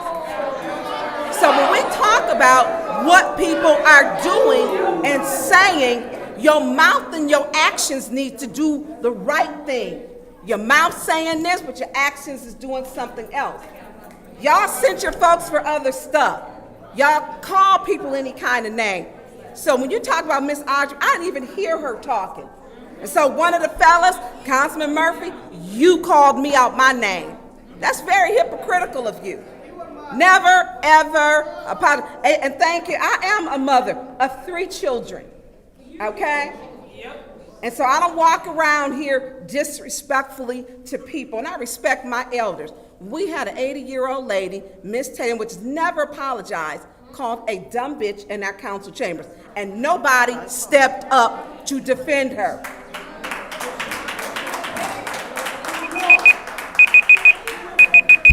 All right, thank you. So,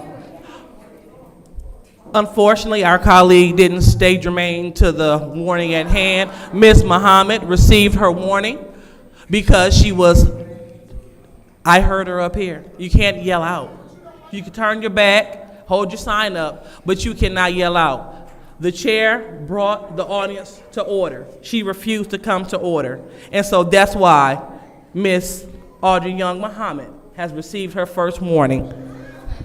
And as stated before, in order to have order in these chambers, you cannot yell out. According to our council rules, all members of the public will have their turn to speak at the lectern during public speaking. Yelling out is being disorderly. And the chair will not allow members of the audience or this body to be disorderly. So if you would like to overturn the ruling of the chair, vote yes. But if you would like to support the ruling of the chair, vote no. Roll call, Madam Clerk.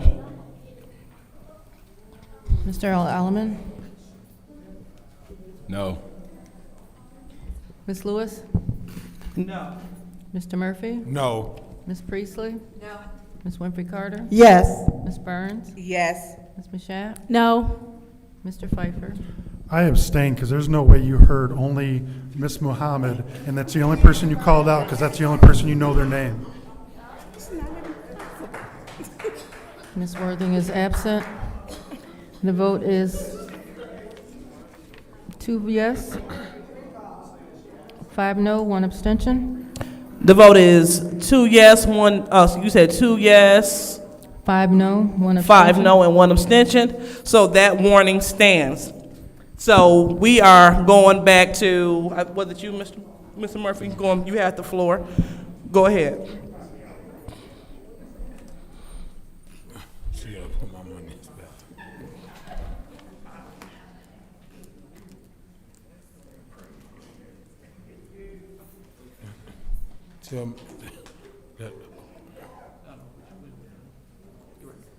Yeah.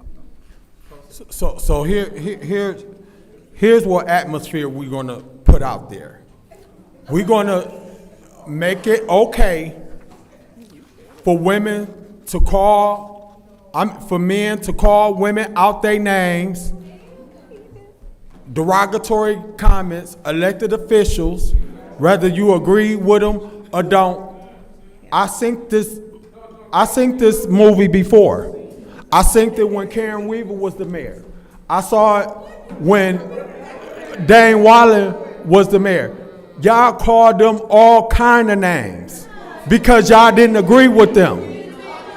And I'm seeing this pattern again. It's a pattern. Point of order. Madam What, Chair. what is your Madam point? Chair, this is not germane. What is going on? This is not germane, Madam Chair. Proceed, Mr. Murphy. My point that I'm trying to make is that this comment towards this elected official by Art Woodson, based on him not agreeing to the way she running the meeting or whatever she said in the meeting, should not give him the right to holler out and call her names, derogatory names, out her mouth. I did not agree with it then. I don't agree with it now. And I didn't know you could come back in the meeting. And I'm just saying, I don't agree with you talking to women like that. That's wrong, but you have a right to talk how you want to. You talk about other people being emotional. You need to look in the mirror and make sure you ain't emotional. Because when people don't agree with you, you go out and you try to tear their character up. You try to tear their name up. I've watched this movie before. I've watched you do video podcasts. I've watched you tear down people. And you probably didn't even have the whole story. I don't agree. I'm done. All right. Anyone else would like to speak on this motion? Madam Chair. Ms. Mashat? Yeah, I believe the motion that was made was to have him leave this meeting because he was already put out of a meeting. We've already talked to our city attorney. We already have an opinion on this. I keep hearing the word lawsuit as though it's being encouraged, and I understand why it might be encouraged, because we have colleagues who have no problem with doing lawsuits against the city. If we care about city money and we care about residents, well, then we would not at all do a lawsuit when our suspension is up. That wouldn't make any sense. And so if we're gonna care about the residents' money, let's care about it all the time. And more importantly, we are residents too, we are taxpayers too, so this is gonna cost us as well. So if you care, first of all, come on, with the volume. Again, let's be in order. Let's be in order. Colleagues, it is the duty of this body to make sure that we call people to order. So let's look up and make sure that we are having order in our chambers. Go ahead. And so, we asked the lawyer, we have an opinion. The bottom line is this person is consistently disorderly, consistently. This person has been, as they've stated, they've come to council meetings for years. So they already know what time it is when they get here. But as long as we allow the behavior to continue, the disorderliness to continue, the hyping up the crowd, the inciting riots and all of that to continue, that's what's going to continue happening. Most of the people here have either been in government or around government for who knows how long. So everybody knows the rules. He chooses to break the rules.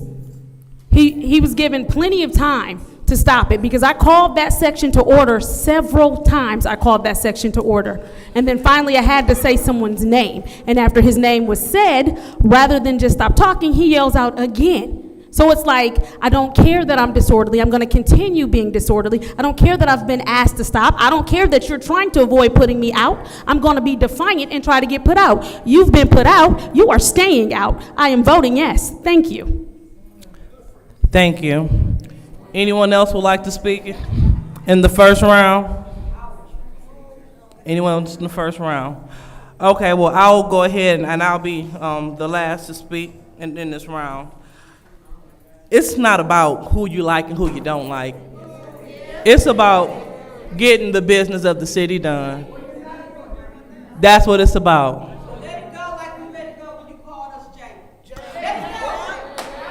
And so, ma'am, that'll work. Thank you. All right, so that is your second warning. Ma'am, you're disrupting the meeting. I repeal the ruling of the chair. Ma'am, you're disrupting the meeting. Repeal the ruling. Ma'am, you're disrupting the Ma'am, you're disrupting. Ma'am, you're disrupting the meeting. According to the disorderly person subsection, you are on your second warning, so therefore, you are to be removed from this meeting. Ma'am, would you please, officers, could you please remove her from the meeting? Could you please remove her from the meeting? She's in violation of the disorderly person city code subsection, and she's refusing to come to order. Thank you. There's an appeal, officers. You have to wait to remove her. Yes, you can.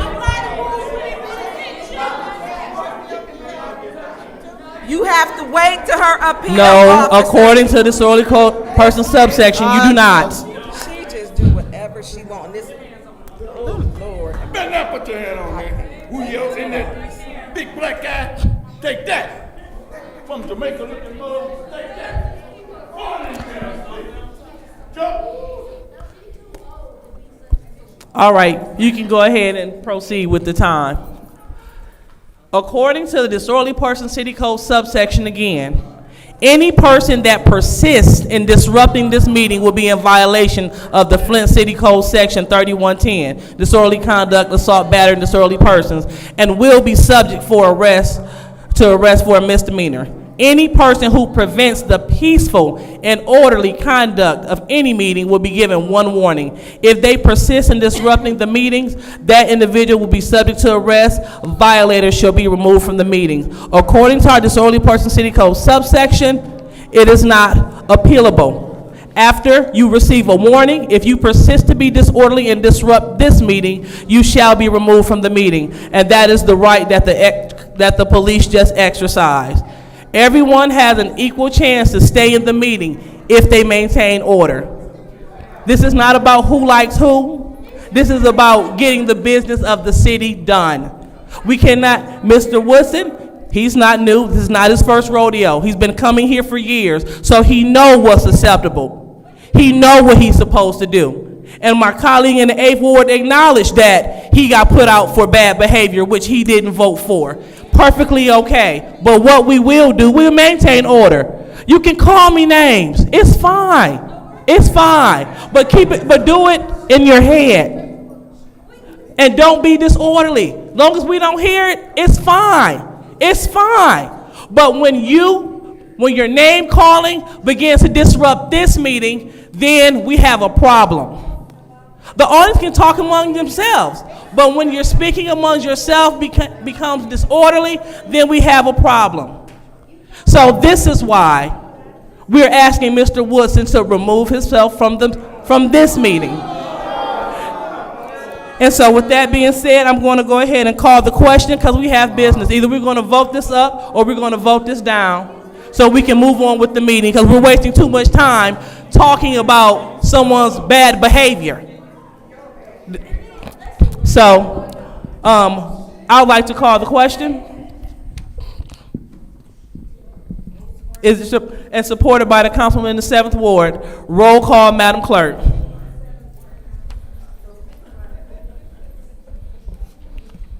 Ms. Lewis. Yes. Mr. Murphy? Yes. Ms. Priestley? Yes. Ms. Winfrey Carter? No. Ms. Burns? No. Ms. Mashat? Yes. Mr. Pfeiffer? No. Ms. Worthing is absent. Mr. Earl Alleman? Yes.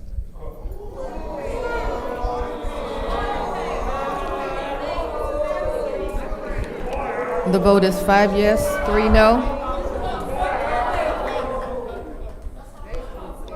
Could you say it again, Madam Clerk? The vote is 5 yes, 3 no. The vote is 5 yes, 3 no. So that calling for the question passes. So now we're about to vote for the removal of Art Woodson from this council meeting. Roll call, Madam Clerk. Mr. Murphy? Yes. Ms. Priestley? Yes. Ms. Winfrey Carter? No. Ms. Burns? No. Ms. Mashat? Yes. Mr. Pfeiffer? I abstain because MCL 15.263 subsection 6 says no member of the public shall be removed for cause without disrupting a meeting. This meeting.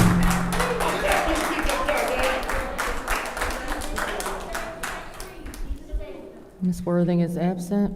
Mr. Earl Alleman? No. Ms. Lewis? Yes.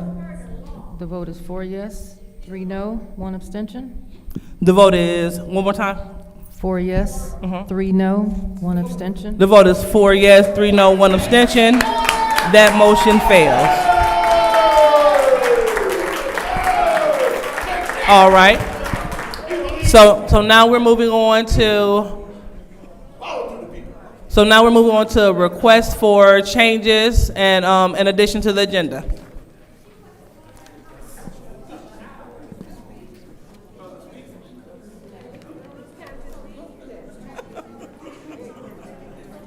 All right, any requests for agenda changes?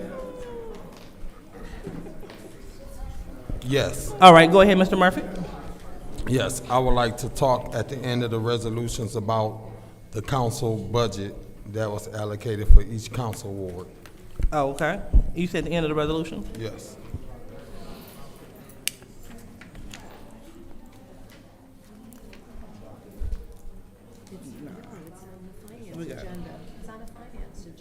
All right. So it'll be after resolution 240182?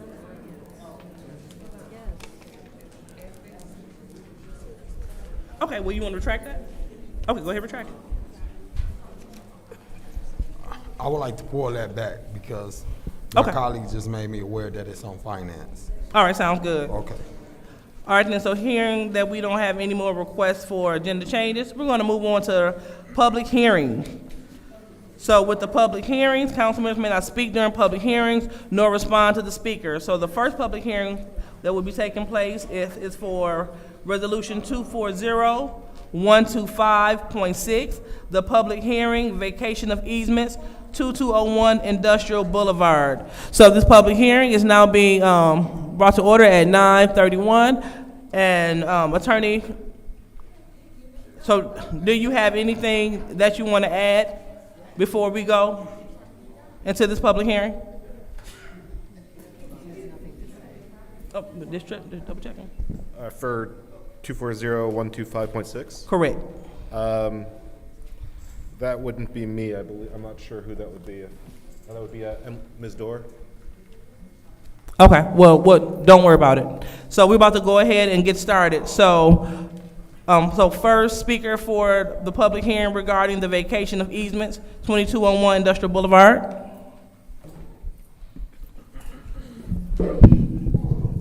Kim, I was hoping you didn't leave because you like to tell lies, and I was going to ask you some questions about this. Mr. Pfeiffer, I wouldn't vote for this right now until you bring Ashley up in here, because where this is at, it's high PFAS levels. So here's the question: if you shut these public utilities down, where are they going to get the rest of it from? Where are they going to get the water from? How are they going to put the sewer, sanitary sewer? Where are they going to put the sanitary sewers? Because I think it's outfall 11, if I'm not mistaken, that runs down Hamilton. They put a bulk in it, a stopper, a block, because it was too much PFAS running down that sewer. So what they told me, Mark Quigley, is that the city was going to help them build another outfall, which Racer Trust should have been doing. But Quincy and Liddell and Judy is not going to tell you because they took money. How in the hell could a council person with no integrity sit up here and try to tell a real man how to talk? And then how is it called a woman when she taking money and standing up on other men telling them to buck with her? You don't have any integrity for Ashley Capital. Ashley Capital. Please hold, sir. Yeah, go ahead. Pause this time. Go ahead, Mr. Murphy. This public hearing is about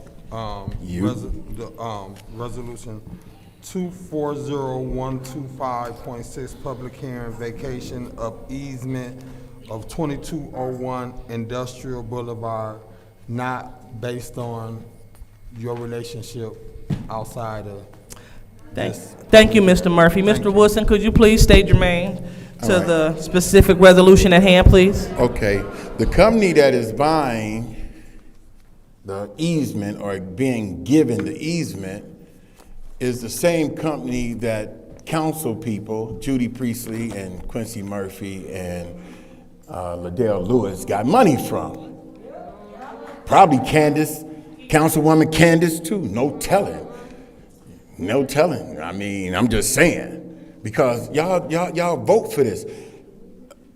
Councilman Alameen and Councilman Pfeiffer, what I would do is put this on the back burner and say, hey, you know what? Let's bring Ashley Capital in, because y'all ain't took no money from them yet. I mean, not yet, my fault. y'all ain't took no money from them. Just them four. Well, 3.5, I don't know. Hey, just put it on the back burner and bring Ashley in. And, you know, I know some people want to go over there and eat grass and stuff, you know what I'm saying? Like a moose do. But anyway, put it on the back burner and ask Ashley Capital come in and find out if the city has to build a new sewer and water line. All right, so. Thank you very much. So next speaker, please. For public hearing, 240125.6, the vacation of easements Let me for talk. Industrial Boulevard. Go ahead. My name is R.L. Mitchell. I lived on Industrial Boulevard when I was a kid, over on St. John and State Street. Then my daddy sent me and my brother over to Oak Park to paint the Deacon house, where we had to go on Lee Street under the viaduct and down Industrial. It looked like Brooklyn, New York to me. Everybody's eating their lunch in their cars. There's wondering where the preacher boy is going. And it walked through the alley to get through the park. And then when we saw the kids playing basketball, but we got to go straight to the Deacon house. And then I've been there for 3 months, 3 weeks. I mean, whole month, 3 weeks. And the preacher, that's where I said I met that Joe Riley guy. He's a preacher. He lived in the house with his mama, but he looked like Urkel to me. But what I'm trying to say about this industrial, Miss Priestley got them people from Pontiac planting them cedar trees. Mr. Mitchell, let's stay relevant. Hey, listen, they got them. This is my time. Mr. Mitchell, talking. no, Hey. proceed this time. Mr. Mitchell, let's be germane. We're talking about the vacation of easements on Industrial Boulevard. Let's stay germane. I'm on the Industrial Boulevard right now, lady, in the Oak Park. That's the one you're talking about. Cutting down the trees and the dude from Detroit gonna dig up the premises and cut out. I remember the water fountains out there. They ain't never had no water fountain in the park in Flint. I just like Brooklyn, New York to me. They sent me to Brooklyn, New York when I was 11 years old. I didn't know I was going there. I seen all kind of stuff in that park and all that junk, and you remind me of, girl. Yeah, talking about Jermaine, always got that Julio over there watching you and the other dude over there, and don't want what's Jermaine about that? Talking about putting that police brutality on somebody and dance and all that junk. Who you think you is? Hello. Hey, look at me, lady, hello? Black Lives Matters. And talking about, and Murphy up there trying to take it up for you talking about a woman and all that junk. Oh, Saturday, I know these two bow-legged women, they black, and they short. When I came up to me, I didn't know, she said, look, I want everything in your pocket. It's Mother's Day. I said, if she don't give me everything, I'm gonna tell my son. When she said that, she must have got a pygmy, one of them in Africa shooting darts at. You keep on doing this.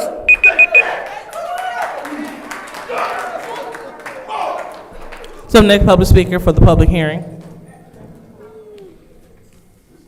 And just a kind reminder, we're talking about the vacation of easements on 2201 Industrial Boulevard. Proceed. So, I'm concerned about Oak Park. And it's a city park. It doesn't belong to one area, it belongs to the entire city. And I trust Mr. Woodson when he tells me there's PFAS in the area. And council persons 2, 3, and 4 have accepted money from Ashley Capital. How do you reckon that with the community? That looks like you've been paid by Ashley Capital. If Ashley Capital really wanted this, they would have their posteriors standing up here begging this community to give them some more. But nope, they don't have to come because councilpersons in wards 2, 3, and 4 have already received money. We don't want them there. I mean, the land bank can have all the garages because nobody's Please, ma'am, using please it. hold. Pause the time. Staying germane to the public hearing. That's your opinion. I think Okay, I'm very germane Ms. about it. Taylor. Yes. Let's not go back and forth. That's She not did it. Ms. Taylor, not She the move. did it. Ms. Taylor. She So, did it. ma'am, She did it. ma'am. You don't want to So hear. please you stay don't want to germane. hear. You don't Please, want to hear. Hold on, Ms. Taylor. Please stay germane. I am germane. Okay, so, I all right, am so. germane. You I have been am warned to germane. be germane. Go That's ahead and what you start the don't time like. back. That's what you don't like, is that I am germane. Councilpersons 2, 3, and 4 have been given money by Ashley Capital, and it's affecting the old park. Ma'am, That's we're germane. talking about public hearing of the vacation of easements, 2201 Industrial Boulevard. And the owners of the facility is Ashley Ashley Capital, and you're too chicken to put the name in there. You tried to disguise it, and you shouldn't do that. It's the owners. It's right there in big letters. Let me spell it for you. OWNERS. Owners of the facility is Ashley Park, is Ashley Capital. And councilperson again, 2, 3, and 4 have received money. Have received money. And I'll just stand here and let you savor that for a few minutes. Owners being Ashley Capital, you presented it in disguise. You're not being open, honest, and transparent. And I think that violates the Open Meetings Act, misrepresenting really what that is. You could have directly said Ashley Capital, but there's too much protection for them and not enough for us.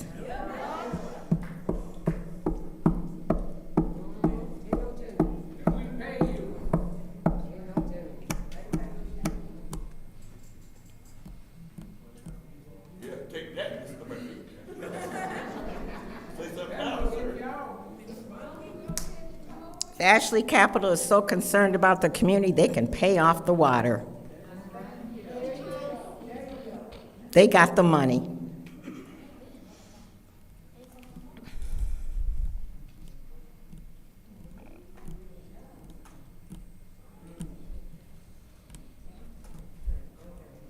My 7th Ward Council appointee won't look at me.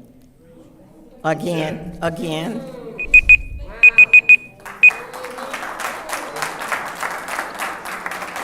All right, next public speaker. All right, seeing that we don't have the next speaker.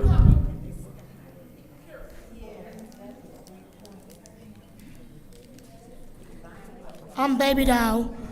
Is y'all gonna pay attention? Since y'all talking, y'all tell us we're not supposed to talk when y'all talking, and Dale, you talking to Murphy, so pay attention, and you should be getting on it. So at the end of the day, me personally with this Ashley Cap, Murphy, you interfering while I'm talking, I can hear y'all conversation. So I'm gonna give y'all back what y'all do to us. Me personally with this Capital, Ashley Capital, you guys haven't, all last year, y'all told them to bring all their whole team. And the beginning of this year, to come in here with their paperwork, what they're gonna do.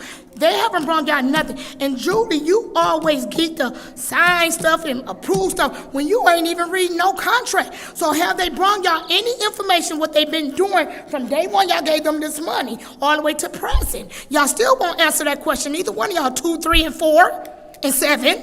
So y'all need to answer the public. Y'all always get mad when somebody call y'all out, but y'all not even doing y'all paperwork. Because if you studying your stuff, Julie Priestley, I'm going to really call you out because you admitted that you agreed past something, but you said, oh, I never read the contract. So basically you letting everybody, you slapping all of us in the face, 2, 3, 4, and 7. Y'all slapping the Flint resident and Genesee County in the face When y'all know the truth and y'all don't want to tell the truth, and then you get mad at us because we bring it out. I'm in the neighborhood till 4 and 6 a.m. in the morning. I'm talking to people. They don't like none of y'all. 2, 3, 4, and 7. They don't like none of y'all. Especially you, Judy, because you be lying talking about you for the people over there. They say they haven't seen you did nothing over there, but you got your kitchen done. So at the end of the day, bring Ashley. Ain't no point of order. It's my time. Ma'am, pause their time. Go ahead, You don't like what I said? Point of order. My colleague kitchen does not have anything. I don't care. This about Ashley. Ma'am. With there you go. Resolution 2401. Okay. 25.6, public hearing vacation of easement of 2201 Industrial Boulevard. Her kitchen is not on the agenda. Okay, I take that back. But Thank on Boulevard, you. my son was in a car accident in 2002 ma'am, let's on make Industrial. sure that we Okay, stick I to the need that to vacation be of repeated. easements. Okay, I said okay. Okay. But at the end of the day, ain't none of y'all really talked to Ashley Capital but got money. So what y'all need to do, bring that whole team in here and let us see what they giving y'all. Because they ain't brought no documentation. They haven't been here since y'all gave them money at all. Come on now. Y'all gotta hurt. You gotta remember, your people live here, your people live here. Karma can go the worst way.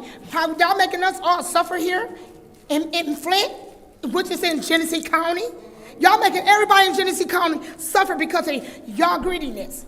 And you're not bringing them people in. They all live in Livonia. Some of them live in Chicago. They live down there where I'm at. I know who they is. That's why they was talking to me over there at HESCO, over there behind Gundry School. So keep it real with yourself. Bring them in here and show us proof what they've been doing. Because y'all not doing none of that. Y'all just accepting people to come in here and get money. That's sad as hell. Flint gonna be doomed as hell. For real, it's gonna be doomed. Everybody be in the streets.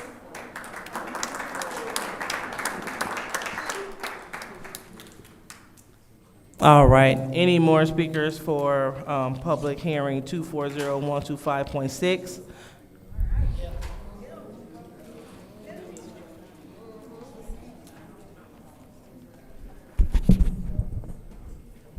My name is A.C. Dumas, and I just saw a move that your city attorney made.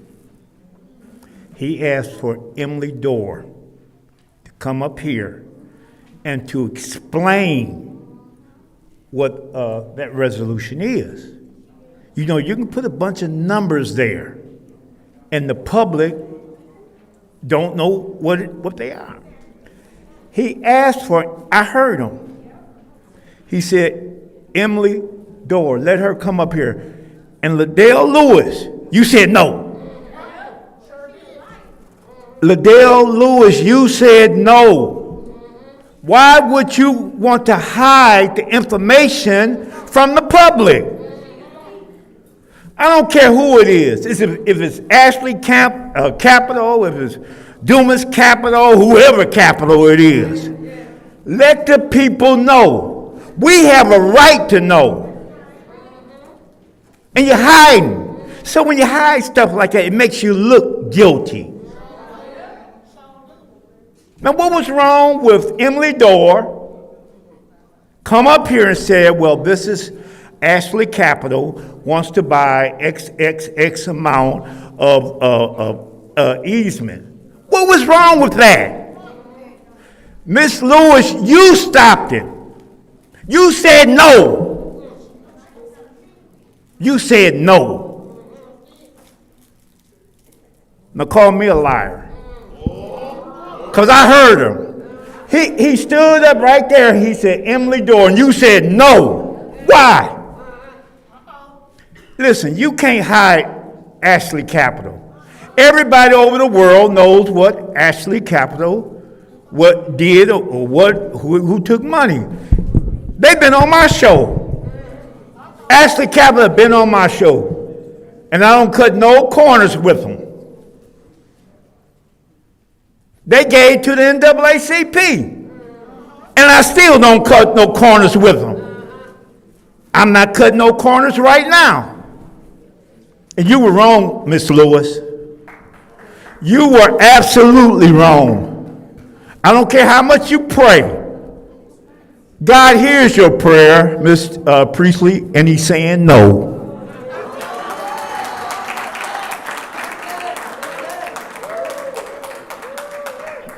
All right. Any more speakers specifically about the vacation of easements? Whew, y'all, this is a rough one. Okay, so I'm just gonna say this, and hopefully it won't take me but a second. Ashley Capital. Haven't they asked for enough? They asked for money to clear the land down there. When General Motors left, they left money for Racer to clear the land, so why did they need to come in and reclaim the land that was already supposed to have been cleaned? That don't make sense. It seems like this is a money laundering business that's trying to just pimp Flint. Haven't Flint been pimped enough? Come on. General Motors pimped us. That was the article in the Flint Journal. General Motors pimped us and turned us out like a turned out prostitute. So why should we continue to let companies come in and continue to pimp Flint and turn us out like a prostitute? This don't make no sense. Y'all, come on, let's think about it. And if y'all, I pray, and I'm sure y'all telling the truth back here behind me. But I'm praying y'all ain't taking no bribes from these people. Please tell me y'all didn't. If you did, the prayers that Judy said ain't no good. Like he said no.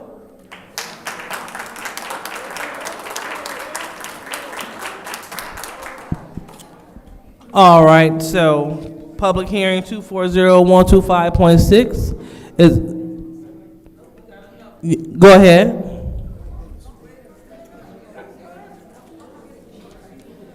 James Moore from the Second Ward. I understand the issues down there on industrial, but right now I'm gonna talk about some old business that I need to make right. I want to do a public apology to the 8th Ward and to their councilperson, Dennis Pfeiffer. He is the defender of the 8th Ward. Mrs. Worthy had told me that I had misspoken in regards to Miller Road. She said she was in support of Miller Road, but Dennis Pfeiffer was the architect of getting Miller Road done. I'm real big on infrastructure.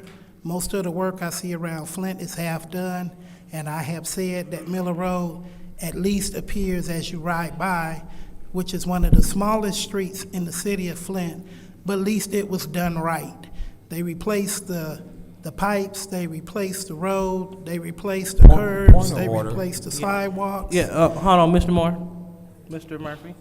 This public hearing is for 240-125.6, public hearing vacation of easement of the 2201 Industrial Boulevard. We're not talking about Miller Road. Thank you. Well, Thank you, Mr. Moore. Please, let's stay germane again to the resolution at hand. We were talking about the street in Flint Industrial, and that's why I talked about Miller Road. And I would like to say this here. I do apologize from my heart.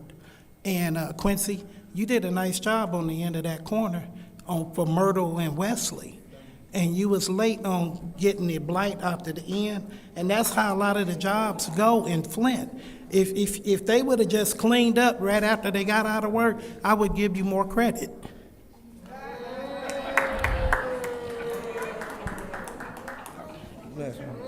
All right, so this public hearing is now closed. So now we are moving on to public hearing 240-131.6. It is a public hearing, amended brownfield plan for DuPont Industrial Facility, and that's at 1809 James P. Cole Boulevard. And it is a public hearing to consider the approval of the amended brownfield plan for the DuPont Industrial Facility at 1809 James P. Cole Boulevard. And again, let's make sure that we are being germane to this specific resolution, or you will be stopped. So proceed. Arthur Woodson. Boy, I'm having fun, man. We got 2 more left, too. So I got, 12 minutes to talk. And you hate it, too. I should just stand up here and laugh. I'm still here. My fault. My fault, man. I just had to say that, right? Woo! But it's nothing that you could do. I ain't say nothing wrong. Why are we still giving away money? We can't even afford our police department. We can't even afford, man, capital improvement. We could have used some of the general fund, if we were capturing dollars, but we gave land bank money. Hey, excuse me. Can y'all look up? Man, listen, because y'all steadily giving away money. Y'all gave away $72 million to Ashley Capital. Now y'all getting ready to give $11 million where y'all already gave them money before. Now y'all getting ready to give them some money again. Brownfield, y'all don't even care. Y'all just gonna vote yes. And then Judy, she just leaves because she don't even care anyway. Candy, whatever the hell her name is, she just votes just to be voting. I mean, seriously, why are we steadily giving these companies and all the rest of them brownfield? Matter of fact, Councilwoman Burns, you was at the meeting when I talked to EPA about brownfield. They don't even supposed to have a list of brownfields. They just go around and say, this is a brownfield, this is a brownfield. Matter of fact, they put bonds on the brownfields and got money, so when they take a brownfield out, they got to put another brownfield in. And then they get taxed, they just say, this is a brownfield, so that they can come over here and take our dollars. Damn. And I bet you vote for it, Liddell, because you don't care about nothing but Sarvis Park. And you swear, I'm moving Flint forward. I'm moving Flint forward. Sir, let's stay germane. Man, that is germane. I just said that you're not going to vote for this. You're going to vote for this brownfield because you don't care about nothing but Sarvis Park. That's germane because you don't care about nothing else but parks, boo-boo. Sir, let's stay germane. That's your other warning. Let's stay germane. What warning? To stay germane. What warning? I am germane. Oh, you gave me a warning? Let's stay germane. Did you give me a warning? Did you give me a warning? Let's stay germane. I'm asking, did you give me a warning? We're staying germane. Did you give me a warning? Point of order.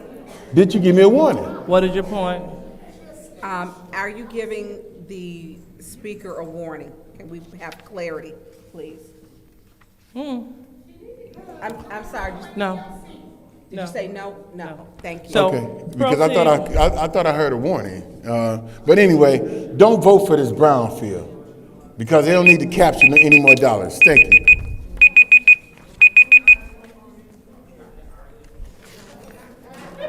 Hello, I'm Mario Mitchell. I'm going to talk about the Peapot on Brownfield on James P. Cole Boulevard. There used to be a paint department over there. That's my neighborhood. I used to follow James P. Cole. It'll end up right in front of my front yard on State Street in St. John. And that's where General Motors made a parking lot out of it about 3 months ago, putting them trucks and stuff and just digging down in that same spot. Them 2 trees was still there. I went over there to try to reminisce, and secret police, they ran up on me and they tried to do something to me. He said, get off the property. You get the stepping. That's just what that J.P. Cole did when I used to walk over, like I could walk on their property and say, get off this property. You up like I'm terminating their ground field. Now they want to get some more money to do the whole Flint like that with Miss Priestley with them old cedar trees and all that junk. Having Pontiac coming in a little grandson looking like, I thought he was going, she was telling him to go outside and get this Uzi and show these darkies some stuff in there, all that, like she did before. Somebody castrate a darky. But every time the grass grow, the darky move in, the grass move out. That's what they said, brownfield to me, all that stupid stuff. Think you is, you and Murphy talking that, don't know how to negotiate on St. John Street, giving it to them people, think you is, man. Your head up, I almost call him Uncle Tom. I mean, what? What is Uncle? I didn't know what Uncle Tom is, but I just called him, man, Murphy, man, you up there? What? Man, you looking at me like, woman, you look at me like Eveline. Mr. Mitchell, let's stay germane. Oh, yes, ma'am. You have to tell me twice. And another thing about, yeah, I was walking through the IMA, down to the spot, that big, but every time I walk by that, then the firemen had rented the field over there practicing it. Then they want you to come over there watching practice. Like, how has the ghetto become no darky can't walk from his house on St. John Street all the way downtown to the IMA? And all that junk, that's just like Oak Park. Oak Park is right. And what Doing is going to work at, I'll keep coming back. All right, next public speaker. Specifically for Resolution 240-131.6. Well, since I know about this more than any of you all been up here about this, I know a lot of stuff about City of Flint. Only one person's been coming down here longer than I am, that's Mr. Wilbur Papa Jared. You can't tell me nothing, because I know. C3 Capitals, y'all remember C3? Oh, you remember that? Yeah. Y'all remember that? You remember, don't y'all? And Griggs was the only one that voted against it. Because guess what? They was building Woman Burns, you remember that? They was building, they was going to build all those, what do you call them? So they could, no, it wasn't cars, it was so they can have plastics and all that. Something like they doing at Ashley Capitol, where they're going to have all those little miniature buildings so people can rent the buildings out. They did the same thing, and we gave them millions of dollars. Google it, C3, while I'm up here, Mr. Liddell. You good at data. This ain't nothing but old stuff coming up again and again and again. The taxpayers paying more and more. And Mr. Woodson is right. We were at a meeting about the brownfield, and they told us, they said, well, y'all, they just make a brownfield anytime they want to make a brownfield. This is terrible. Vote no. Vote no. Y'all don't want to hear the truth. Look up C3. I would tell you who it was, but I'm not going to call no names. This is just a get-rich-quick scheme from taxpayers' money.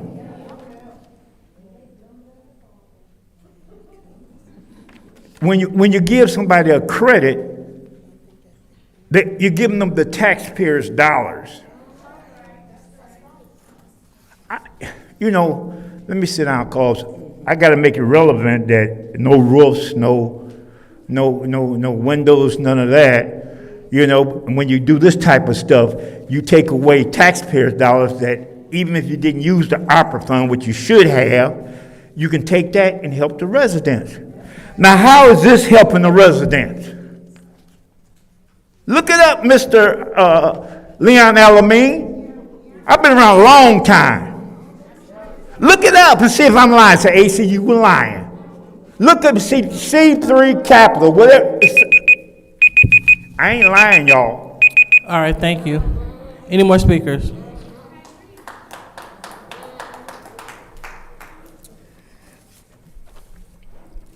I know I'm finna get put out, so let me talk quick. I want to talk about 240-166, page 4, about these appointments, and 240-177. No, ma'am, this is, no, the ma'am, appointment of ma'am, this Lewis and Priestley ma'am, to the ma'am, that's your warning. You will not be brought to order. Don't have no decorum. That's your second warning. I'm leaving, but you don't have no decorum. Officers, would you please remove her from being disorderly? Please. How dare you try to put somebody else out? You're not being, we're trying to bring you to order. I'm going, but I'll be back next meeting. I won't forget. Crooks. Ward 1, you're a disgrace to that seat. Anyone else for the public hearing? All right, so we're speaking on the public hearing, 240131, the DuPont Industrial Facility. Go ahead. You said what now? Say it again? The DuPont Industrial Facility. Okay, I just want to ask a question. Y'all got all these things you're doing with us to speak on, but what are y'all doing about it? Are y'all just giving away the money, or are you just gonna just let them come in here and say they doing stuff? That's the question I need to ask all of y'all, especially 2, 3, 4, and 7. Because when we all up here speaking, you guys say we supposed to speak to you guys, but ain't now one of y'all looking. Judy down in her phone, Murphy down with his head down. You, or number 2, y'all stay y'all head down. So why do y'all really want us to be here anyway? You're not paying attention to nobody, none of the taxpayers who own these chambers. My thing, y'all supposed to pay attention to us when we speaking to y'all, because y'all want us to be quiet when y'all talking and pay attention to y'all, but we try to talk among each other because y'all do us the same way. So why be disrespectful? But the thing is, what are y'all going to do about these places? All these places that you got these genders for to get done and stuff, whatever you say these companies supposed to be doing for us, what are y'all doing? That's just the bottom line. I'm just tired of it. Y'all need to go deep down in y'all heart. Point of order. No, I'm saying, I know it ain't a point of order. Ma'am, How's a point of order? what's your point? We are on I know what we on. 240-131.6, public hearing amended brownfield plan for DuPont Industrial Facility, 1809, James P. Cole Boulevard. While she is saying that I have my head down, I'm looking at this. But y'all supposed to be paying attention to I'm us. looking at this ordinance, waiting on her to speak on this. But y'all already know what y'all doing. Okay. So point well taken. I understand. But y'all know about all these brownfield lands. Y'all know what y'all doing, because half of these fires y'all got going on probably sitting on brown land. I'm just sorry. Y'all know what's going on. Just tell the truth. All I'm here is to help the resident and my people, everybody in Flint that's live in Genesee County, they my people. Do better. Do better. For real. I'm being serious, and I'm gonna sit here and wait my time, because I ain't got nothing else to say to y'all, because y'all not, to me, y'all just want Flint to go down where everybody be in the streets. I'm just gonna sit here. I can sit here. Go ahead. Again, the speaker is not germane to the public hearing that's talking about the DuPont Industrial Facility, You said it's brownfield. 1809 James P. Cole. But then you say it's brownfield? Everybody know about brownfield. I'm not done from it. Ma'am, let's stay germane to the Okay, brownfield. everybody know about Bacole. Gentlemen let you guys know about that land long time ago, back in the 70s and the 80s, because my grandmama used to come here all the time with Ace Dumas and them. So we ain't done from it. So I'm just going to sit here and let my time go out. You guys know the answer. Y'all not paying attention to it, so why should I keep on talking? I'm going to come up here and say a little bit, and then I'm going to say it right here and let my time run out. And it's my time. I still pay taxes in Michigan, whether I stay in Flint. They're still my hometown.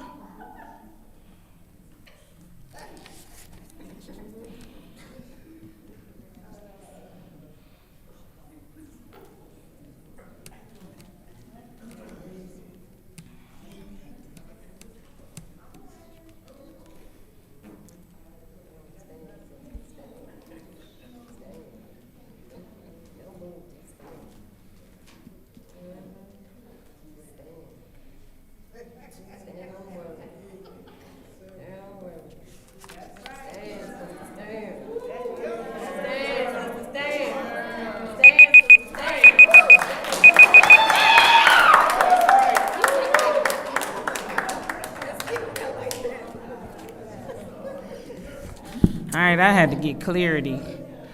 Go ahead, so hold on, pause the time really quick. So for the record, it's 10:08, and we want to make sure that we expeditiously get through these hearings. So we don't want to waste time, so we are encouraging people that come to the lectern, let's not just stand there, and and when you do come, let's make sure that we are addressing the DuPont Industrial Facility. If this is your warning, if you do not address this, you will be asked to take a seat. Thank you. Go ahead, Ms. Yep, she interrupted. Can you give me all my 3 minutes? Because I didn't get a chance. It was already started. Can it reset? That's only fair. Anyway, let's define brownfield. Of the urban site for potential building development, having had previous development on it, such as a contaminated brownfield site in the inner city. Another one, that was the adjective. The noun is a former industrial or commercial site where future use is affected by real or perceived environmental contamination. It says, what defines a brownfield site? The EPA defines a brownfield site as real property, the expansion, redevelopment, or reuse of which may be complicated by the presence or potential presence of hazardous substance, pollutant, or contaminant. A brownfield generally refers to a parcel of land that has previously was previously used for industrial purposes. I had to make sure. Sometimes I had to go back and revisit the definition myself because it got so tainted with saying that. And we talking about this a public hearing for the industrial DuPont industrial facility. Now, I just gotta say this, ain't DuPont responsible for part of the contamination of the Flint water around here? The paints that got dumped into the Flint River over the course of years? Former GM employees witnessed DuPont dumping paint into the Flint River and contaminating the Flint River, where many of our people go to fish, many of our people go to swim, Bluebell Beach, and all of those other ones, and we want to do what for them? Sound like another pimp to me. I'm gonna keep calling the pimps out. Y'all know this is nothing but a pimp game right here. I don't care. They reconstructed themselves into saying something else and want to put a fancy word on the brownfield and the plan. No, they're contaminated and they want to continue to contaminate Flint. Flint people need to be made whole, not continue to be poisoned by industrial companies coming in here, contaminating the land. We can't grow vegetables and food on it. We can't fish to eat. We can't swim and enjoy it. Stop. Don't vote for this. Do not vote for DuPont to continue to poison us.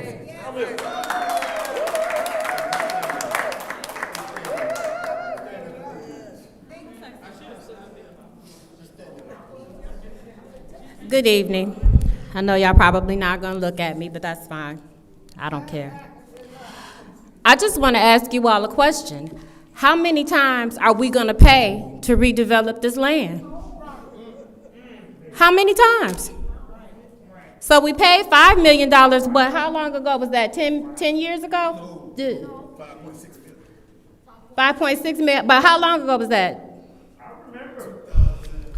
Ma'am, please. 6 years ago, okay. Well, I want to make sure that I am being germane, but I'm also making sure that I'm being factual, so excuse me. So, how many times are we going to pay to redevelop this land? And are we learning anything from the first time? Because clearly it wasn't cleaned up the first time and nobody monitored it, or nobody made sure that it was taken care of. So what are we gonna do? Are we gonna give these people $11.5 million again, and then we're not gonna know if it's been taken care of or not? When the definition of insanity is to keep doing the same thing the same way and expecting a different result. So who's the one that's crazy? Is it us? Is it the residents? Or is it you all? Now, because y'all love it so much that we do this, I'm gonna do it too.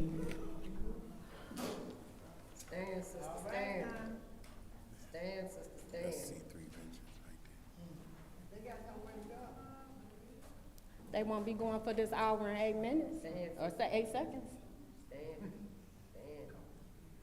Or a minute and 8 seconds, a minute and 1 second, whatever.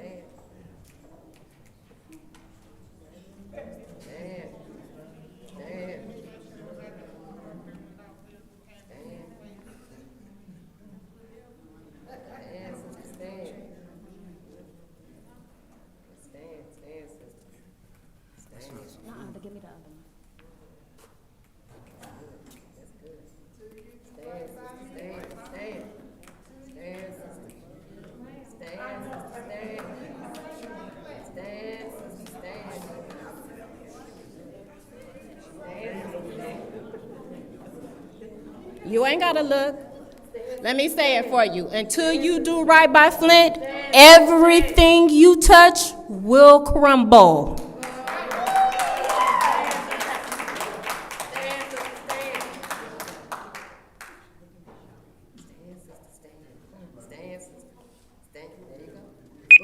Thank you so for your time.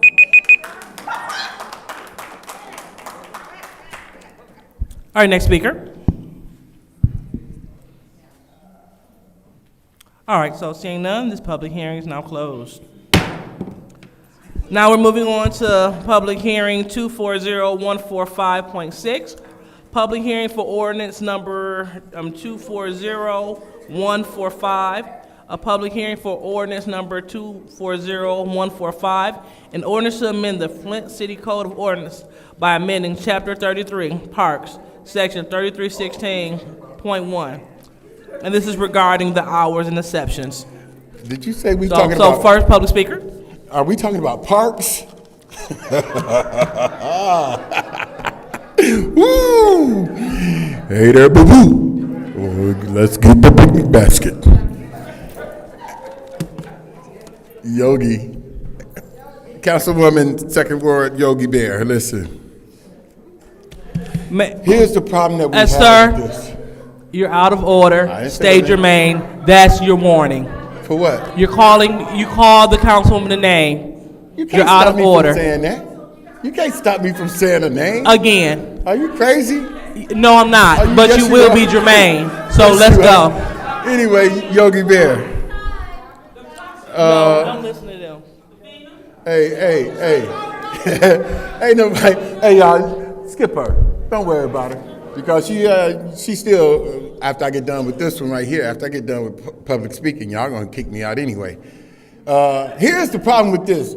Y'all need to call William Kim up here because William Kim cannot dictate, and Mayor Sheldon Santos Neely, Nickelbag Neely, cannot stop us from being in a park or Flint Board of Education park if it's on school property because they their own entity. Dumbass. For real. You gonna give me a warning for that one too? For real. Y'all just sit up here and just write stuff, man. Like, oh, guess what? I'm gonna try to dictate what the Flint Board of Education do. Guess what? What? Mr. Woodson, again, you have been warned to stay germane. What are you talking This is not about the It's Flint Board of Education on here. Pardon me? Did you read it? This is Did you about read the it? parks. Did you read where it says Planning and Development or the Flint Board of Education? Did you read this? See, you just vote for stuff and don't read. See, that's what's wrong with you. Now read it. I'll give you my 55 seconds to read it. Stop trying to talk and stop people from talking and read shit. That's your problem. Sit around here with a doctorate degree and always thinking you smart and you ain't nothing. You don't think, you don't. Thank you, Mr. Woodson. That's your You time. better go on somewhere. That's 35. That's your I got time. 35 seconds. You That's stopped your me. time, Mr. You stopped me and Woodson. said I wasn't germane. Mr. You Woodson, started that's this. your time. Hey, anyway. That's your time. Anyway, no, it's not. Mr. I got Woodson, 20. that's I your got time. You're 25 not being seconds. germane. Anyway, Flint Board of Education. Mr. Woodson, that's your you time. cannot vote, and you need to Mr. call. Woodson, that's your time. What's his name? William Kim up Mr. here. Woodson, and tell that's your him time. that you cannot tell us to go Mr. on Woodson. Flint Board of Education property and tell us that we got to leave and arrest us Mr. or whatever Woodson, the that's case your may time. be. Because of the simple fact. Thank you, Mr. Woodson. this- That's your time. So next public speaker, and we're talking about public hearing. Point of order. Go ahead, Ms. Burns. What's your point? What rule has been broken? I'm gonna finish and I'll tell you when I'm done. It's nothing that states I have to say it at the onset. So when we have public speakers, Madam Chair, you interrupted him and you became argumentative with him. which is Council Rule 7.2, I believe. You did, his time is still going. And No. his time, I'm talking, his time. What was- rule has been broken, Ms. Burns? I just told you, 7.2. He was still talking, he had time. What's And Rule the 7.2, Ms. Burns? Entire time, you continued to talk over him. Ms. Burns, what's Rule 7.2? You read it. You cannot become argumentative with the audience. Thank you, Ms. You Burns. cannot- I'm not done talking. Point Ms. Burns. I'm not done. I need to finish my point.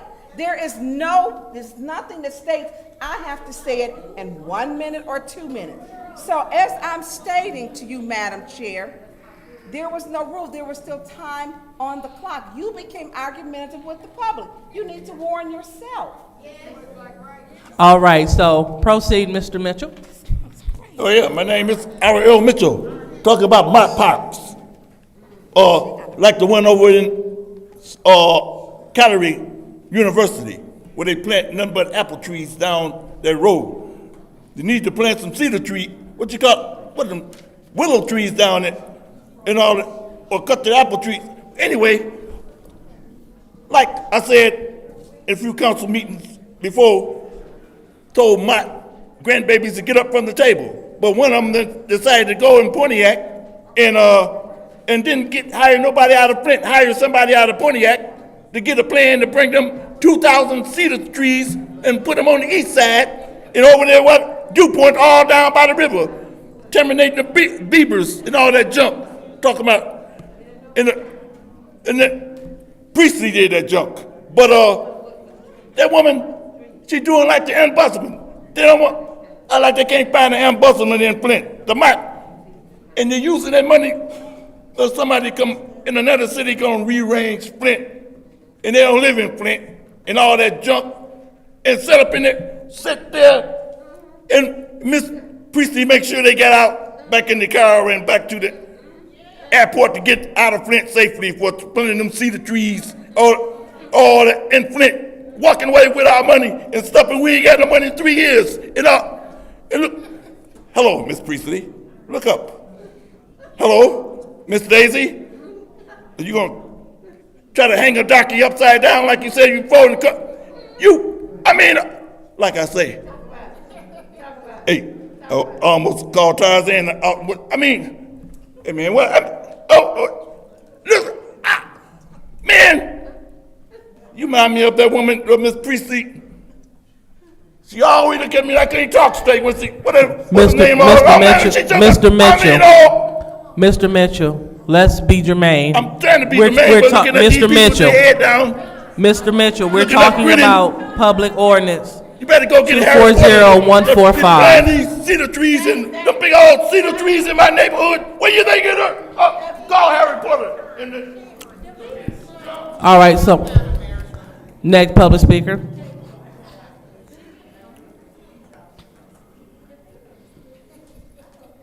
James Moore from the 2nd Ward. I know we're supposed to be talking about parks, and Quincy's doing a pretty good job at putting one at the end of every block. And I'm in support of that because it'll make us look like a wonderful city. We have parks, we don't have jobs, but we got parks. That's a good thing. And they need to cut the grass because it's getting pretty high. But I want to go with something positive. I want to say to the 1st Ward city councilman, I believe before he ran for city ward, he was about putting residents to work in Flint. And when they spent $45 million on knocking down houses, he is a Flint resident. He's a businessman in the city of Flint. If we could have gave him half of that, most of these homes would be fixed. And they would have been, the money that was being spent was in Flint versus the money come into Flint and it leave out of Flint so fast that everything around Flint grows while Flint dies. Y'all on council, do something about it.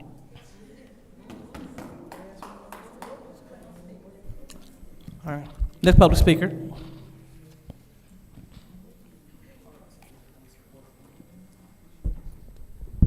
So this is another one of those secret, it's a secret, and it's a violation of the Public Opens Meetings Act. There's no way anybody could come here tonight and look at 240145.6, a public hearing on ordinance number 240145, an ordinance to amend the Flint City Code of ordinance to amend the chapter 13, parentheses, parks, which is the secret part, section 33-16.1, hours and exceptions. Public hearing ordinance. How can the public respond to that? What the hell does that mean? It's another secret. It's a violation of the Open Meetings Act. I can't respond to that because I don't even know what that is. How am I supposed to know? Why would you do that? Why would you do that?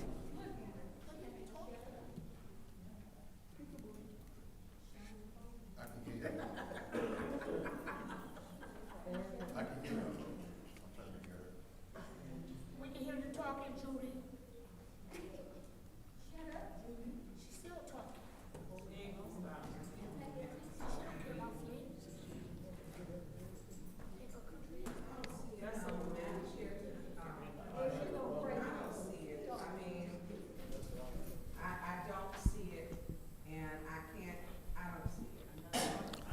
So, Madam Clerk.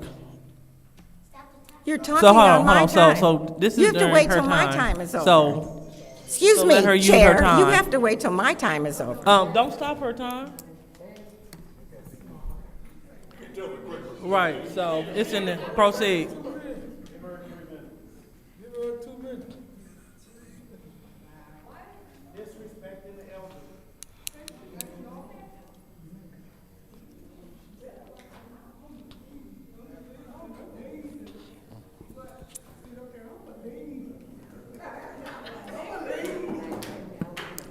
Ma'am, that's your warning.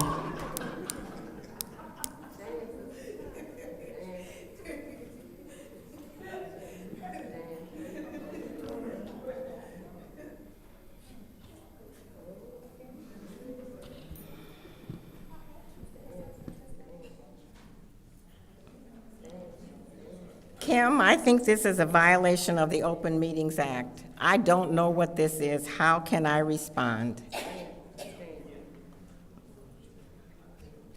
Just want to be on record about it.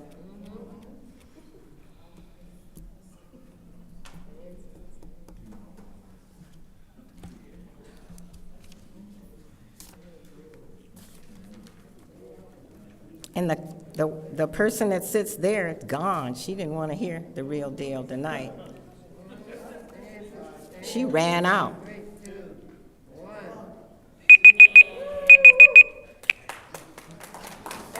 All right. Any more speakers for resolution 240145.6? Baby doll, I said my name 3 times, but these parks, we're not gonna give credit to to Quincy Murphy with that park over at Dewey Park. Reason why I'm not, because the residents all over there, Tate Davis and them, they help out, keep it clean. When they have get-togethers over there, they put it together, they clean it up. So we gonna give the residents some credit of what they doing at some of these parks. Service Park, baby, you gotta clean that up. You really gotta work on that, baby. Ma'am. You said we talking about parks, right? Ain't that a park? We're talking Ain't we about, talking we're about talking parks? about the We not park talking ordinance and the hours. But you said parks, We're right? talking about the park hours. Proceed. You didn't say nothing about no park hours. You said parks, honey. You said parks. You didn't say nothing about no hours. If it's hours, you're not doing nothing. You're not doing nothing with these parks. Oak Park is the only one with the hours. Take care of their property. You didn't say nothing about no hours. You said parks. So I'm speaking about parks. Make it clear on your agenda. You didn't say no hours when we all came up here. You said parks. So what I'm gonna say to you, pick up the trash, the mattress, the tires, and all the other shit, the couches in the parks. Clean it up. Just clean it up. Maybe the kids will come out and play if they be in their house. Ma'am, again, this is about park hours. Oh, no, you know my name. Say my name, because I said my name on here. You gotta say my name, because I'm gonna call you ma'am in a minute. That's disrespectful. Now, you said say our name, say my name. You know who I am. What is your name, ma'am? No, I'm not gonna repeat it because you heard me say it. Don't play me, Chloe. Don't play me like I'm a little kid. I announced my name. No. Let's stay germane. Ma'am. Let's stay germane to No, this I'm not, because I'm not resolution gonna about do it because park I did it hours. when I came up here and I said it 3 times already. So I'm not gonna do that. I'm not in school with you. You ain't gonna bully me because I ain't scared of no big girl like you. You better believe that one. You know half of my family because I already talked to them about you. So don't get it twisted. I'm gonna call you ma'am. At the end of the day, I'm gonna sit here because you didn't disturb my thinking. So now I'm gonna sit here because you took my thinking away. Because you said parks. You didn't say nothing about no time. Because ain't none of the parks got time but Oak Park. You know what I'm saying? Ma'am.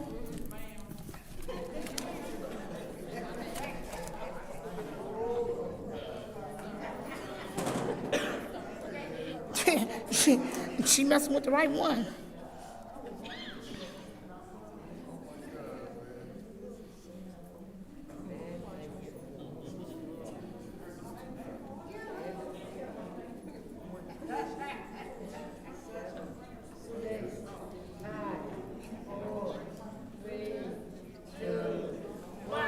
Thank you, ma'am. Next speaker. I have to agree with you on this. They are antiquated. One of these ordinances was passed August the 12th of 1974. The other one was passed October the 27th of 1980. It's the hours and expectations. No person or persons shall enter into or remain in any public park or ground between the hours of 10 p.m. and 6 a.m. except those persons attending an activity supervised by or being conducted under a permit issued by the director of the Department of Parks and Recreation or the Flint Board of Education. Any permit issued by the director of the Department of Parks and Recreation or the Flint Board of Education shall specify the time at which the activity shall terminate, provided, however, that for those facilities designated for specific activities which are illuminated by special lighting equipment, the hours during which any person or persons shall be prohibited from being on the premises shall begin when the illumination ceases and continue until 6 a.m., provided further that nothing herein shall be construed or as limiting the hours of use of Riverbank Park, and that the park shall be open at all times. That park should be open at all times. Like you say, Arthur, what to say, Flint Board of Education got their own set of rules. They can set their own standards. This ain't got nothing to do with the city. They have permission to do that that right over there. This is very misleading. Not only is this misleading, and as Ms. Liz Taylor said, that she don't know what this is.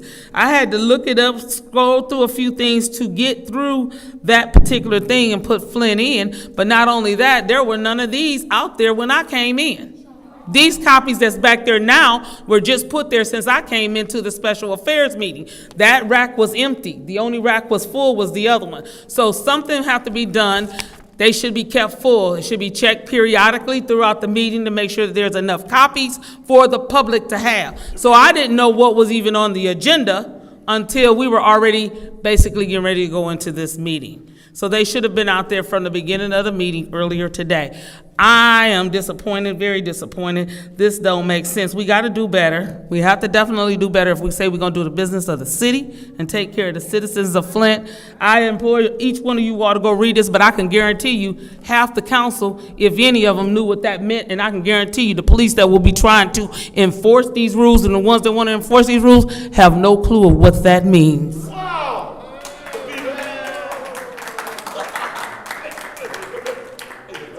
Next speaker. Yeah, my name is A.C. Dumas, and Mr. Woodson was absolutely right. You have to differentiate between city parks and the Board of Education park. They're different. You do not control the Board of Education's park. But you all remember, I think it was last year or sometime, where they put a motion or something that you had to make a reservation to go to a park. You remember how the families used to go in the park and meet? And you had to straighten me out on that. I think now you have to get permission from Park and Recreation. Memorial Day is coming up. You cannot just go in the park like that. I could be wrong on this, but I don't think I am. I remember that. Mr. Murphy, am I right? Or that when I think you was really heavy on that. You just couldn't take your family in there. That's why I said you have to vote no on this stuff. It's like in Morse code. I just went by Dewey Park, and the residents Sunday are upset. Mr. Murphy, you went around there, you saw all the wooden stakes. You can't get in there. You can't cut the grass. You can't do nothing. And one of the residents said, well, what if I'm 60 years old and I have a heart attack? An ambulance can't even go up in there. I invite you to go around Dewey Park. And they just did it. The guy that was over there said they just did it last week. And, so I know what I'm talking about. They called me, and you want me to say, oh, I thought you were getting ready to cut me off. And they called me on Sunday after church. They said, will you please meet us over there? You can't even get in Dewey Park no more. And the grass is this tall over in Dewey Park. All right, I'm gonna sit down. Now you three amigos. 1, 2, 3. After public speaking, then you can get up and leave. Then they won't have a quorum because they can't blame you because Candace Michette got up and left.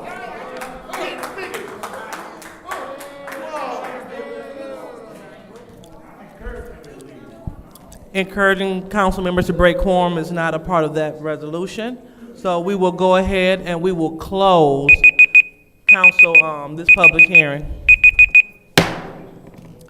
The last public hearing is 240146.6.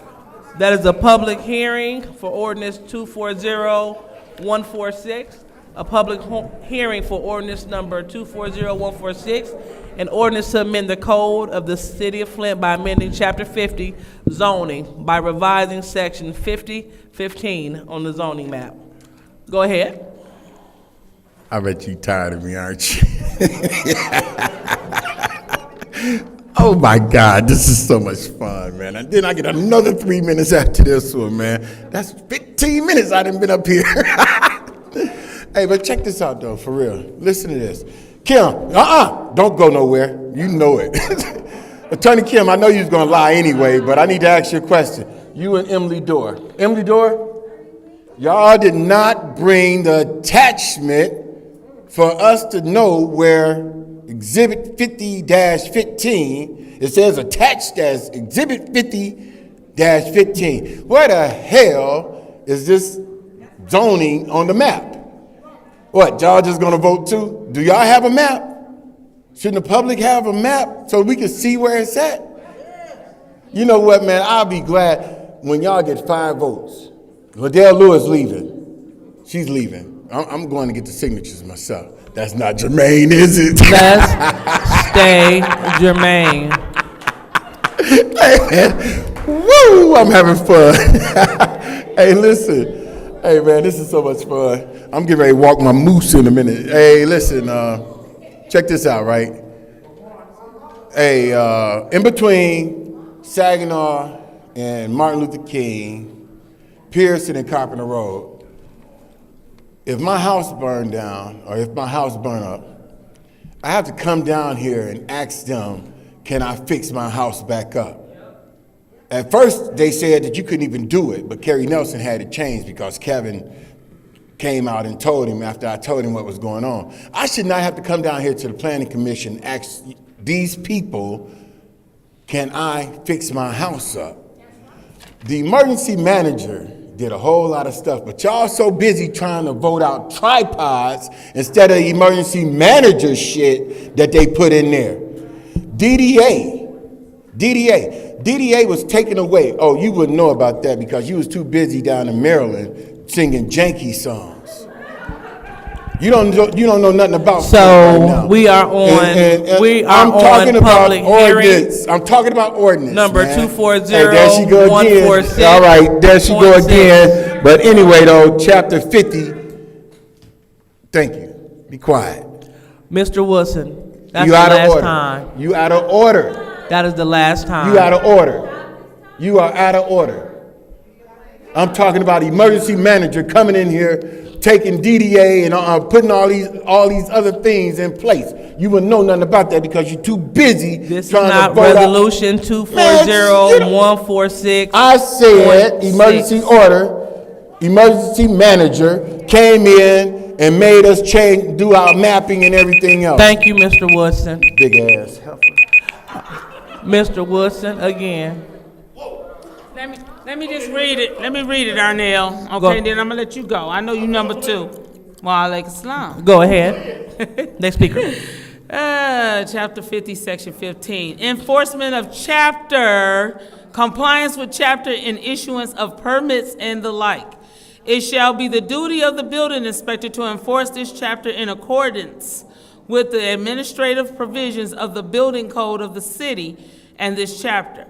All departments, officials, and public employees of the city vested with the duty or authority is to issue permit or license shall comply with the provisions of this chapter and shall issue no permit or license for any use, building, or purpose in conflict with the provisions of this chapter. Any permit or license issued in conflict with the provisions of this chapter shall be null and void and of no effect whatever.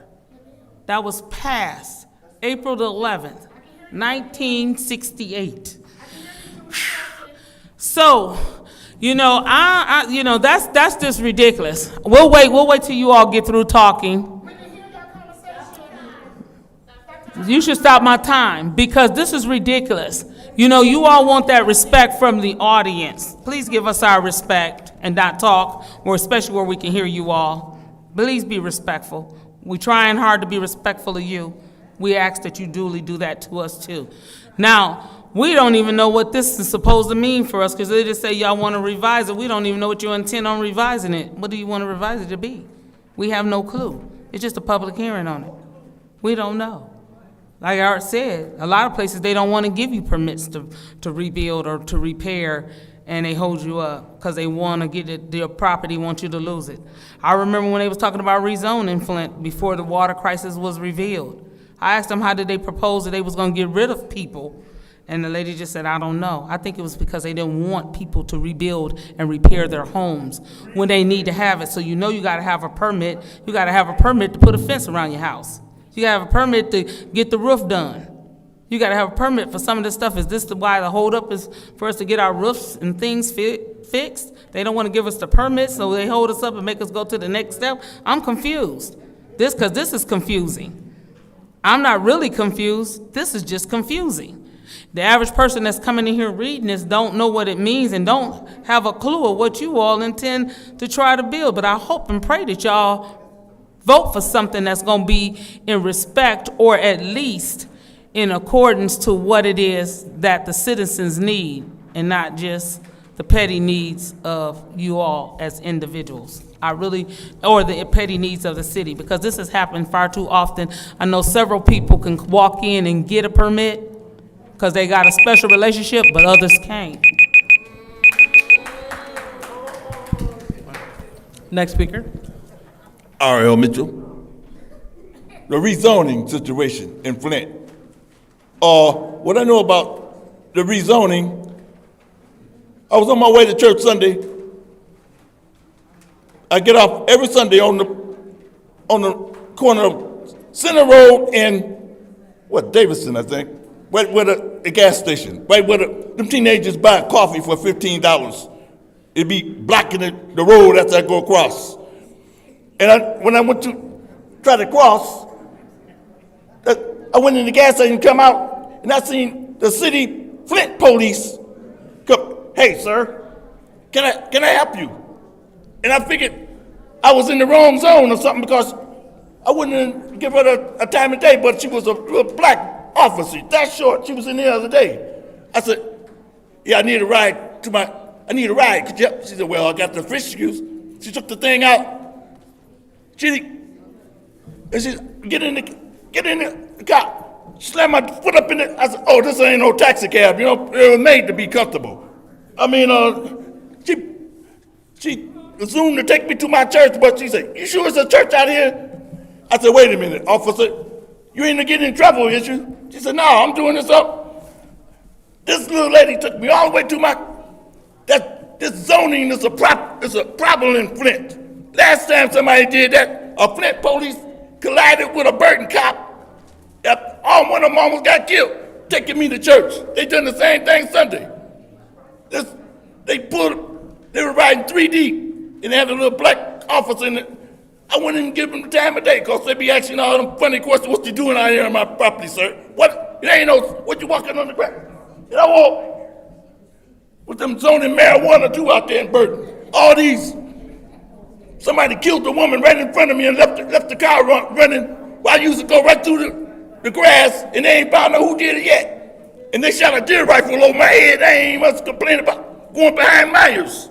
I knew it was a deer rifle because they had an echo going over my head. Them old Burton cops, you know, talking about zoning.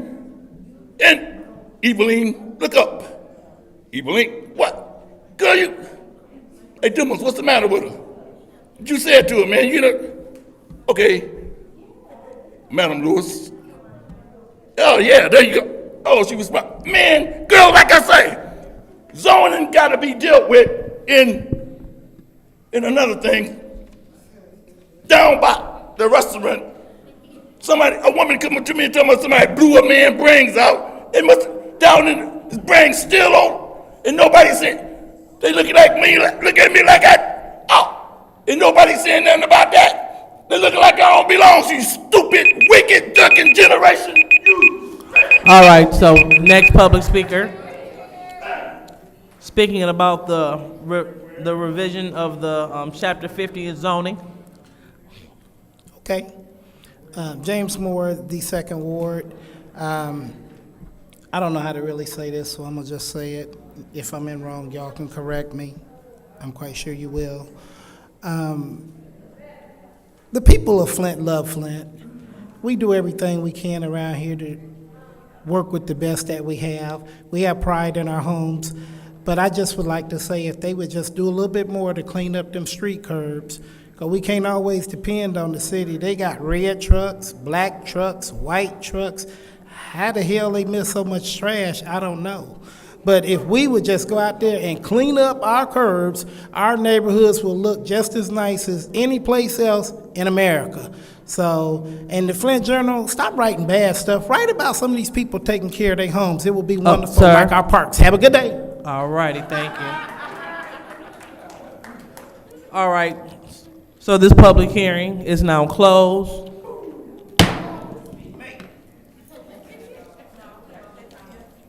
All right, so now we are moving on to public comment. First public speaker, Madam Chair. Point of order. Oh, excuse me, go ahead, Mr. Murphy. Do we need to go on and vote these up or down, the public hearings that we just had? It's at the pleasure of the body. Oh, okay. All right. We'll wait. Okay, All right. not a problem. So next we're on public comment. First public speaker, Madam Clerk. The first speaker is Ms. E. Taylor.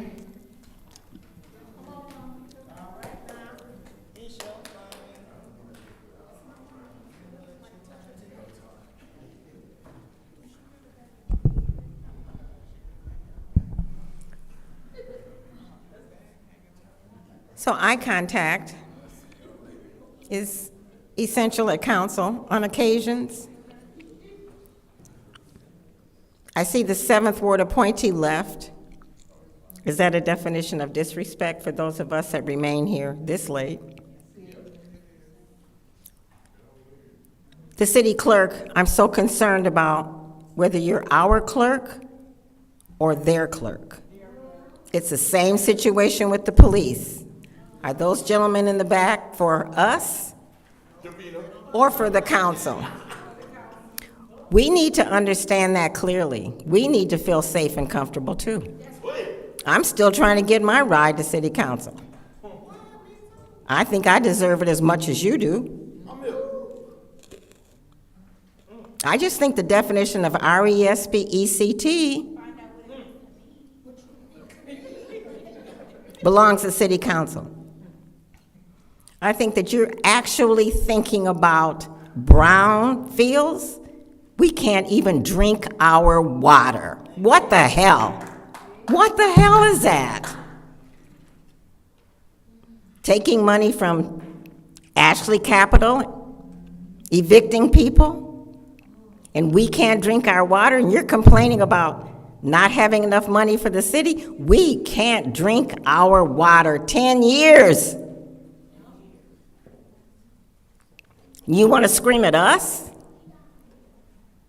You don't want to look at us? Are you scared of us? Because we're moving you out one by one. How many people signed it for her? 1,200 people signed a document that said, we don't have vote of confidence in you anymore. We're recalling people. We can't drink the water. What is more important than that? You misused and abused the ARPA money. Misused, got a lot of yarn. You got it. We didn't. That's abuse. That is abuse of office. That's a definition of you need to resign. Say those numbers again.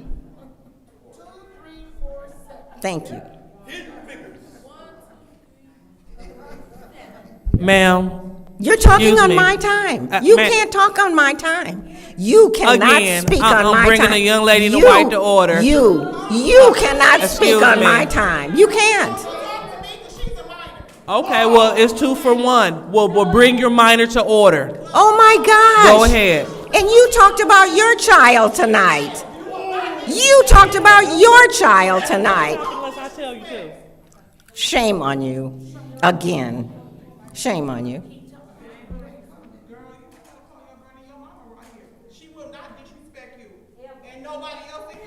Ma'am, that's your order. That's your warning. I'm talking to you. That's your warning. She took up my time. That's your You second took up warning. my time. You I'm took fine. up my There's time. no yelling. Thank you, Miss Taylor. That's You your took up time. my time. That's your. You Excuse took me? up my time arguing with the audience. You sure did. You just did all kind of stuff wrong. She Point did. of order. Thank you. You became argumentative again. I'm not arguing. I can't even talk and you talking. Okay, go You ahead. want us to respect you, Go but you ahead. have no respect for nobody What rule has else. been You're broken, still Ms. Burns, so talking. we can proceed? You're still talking. Ma'am, can you? Madam Chair. And ma'am, stop yelling, because that's your second warning. I said I appealed the ruling That's of the fine, but chair. ma'am, you have been you have been given one And I warning, support- and I you are support the appeal. proceeding to be disorderly. According to our disorderly person city code subsection, ma'am, that's your second warning. You are removed from this meeting. Okay, well, that's fine too. Please go.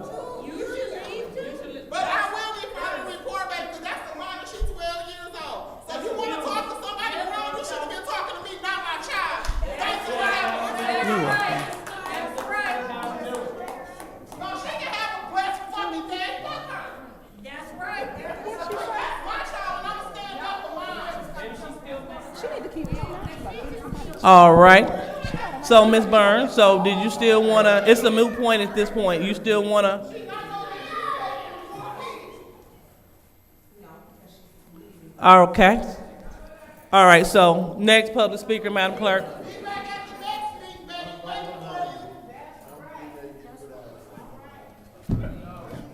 The next speaker is Baby Doll.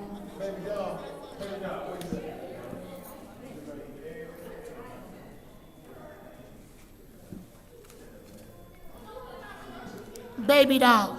I'm so sick and tired of 2, 3, 4, and 7. Y'all some evil ass people. Y'all got families too.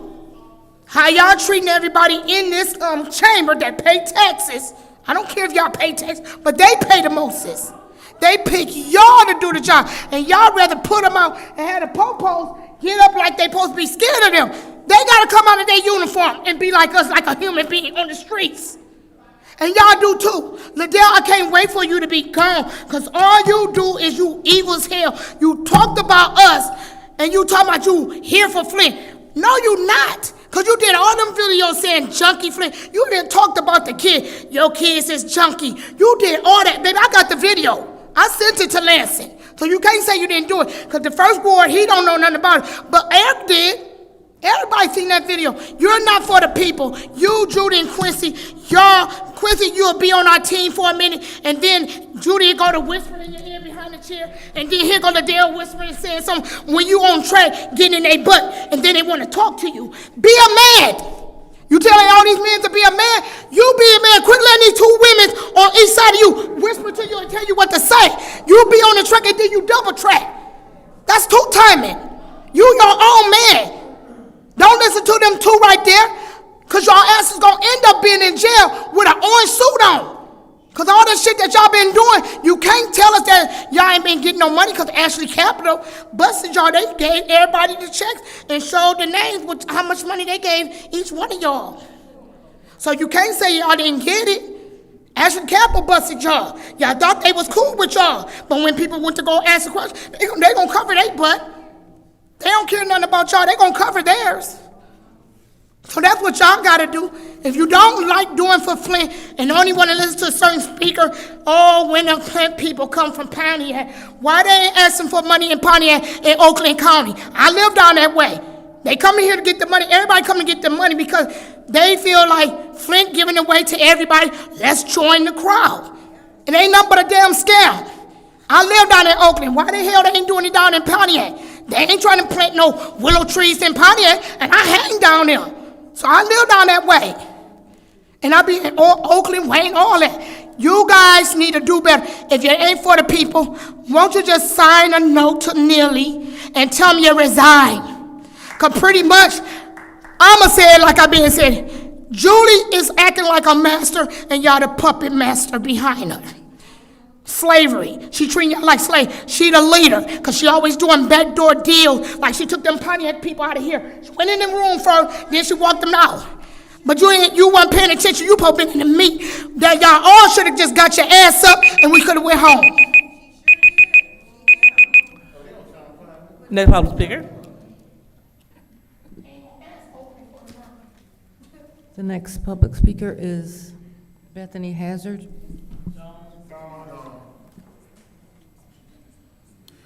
Next speaker is R.L. Mitchell.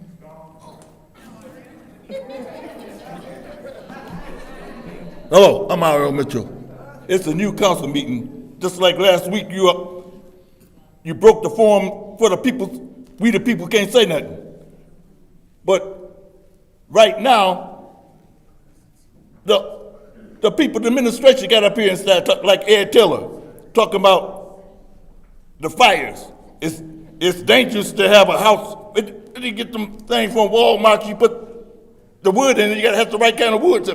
He talking about that danger. He the one the dangerous running the people's off behind the dome, talking about get out the property. If you don't get out, you're gonna get arrested.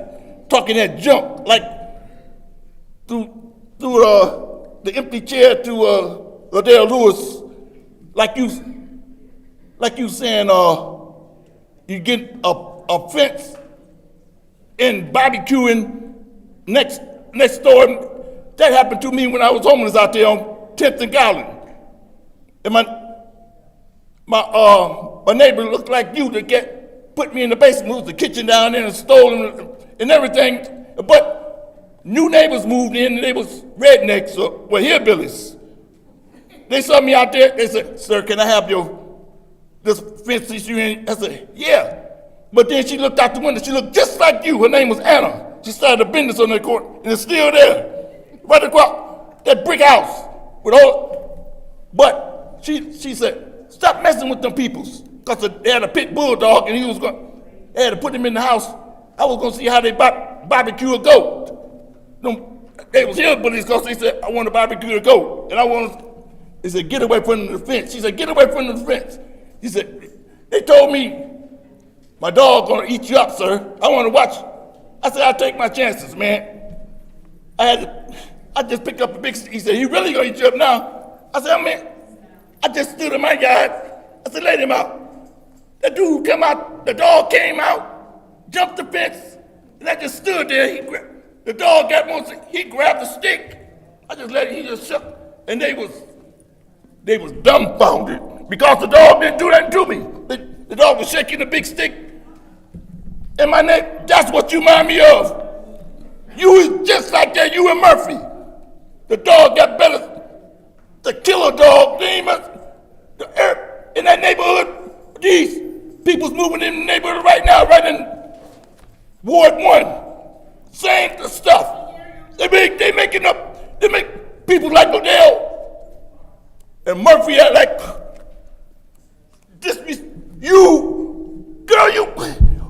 hey, I'd rather do something than talk about on this drunken, the people down in New York can't even see this televised, some of revolution in Flint. You drunken heathens, that's what you is. You stinking junk, take that. Peace. All right, next public speaker, please.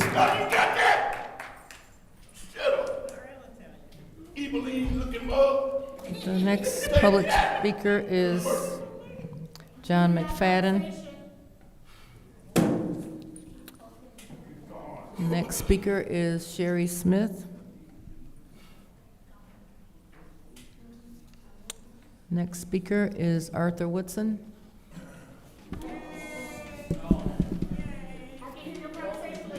Get my stuff ready because I'm getting ready to get put out. Oh, yeah. This is what I've been waiting on. Quincy Murphy. I knew you was going to be an emotional being on here because you're emotional. You real feminine. Clap your hands, get all emotional when somebody says something. You act like just because you elected official, you got a title, can't nobody say shit to you. You got shit fucked up, bruh. I'm serious all the way. Because that big ass moose right there, she stands up here and come after people. Man, y'all can't stop me. Freedom of speech, Point man. of order. Freedom of speech. What's your point, Mr. Murphy? My colleague, the resident Art Wilson is calling you out your name. Absolutely, and that falls under the city code subsection of harassment. So, Mr. Woodson, you have been asked multiple times to stop. And so this will be your second warning. This is your second warning, Mr. Woodson. Hey, y'all don't have to appeal. You don't have to appeal because that big ass fucking moose is So, Mr. shit. Woodson, that's your thank you. That's your warning. So you are removed from this meeting. Thank you.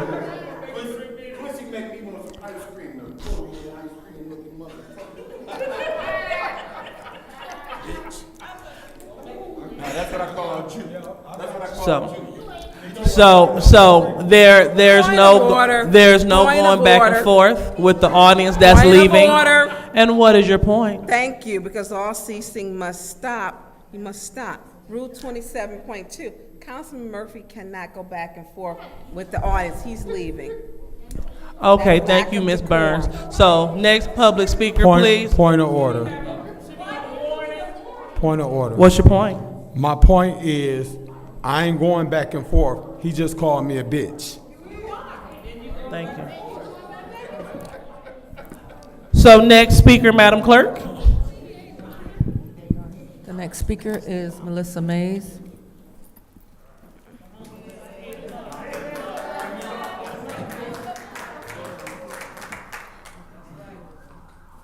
I just want to remind, it says in the agenda, it says council members may respond once all public speakers, basically, don't interrupt me. I'm tired. I've been sitting here for hours. I want to address the tax liens. We had a press conference outside. We put a statement out last week. I was here last week to point out that there is money, so nobody should be having to be put through this. And as you all talk about people who don't want to pay their bills, I'm one of the people that receives the liens because my water bill is around $200 a month, and I'm a social worker. You know, my name is Melissa Mays. I'm 6th Ward.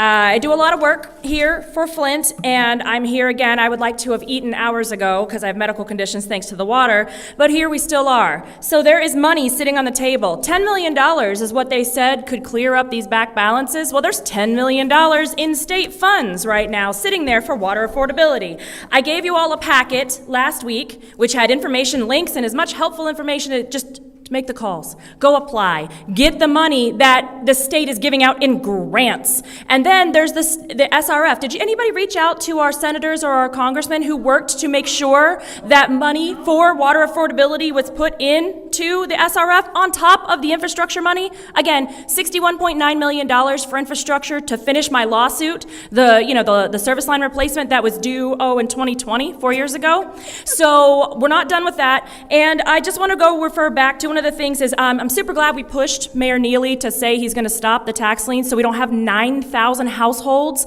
not on the water system, because I don't know if you guys know anything about water science and chemistry, but the fewer users we have, the more our water sits there and gets stagnant and the more corroded our pipes become. So to shut people off just because you don't agree with their reasons, they might not be able to pay their bills, or you want to make assumptions as to why people aren't paying their bills on time, it's hurting all of y'all. So you want to talk about the people who've paid their bills? You're going to give them worse water. Do you understand this? Do you understand the science of how this works? We already have issues with not getting enough chlorine, not getting enough corrosion control inside the ACO. So you take 9,000 homes off of that, it's not going to get better, okay? So please understand you're actually going to cause harm. So get that $10 million. Please read the packet. I'll make sure that you get one. Thank you very much. And I just want to point out the fact that you still could put forth an ordinance to stop this, and actually you should be checking the ordinance every year because 2017, the City of Flint has a responsibility and desire to promote the public health, safety, and welfare of its residents with the current water crisis happening through their no fault of their own.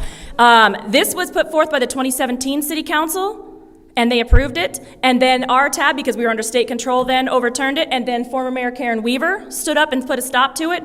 So you guys could be doing this to make sure this doesn't happen again, and you don't put another 9,000 households through additional trauma. Thank you.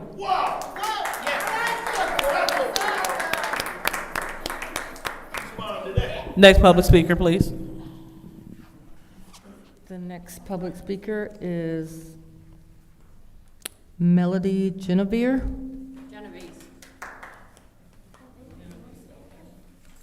Hi, my concern is my pipes have not been changed or checked after 4 years of attempts.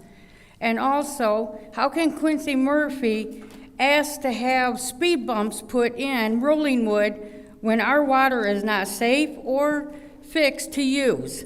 What is your priorities? Why is it okay that my city council, Judy Presley, is not responding or returning calls when asked for help? Where are your priorities? Where are we getting here? I have made multiple calls. They say they can't find my paperwork, but somebody else can find where they are dated back to 2020 that I have been calling, and no pipes done. My husband has multiple health conditions over this, and nothing is done. You guys really should be proud of yourselves.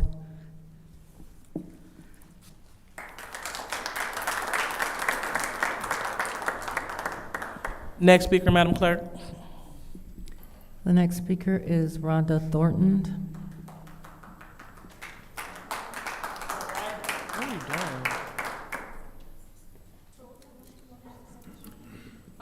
I just want to say I'm disabled, and I can't afford to pay for water plus get bottled water. I have health issues also. My pipes are in my basement are galvanized, most of them. EPA told me that, and they said that's worse than lead. So whereas even if my pipes are changed from the road to the house, How is that giving me good water? You know, I can't afford water and food and everything.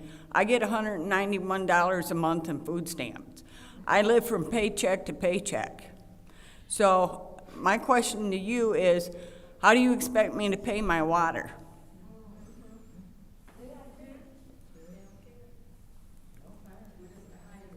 See, you're my board person, Quincy, and you know, I've reached out to ask you questions. You didn't even accept my friend request. Now you're gonna sit there and you can't even answer the question? How am I supposed to get my pipes changed? I have grandkids that was poisoned by this water. They'll never have a normal life. And you're sitting there just looking around like you don't even know. I'm sorry, but you should not be a person for the city.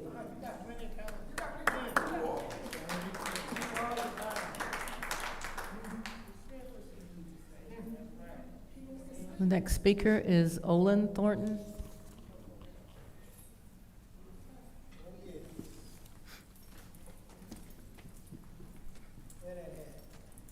Yeah, you ain't gonna like what I got to say.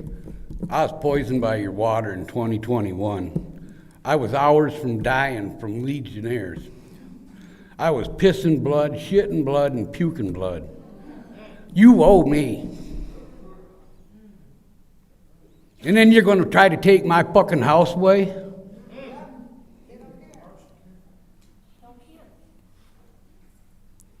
You're low-life trash. All of you. Well, not all of you, but all you Neely minions. That's right. And none of you should have a job.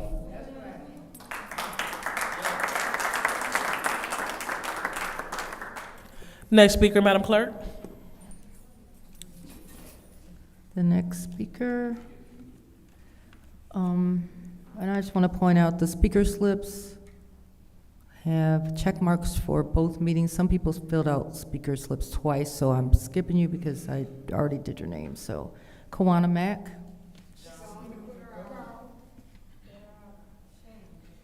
Next speaker is Shirley Wilson Johnson.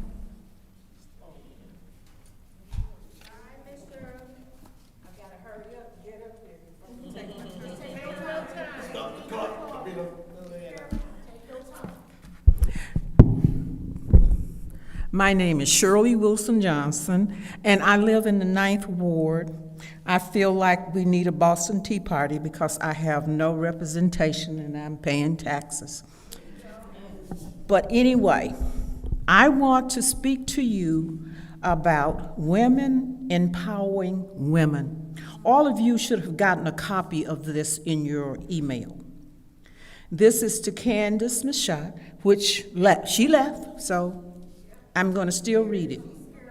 And this is from the concerned women in the city of Flint. And this is regard to the attack on Jerry Winfrey Carter of the 5th Ward. We, the undersigned, admonish your horrendous treatment of 5th Ward councilperson Jerry Winfrey Carter. In your position as Vice President of the Flint City Council, your blatant disrespect towards your colleagues indicates the lack of maturity necessary to be regarded as a leader in a community and warrants a community response. Your chastisement of Councilperson Winfrey Carter during council meeting creates a hostile environment. The voice of each council person has extreme value in the decision-making process. While you criticize Winfrey Carter, it would be wise to look back at your own behavior and conduct. Your most recent outburst at the City Council meeting held on Monday, April 22nd, 2024, was an unwarranted and unnecessary attack on the character of your fellow councilperson Winfrey. You engaged in an unprofessional, deplorable, demeaning, insulting, malicious, belittling personal attack. This is totally unacceptable. We demand that you end this immature abuse and become focused on the real needs of our community. Currently, there are 107 women who have signed this letter. Some of them are Athea Barbie, Shirley Hill, Maxine Murray, Myra Hughes, Donna Poplar, Lottie Reed, Kim Robbins, Estella Simpson, Denise Walters, Brenda Williams, Brenda Clack.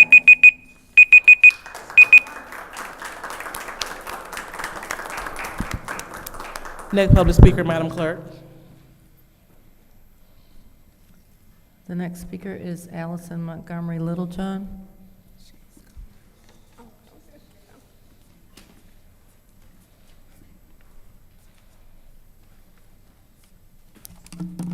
Good evening. My name is Allison Montgomery Littlejohn, and I am here to address two topics of concerns. The first being Resolution 240181, adopting designated videography area in City Council chambers. Currently, there are 3 entities that consistently record City Council meetings. The first being Spectacle TV that Mr. Paul Herring operates, the recordings of community activist Arthur Woodson, and lastly, 810 News Media Group. Out of these 3 consistent recordings, there is only one that it has inconsistent audio and visual capabilities, and that is Spectacle TV.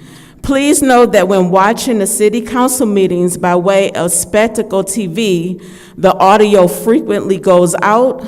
The audio is sometimes staticky, making it difficult to hear the meeting. Most time you cannot see the people in the video due to the camera being too far back. You have to pay a membership fee on YouTube to view some of the videos. Some of the videos have been edited for unknown reasons. Lastly, Spectacle TV, is operated by someone that assaulted an elder resident by referring to her as a dumb bitch. Excuse my language. How unbecoming and how unethical. Moving all cameras to the back of the room will further decrease the little to none transparency the City of Flint residents have with city officials. Second concern is what I spoke on last week regarding the tax liens that have been mailed out to 9,000 people in the city of Flint, all who owe backwater bills for poisoned water. Poisoned water that has caused unlimited development issues in our babies. Poisoned water that has caused the miscarriages of pregnancies. Poisoned water that no one has been held accountable for. I currently service a client that owes over $45,000 for a back balance water bill that he inherited when he purchased his home, and he has less than 1 month to pay it. Now, in regards to this new plan of action by the city administration, I am highly confused. The Flint administration has suddenly created to address this concern. Why didn't they create this plan before mailing out the tax liens to the 9,000 residents? Why are they dipping into the ARPA money? What happened to the money that was left from the previous administration? And then I want all the city council members to know that. Ma'am, thank you. Can I say this one last thing? No, that's time. You cannot make payment arrangements on your water bill. I call weekly. Ma'am, that's your time. I heard you. Well, please This is remove an yourself injustice. So, Madam Clerk, Next speaker, please. The next speaker is Lottie Durrett.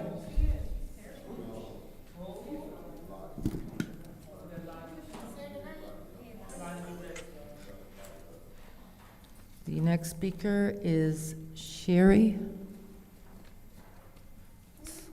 Sherry, that's all they wrote? She's not here, Madam Clerk. Next speaker is Stephanie. That's all they wrote? Stephanie Rogers. It just says Stephanie. That's all they wrote. And the next speaker is Albert. That's all they wrote. Next speaker is Audrey Muhammad.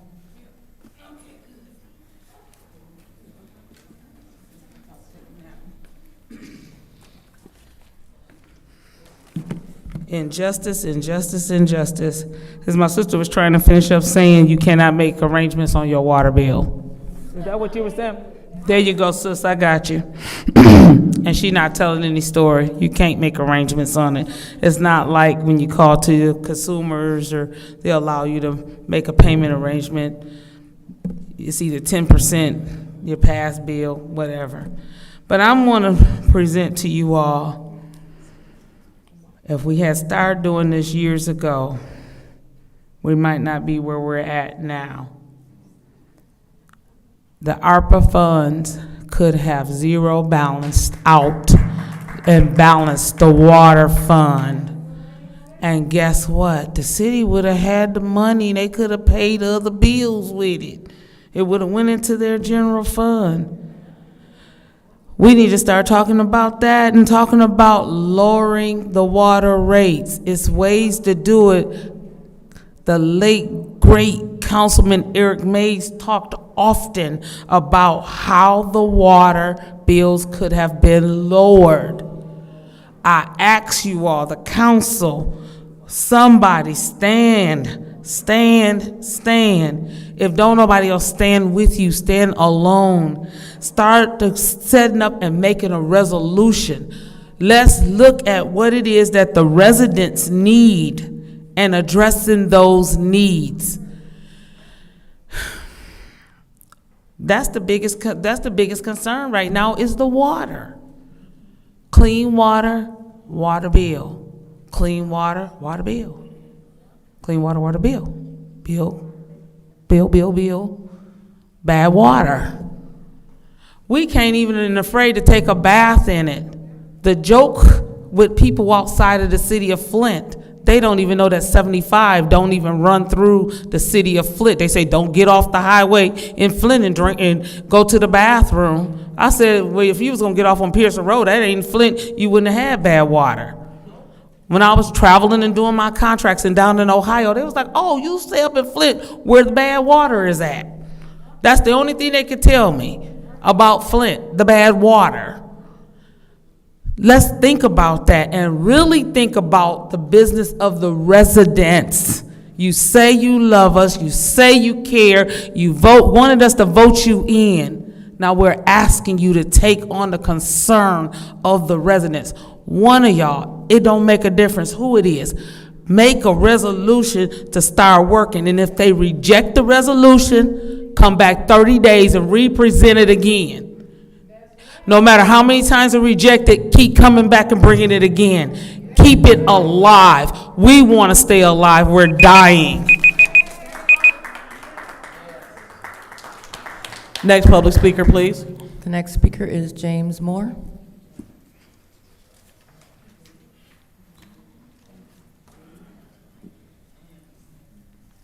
James Moore from the Second Ward.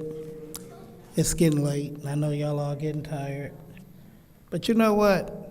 I got the raggediest ass house in the Second Ward, and I know that my council person will support that. And, I mean, they got water issues and this and that, but I clean my yard up. My neighbors tell me, they say, man, you keep a great yard. You know, you got a couple lots over there, and you help out other neighbors. Liddell, I could use your help on trying to do something about the house. It's the ugly one in the Second Ward. Thank you. Next speaker, Madam Clerk. Next speaker is Beverly Biggs Levy.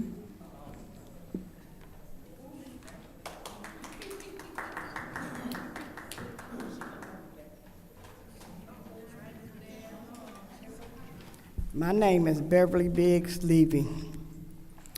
I'm in the 3rd Ward. And you guys are the sorriest bunch I've seen. 1, 2, 3, 2nd, 3rd, and 4th. You're clowns. That's what you are. You're clowns. If one more get up, you know, we can break quorum because everybody ready to go. I know you ready to go to work, Quincy. I know you ready to go to work. Liddell, you going over to, you calling people and telling them you're mad at them for signing the petition. Look like that, like you don't know what's going on. You good at looking like, I don't know what you're talking about. You know what I'm talking about. You gonna take their houses. You gonna do this, you gonna do that. You can't do diddly what. We want you out of that seat so bad. You know we do. 1,188 signatures. What you think about the people? But you too good to get down, right? Quincy, I'm so close to you. I'm tired. I'm tired. But you ain't got but 3 more weeks, and I will be turning in. So clap for that. You clap for everything else. You gonna lose your job. Fooling around with Liddell and that woman right there, Judy Priestley. You're gonna lose your job. But I'm going to get someone, I already have someone for you, Judy. You're next. You are next. We're gonna get all you foolish 5 out. Candace ain't even got a chance. Everybody want her out. So when it's time to vote, she ain't got a chance. Not a chance. We're gonna change these seats. You got 1st Ward, whatever he's a yes man, just like the 7th Ward is a yes girl. But she can downrate everybody else. But she couldn't downrate her daddy for 190 counts of rape, 190. Liddell, you stealing food stamps that you won't even pay your neighbor. Won't even give her money back. That's a darn shame. You know you got them food stamps and you bought food for your house. Why you didn't get that girl her money? Because that's the type of person you is. You need to take that rabbit money hat off the top of your head, put some in your forehead, bring them bangs down, because you got the biggest forehead there ever was. Thank you, Beverly Biggs Levy. Next public speaker. Next speaker is Claire McClinton.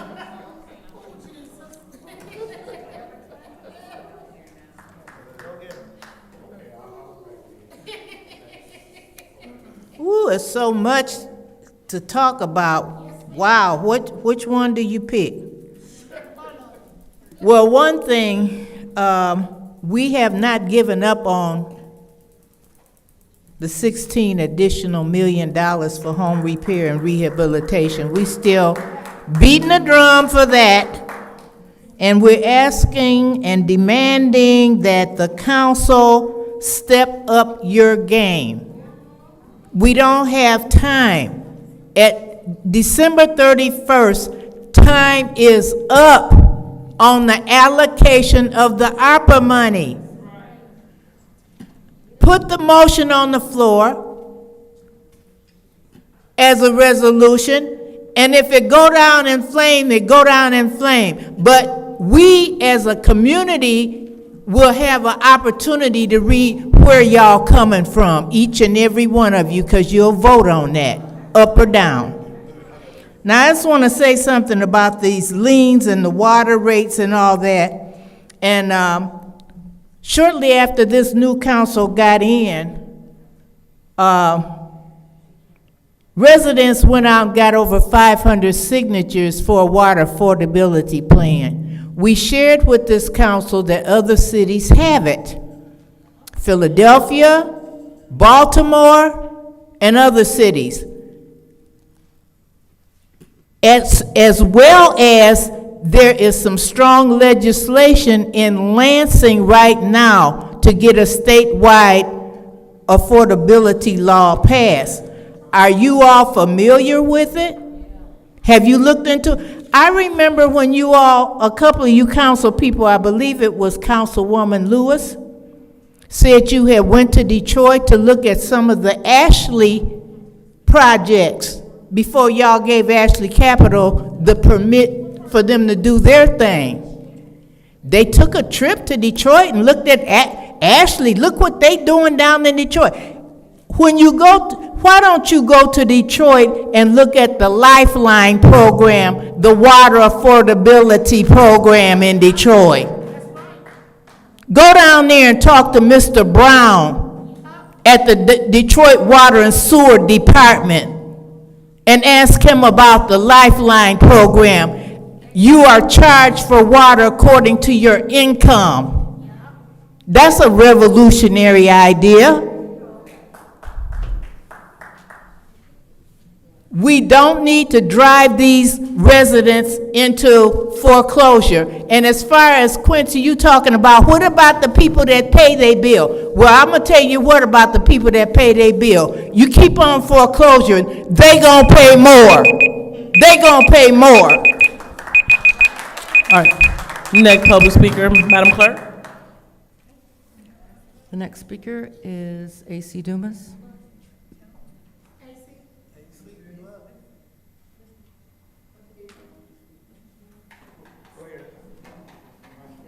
Next speaker is Jane Marie Arbor.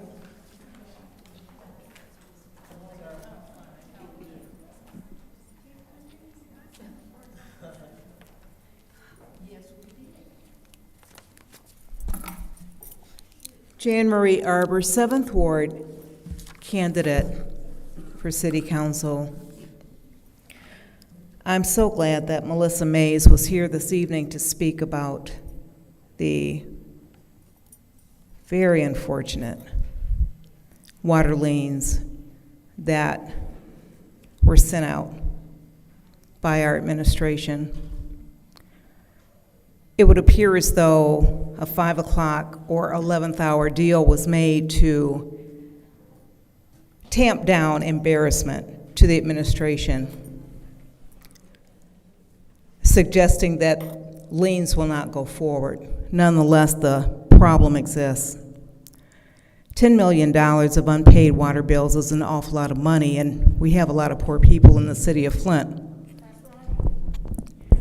It would seem as though through this council, the administration listens to sound advice that's been provided by Ms. Mays and others, that there are state dollars available, programs by which this city might benefit to help to relieve some of the debt that we're experiencing.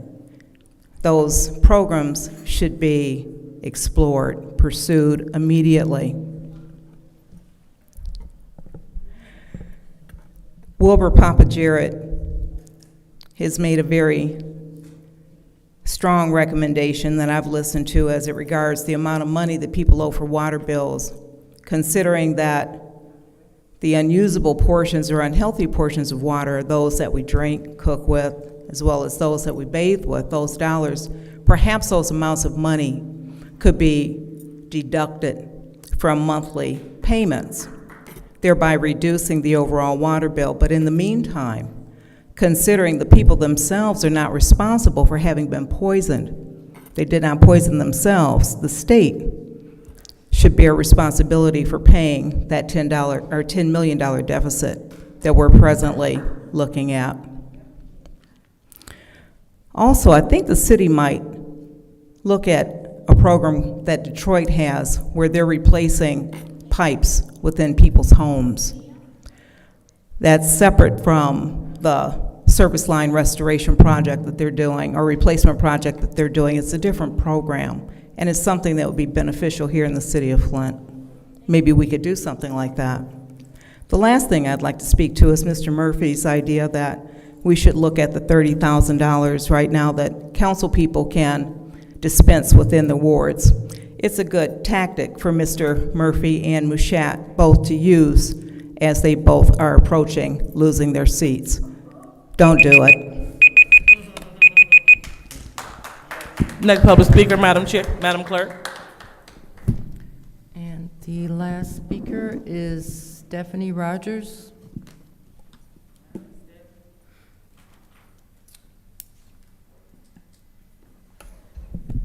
Well, as the saying goes, y'all save the best for last.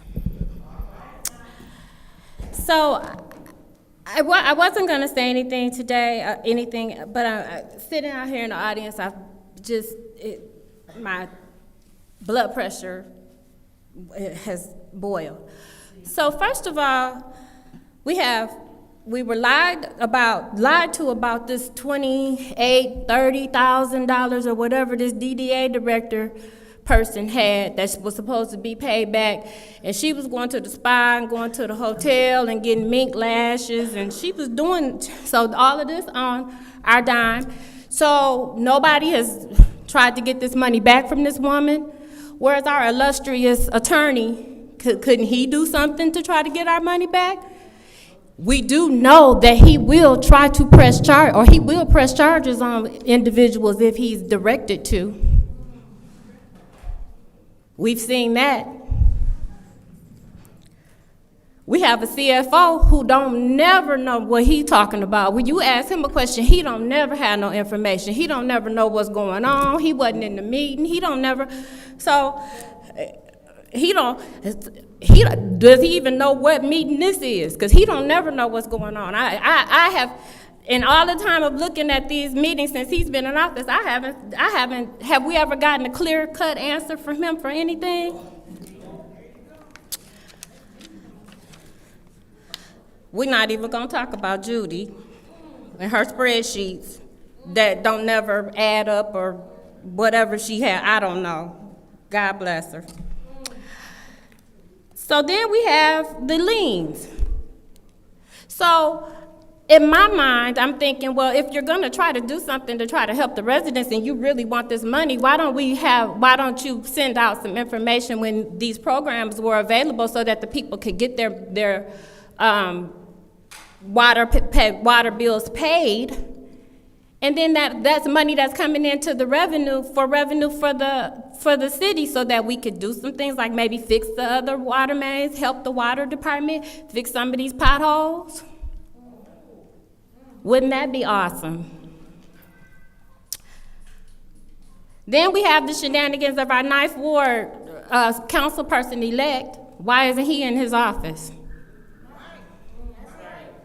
Why isn't he in his office?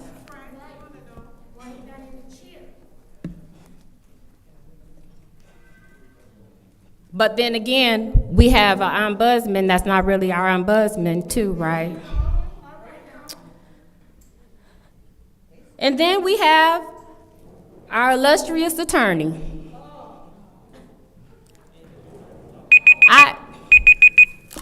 Thank you. Y'all all know what I was gonna say about him. So, Madam Chair, did I hear that was the last speaker? That's correct. All right. So now we will move on to council response. Anyone would like to speak? Sir, you're out of order. Sir, you're out of order. No. No, you can't, sir. But you are. You just can't yell out. You can't hear me from here? You can't hear me from here? So, sir, this is not a back and forth. According to council rules, you must insert your slip before the meeting. All right, I will go with that. Anyone else would like to respond to the public? Ms. Winfrey Carter. Thank you, Madam Chair. I would like to thank all of the residents who, it's late, and I'm getting tired. So I want to thank you guys for sticking this out with us. I want to thank all of the public speakers for coming forth with your insight, your comments, your opinions. And I want to express my heartfelt gratitude to each of the 107 women who have come together to stand in unity through your empowering letter to Vice President appointed Vice President Candace Michette in the 7th Ward. The unity and strength you have shown by addressing the unprofessional behavior exhibited during council meetings is not just a support for me, but a stand for the decorum and respect that members of this council and the residents deserve. Thank you for your courage, your voice, and your unwavering support. Together, we can continue to strive for a community-focused approach that prioritizes the real needs of our residents. Thank you. And the water liens, oh my God, the 9,000 water liens, we just need to focus on making it better for our residents here. And Ms. Claire McClendon, yes, the $16 million, we need to do that. And I think I'm gonna be the one that probably write that resolution. I don't know where we're gonna get the money. We do have some ARPA money left, but we'll see. All right. Anyone else for council response? Madam Chair. Ms. Burns. I do want to say all the 107 women who supported Respect for Another Woman, y'all rock. Y'all do. It is the most difficult thing to be up here. I want to thank everyone for staying. We should not be ashamed. I'm going to include myself because I've always stated I had a hardship.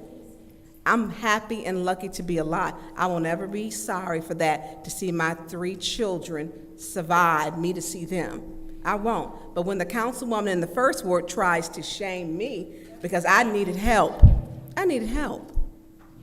And she forgets to tell her own story.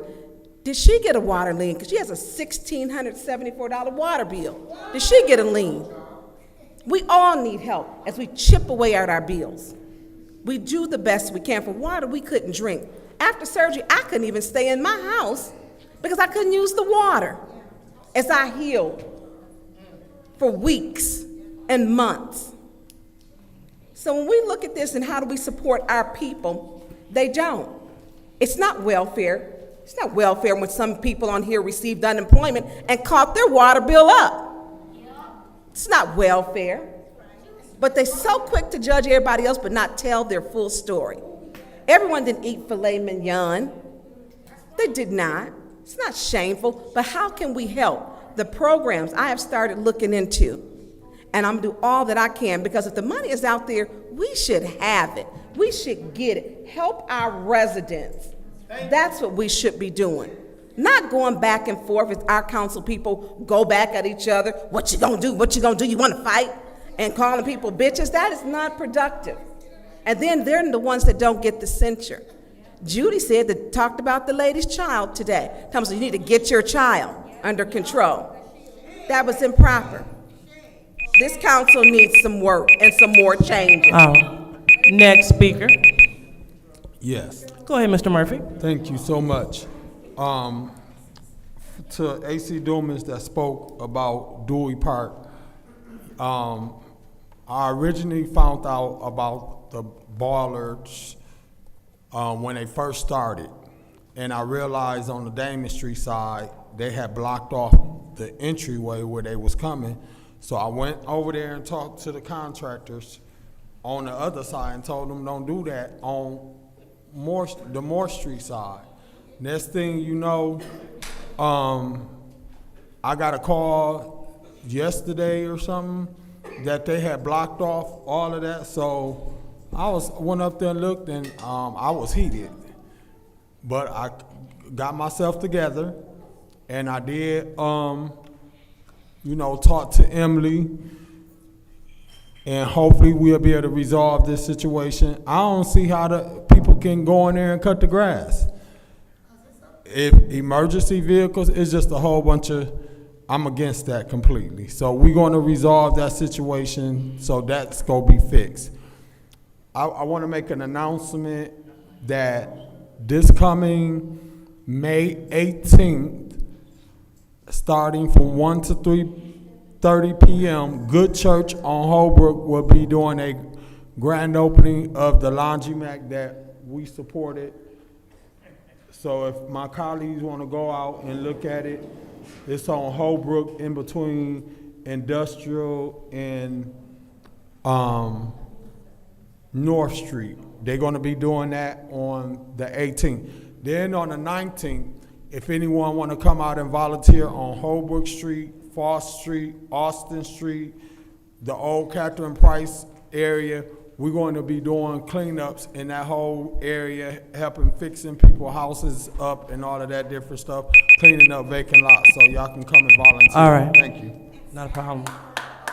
Anyone else would like to comment during, council comments? Anyone else?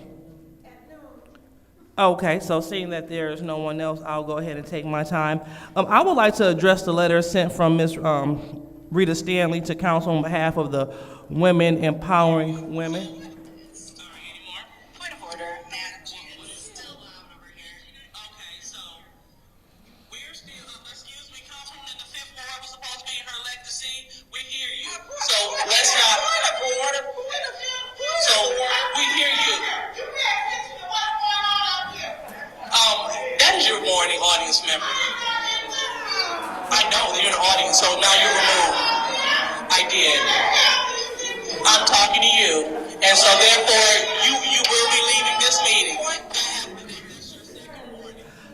That's one of the examples. And this is the same colleague that threatened to stab a colleague's tires. Point of order. This is the same. What is your point? We lost quorum. Well, the council will stand at either to a quorum is regained.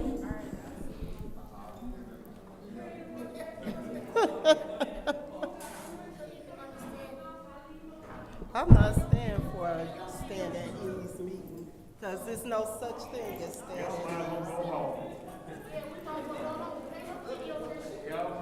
You see what I'm doing?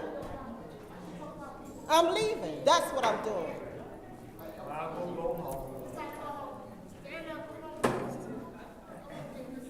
You guys just ridiculous.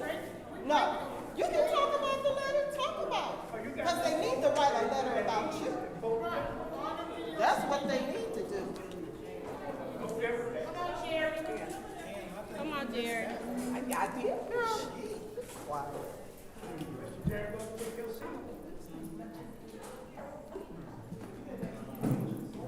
All right, so it is 11:47. This meeting is adjourned for lack of quorum. Have a good evening.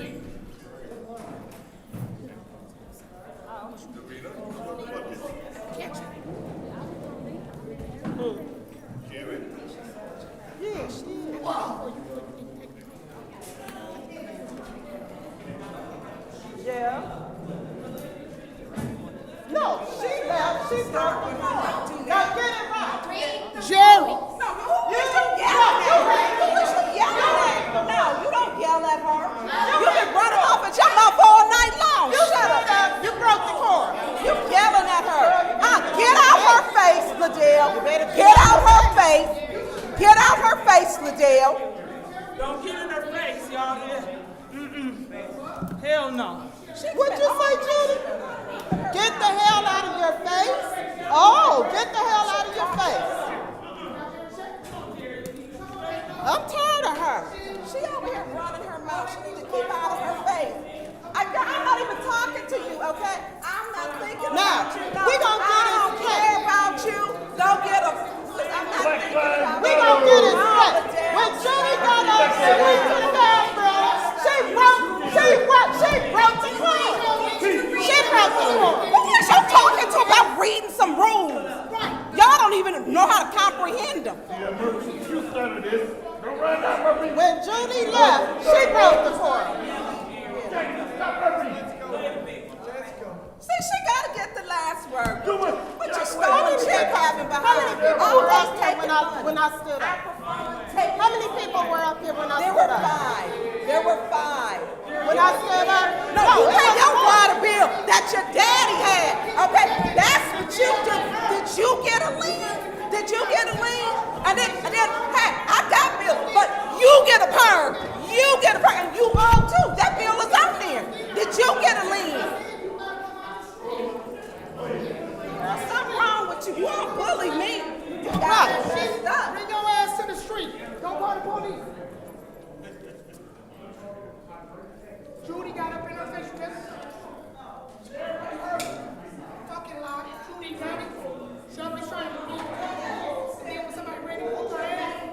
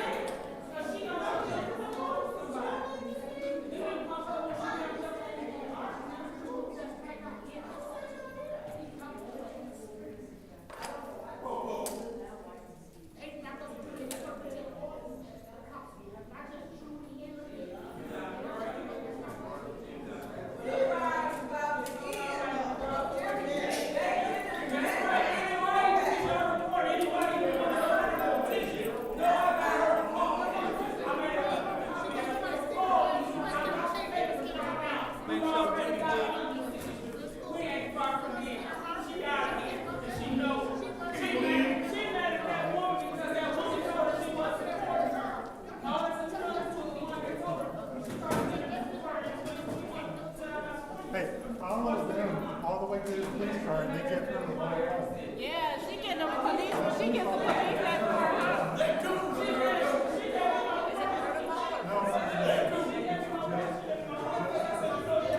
Yes, the rest.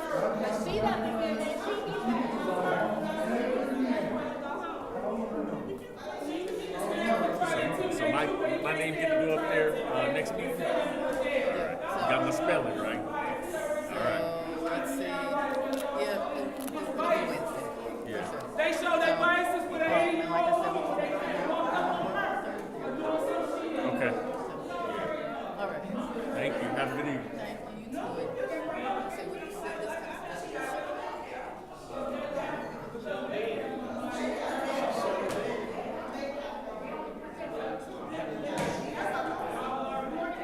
Hello, Harvey.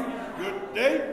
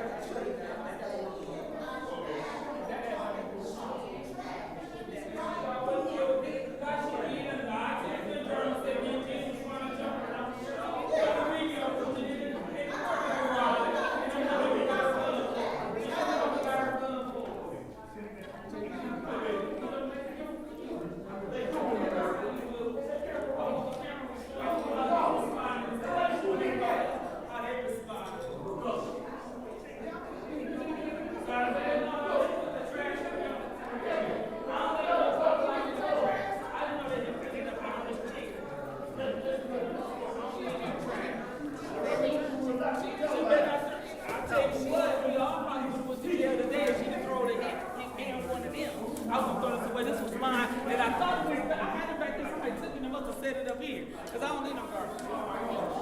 Okay. Y'all got me up. Oh, I done left my bag.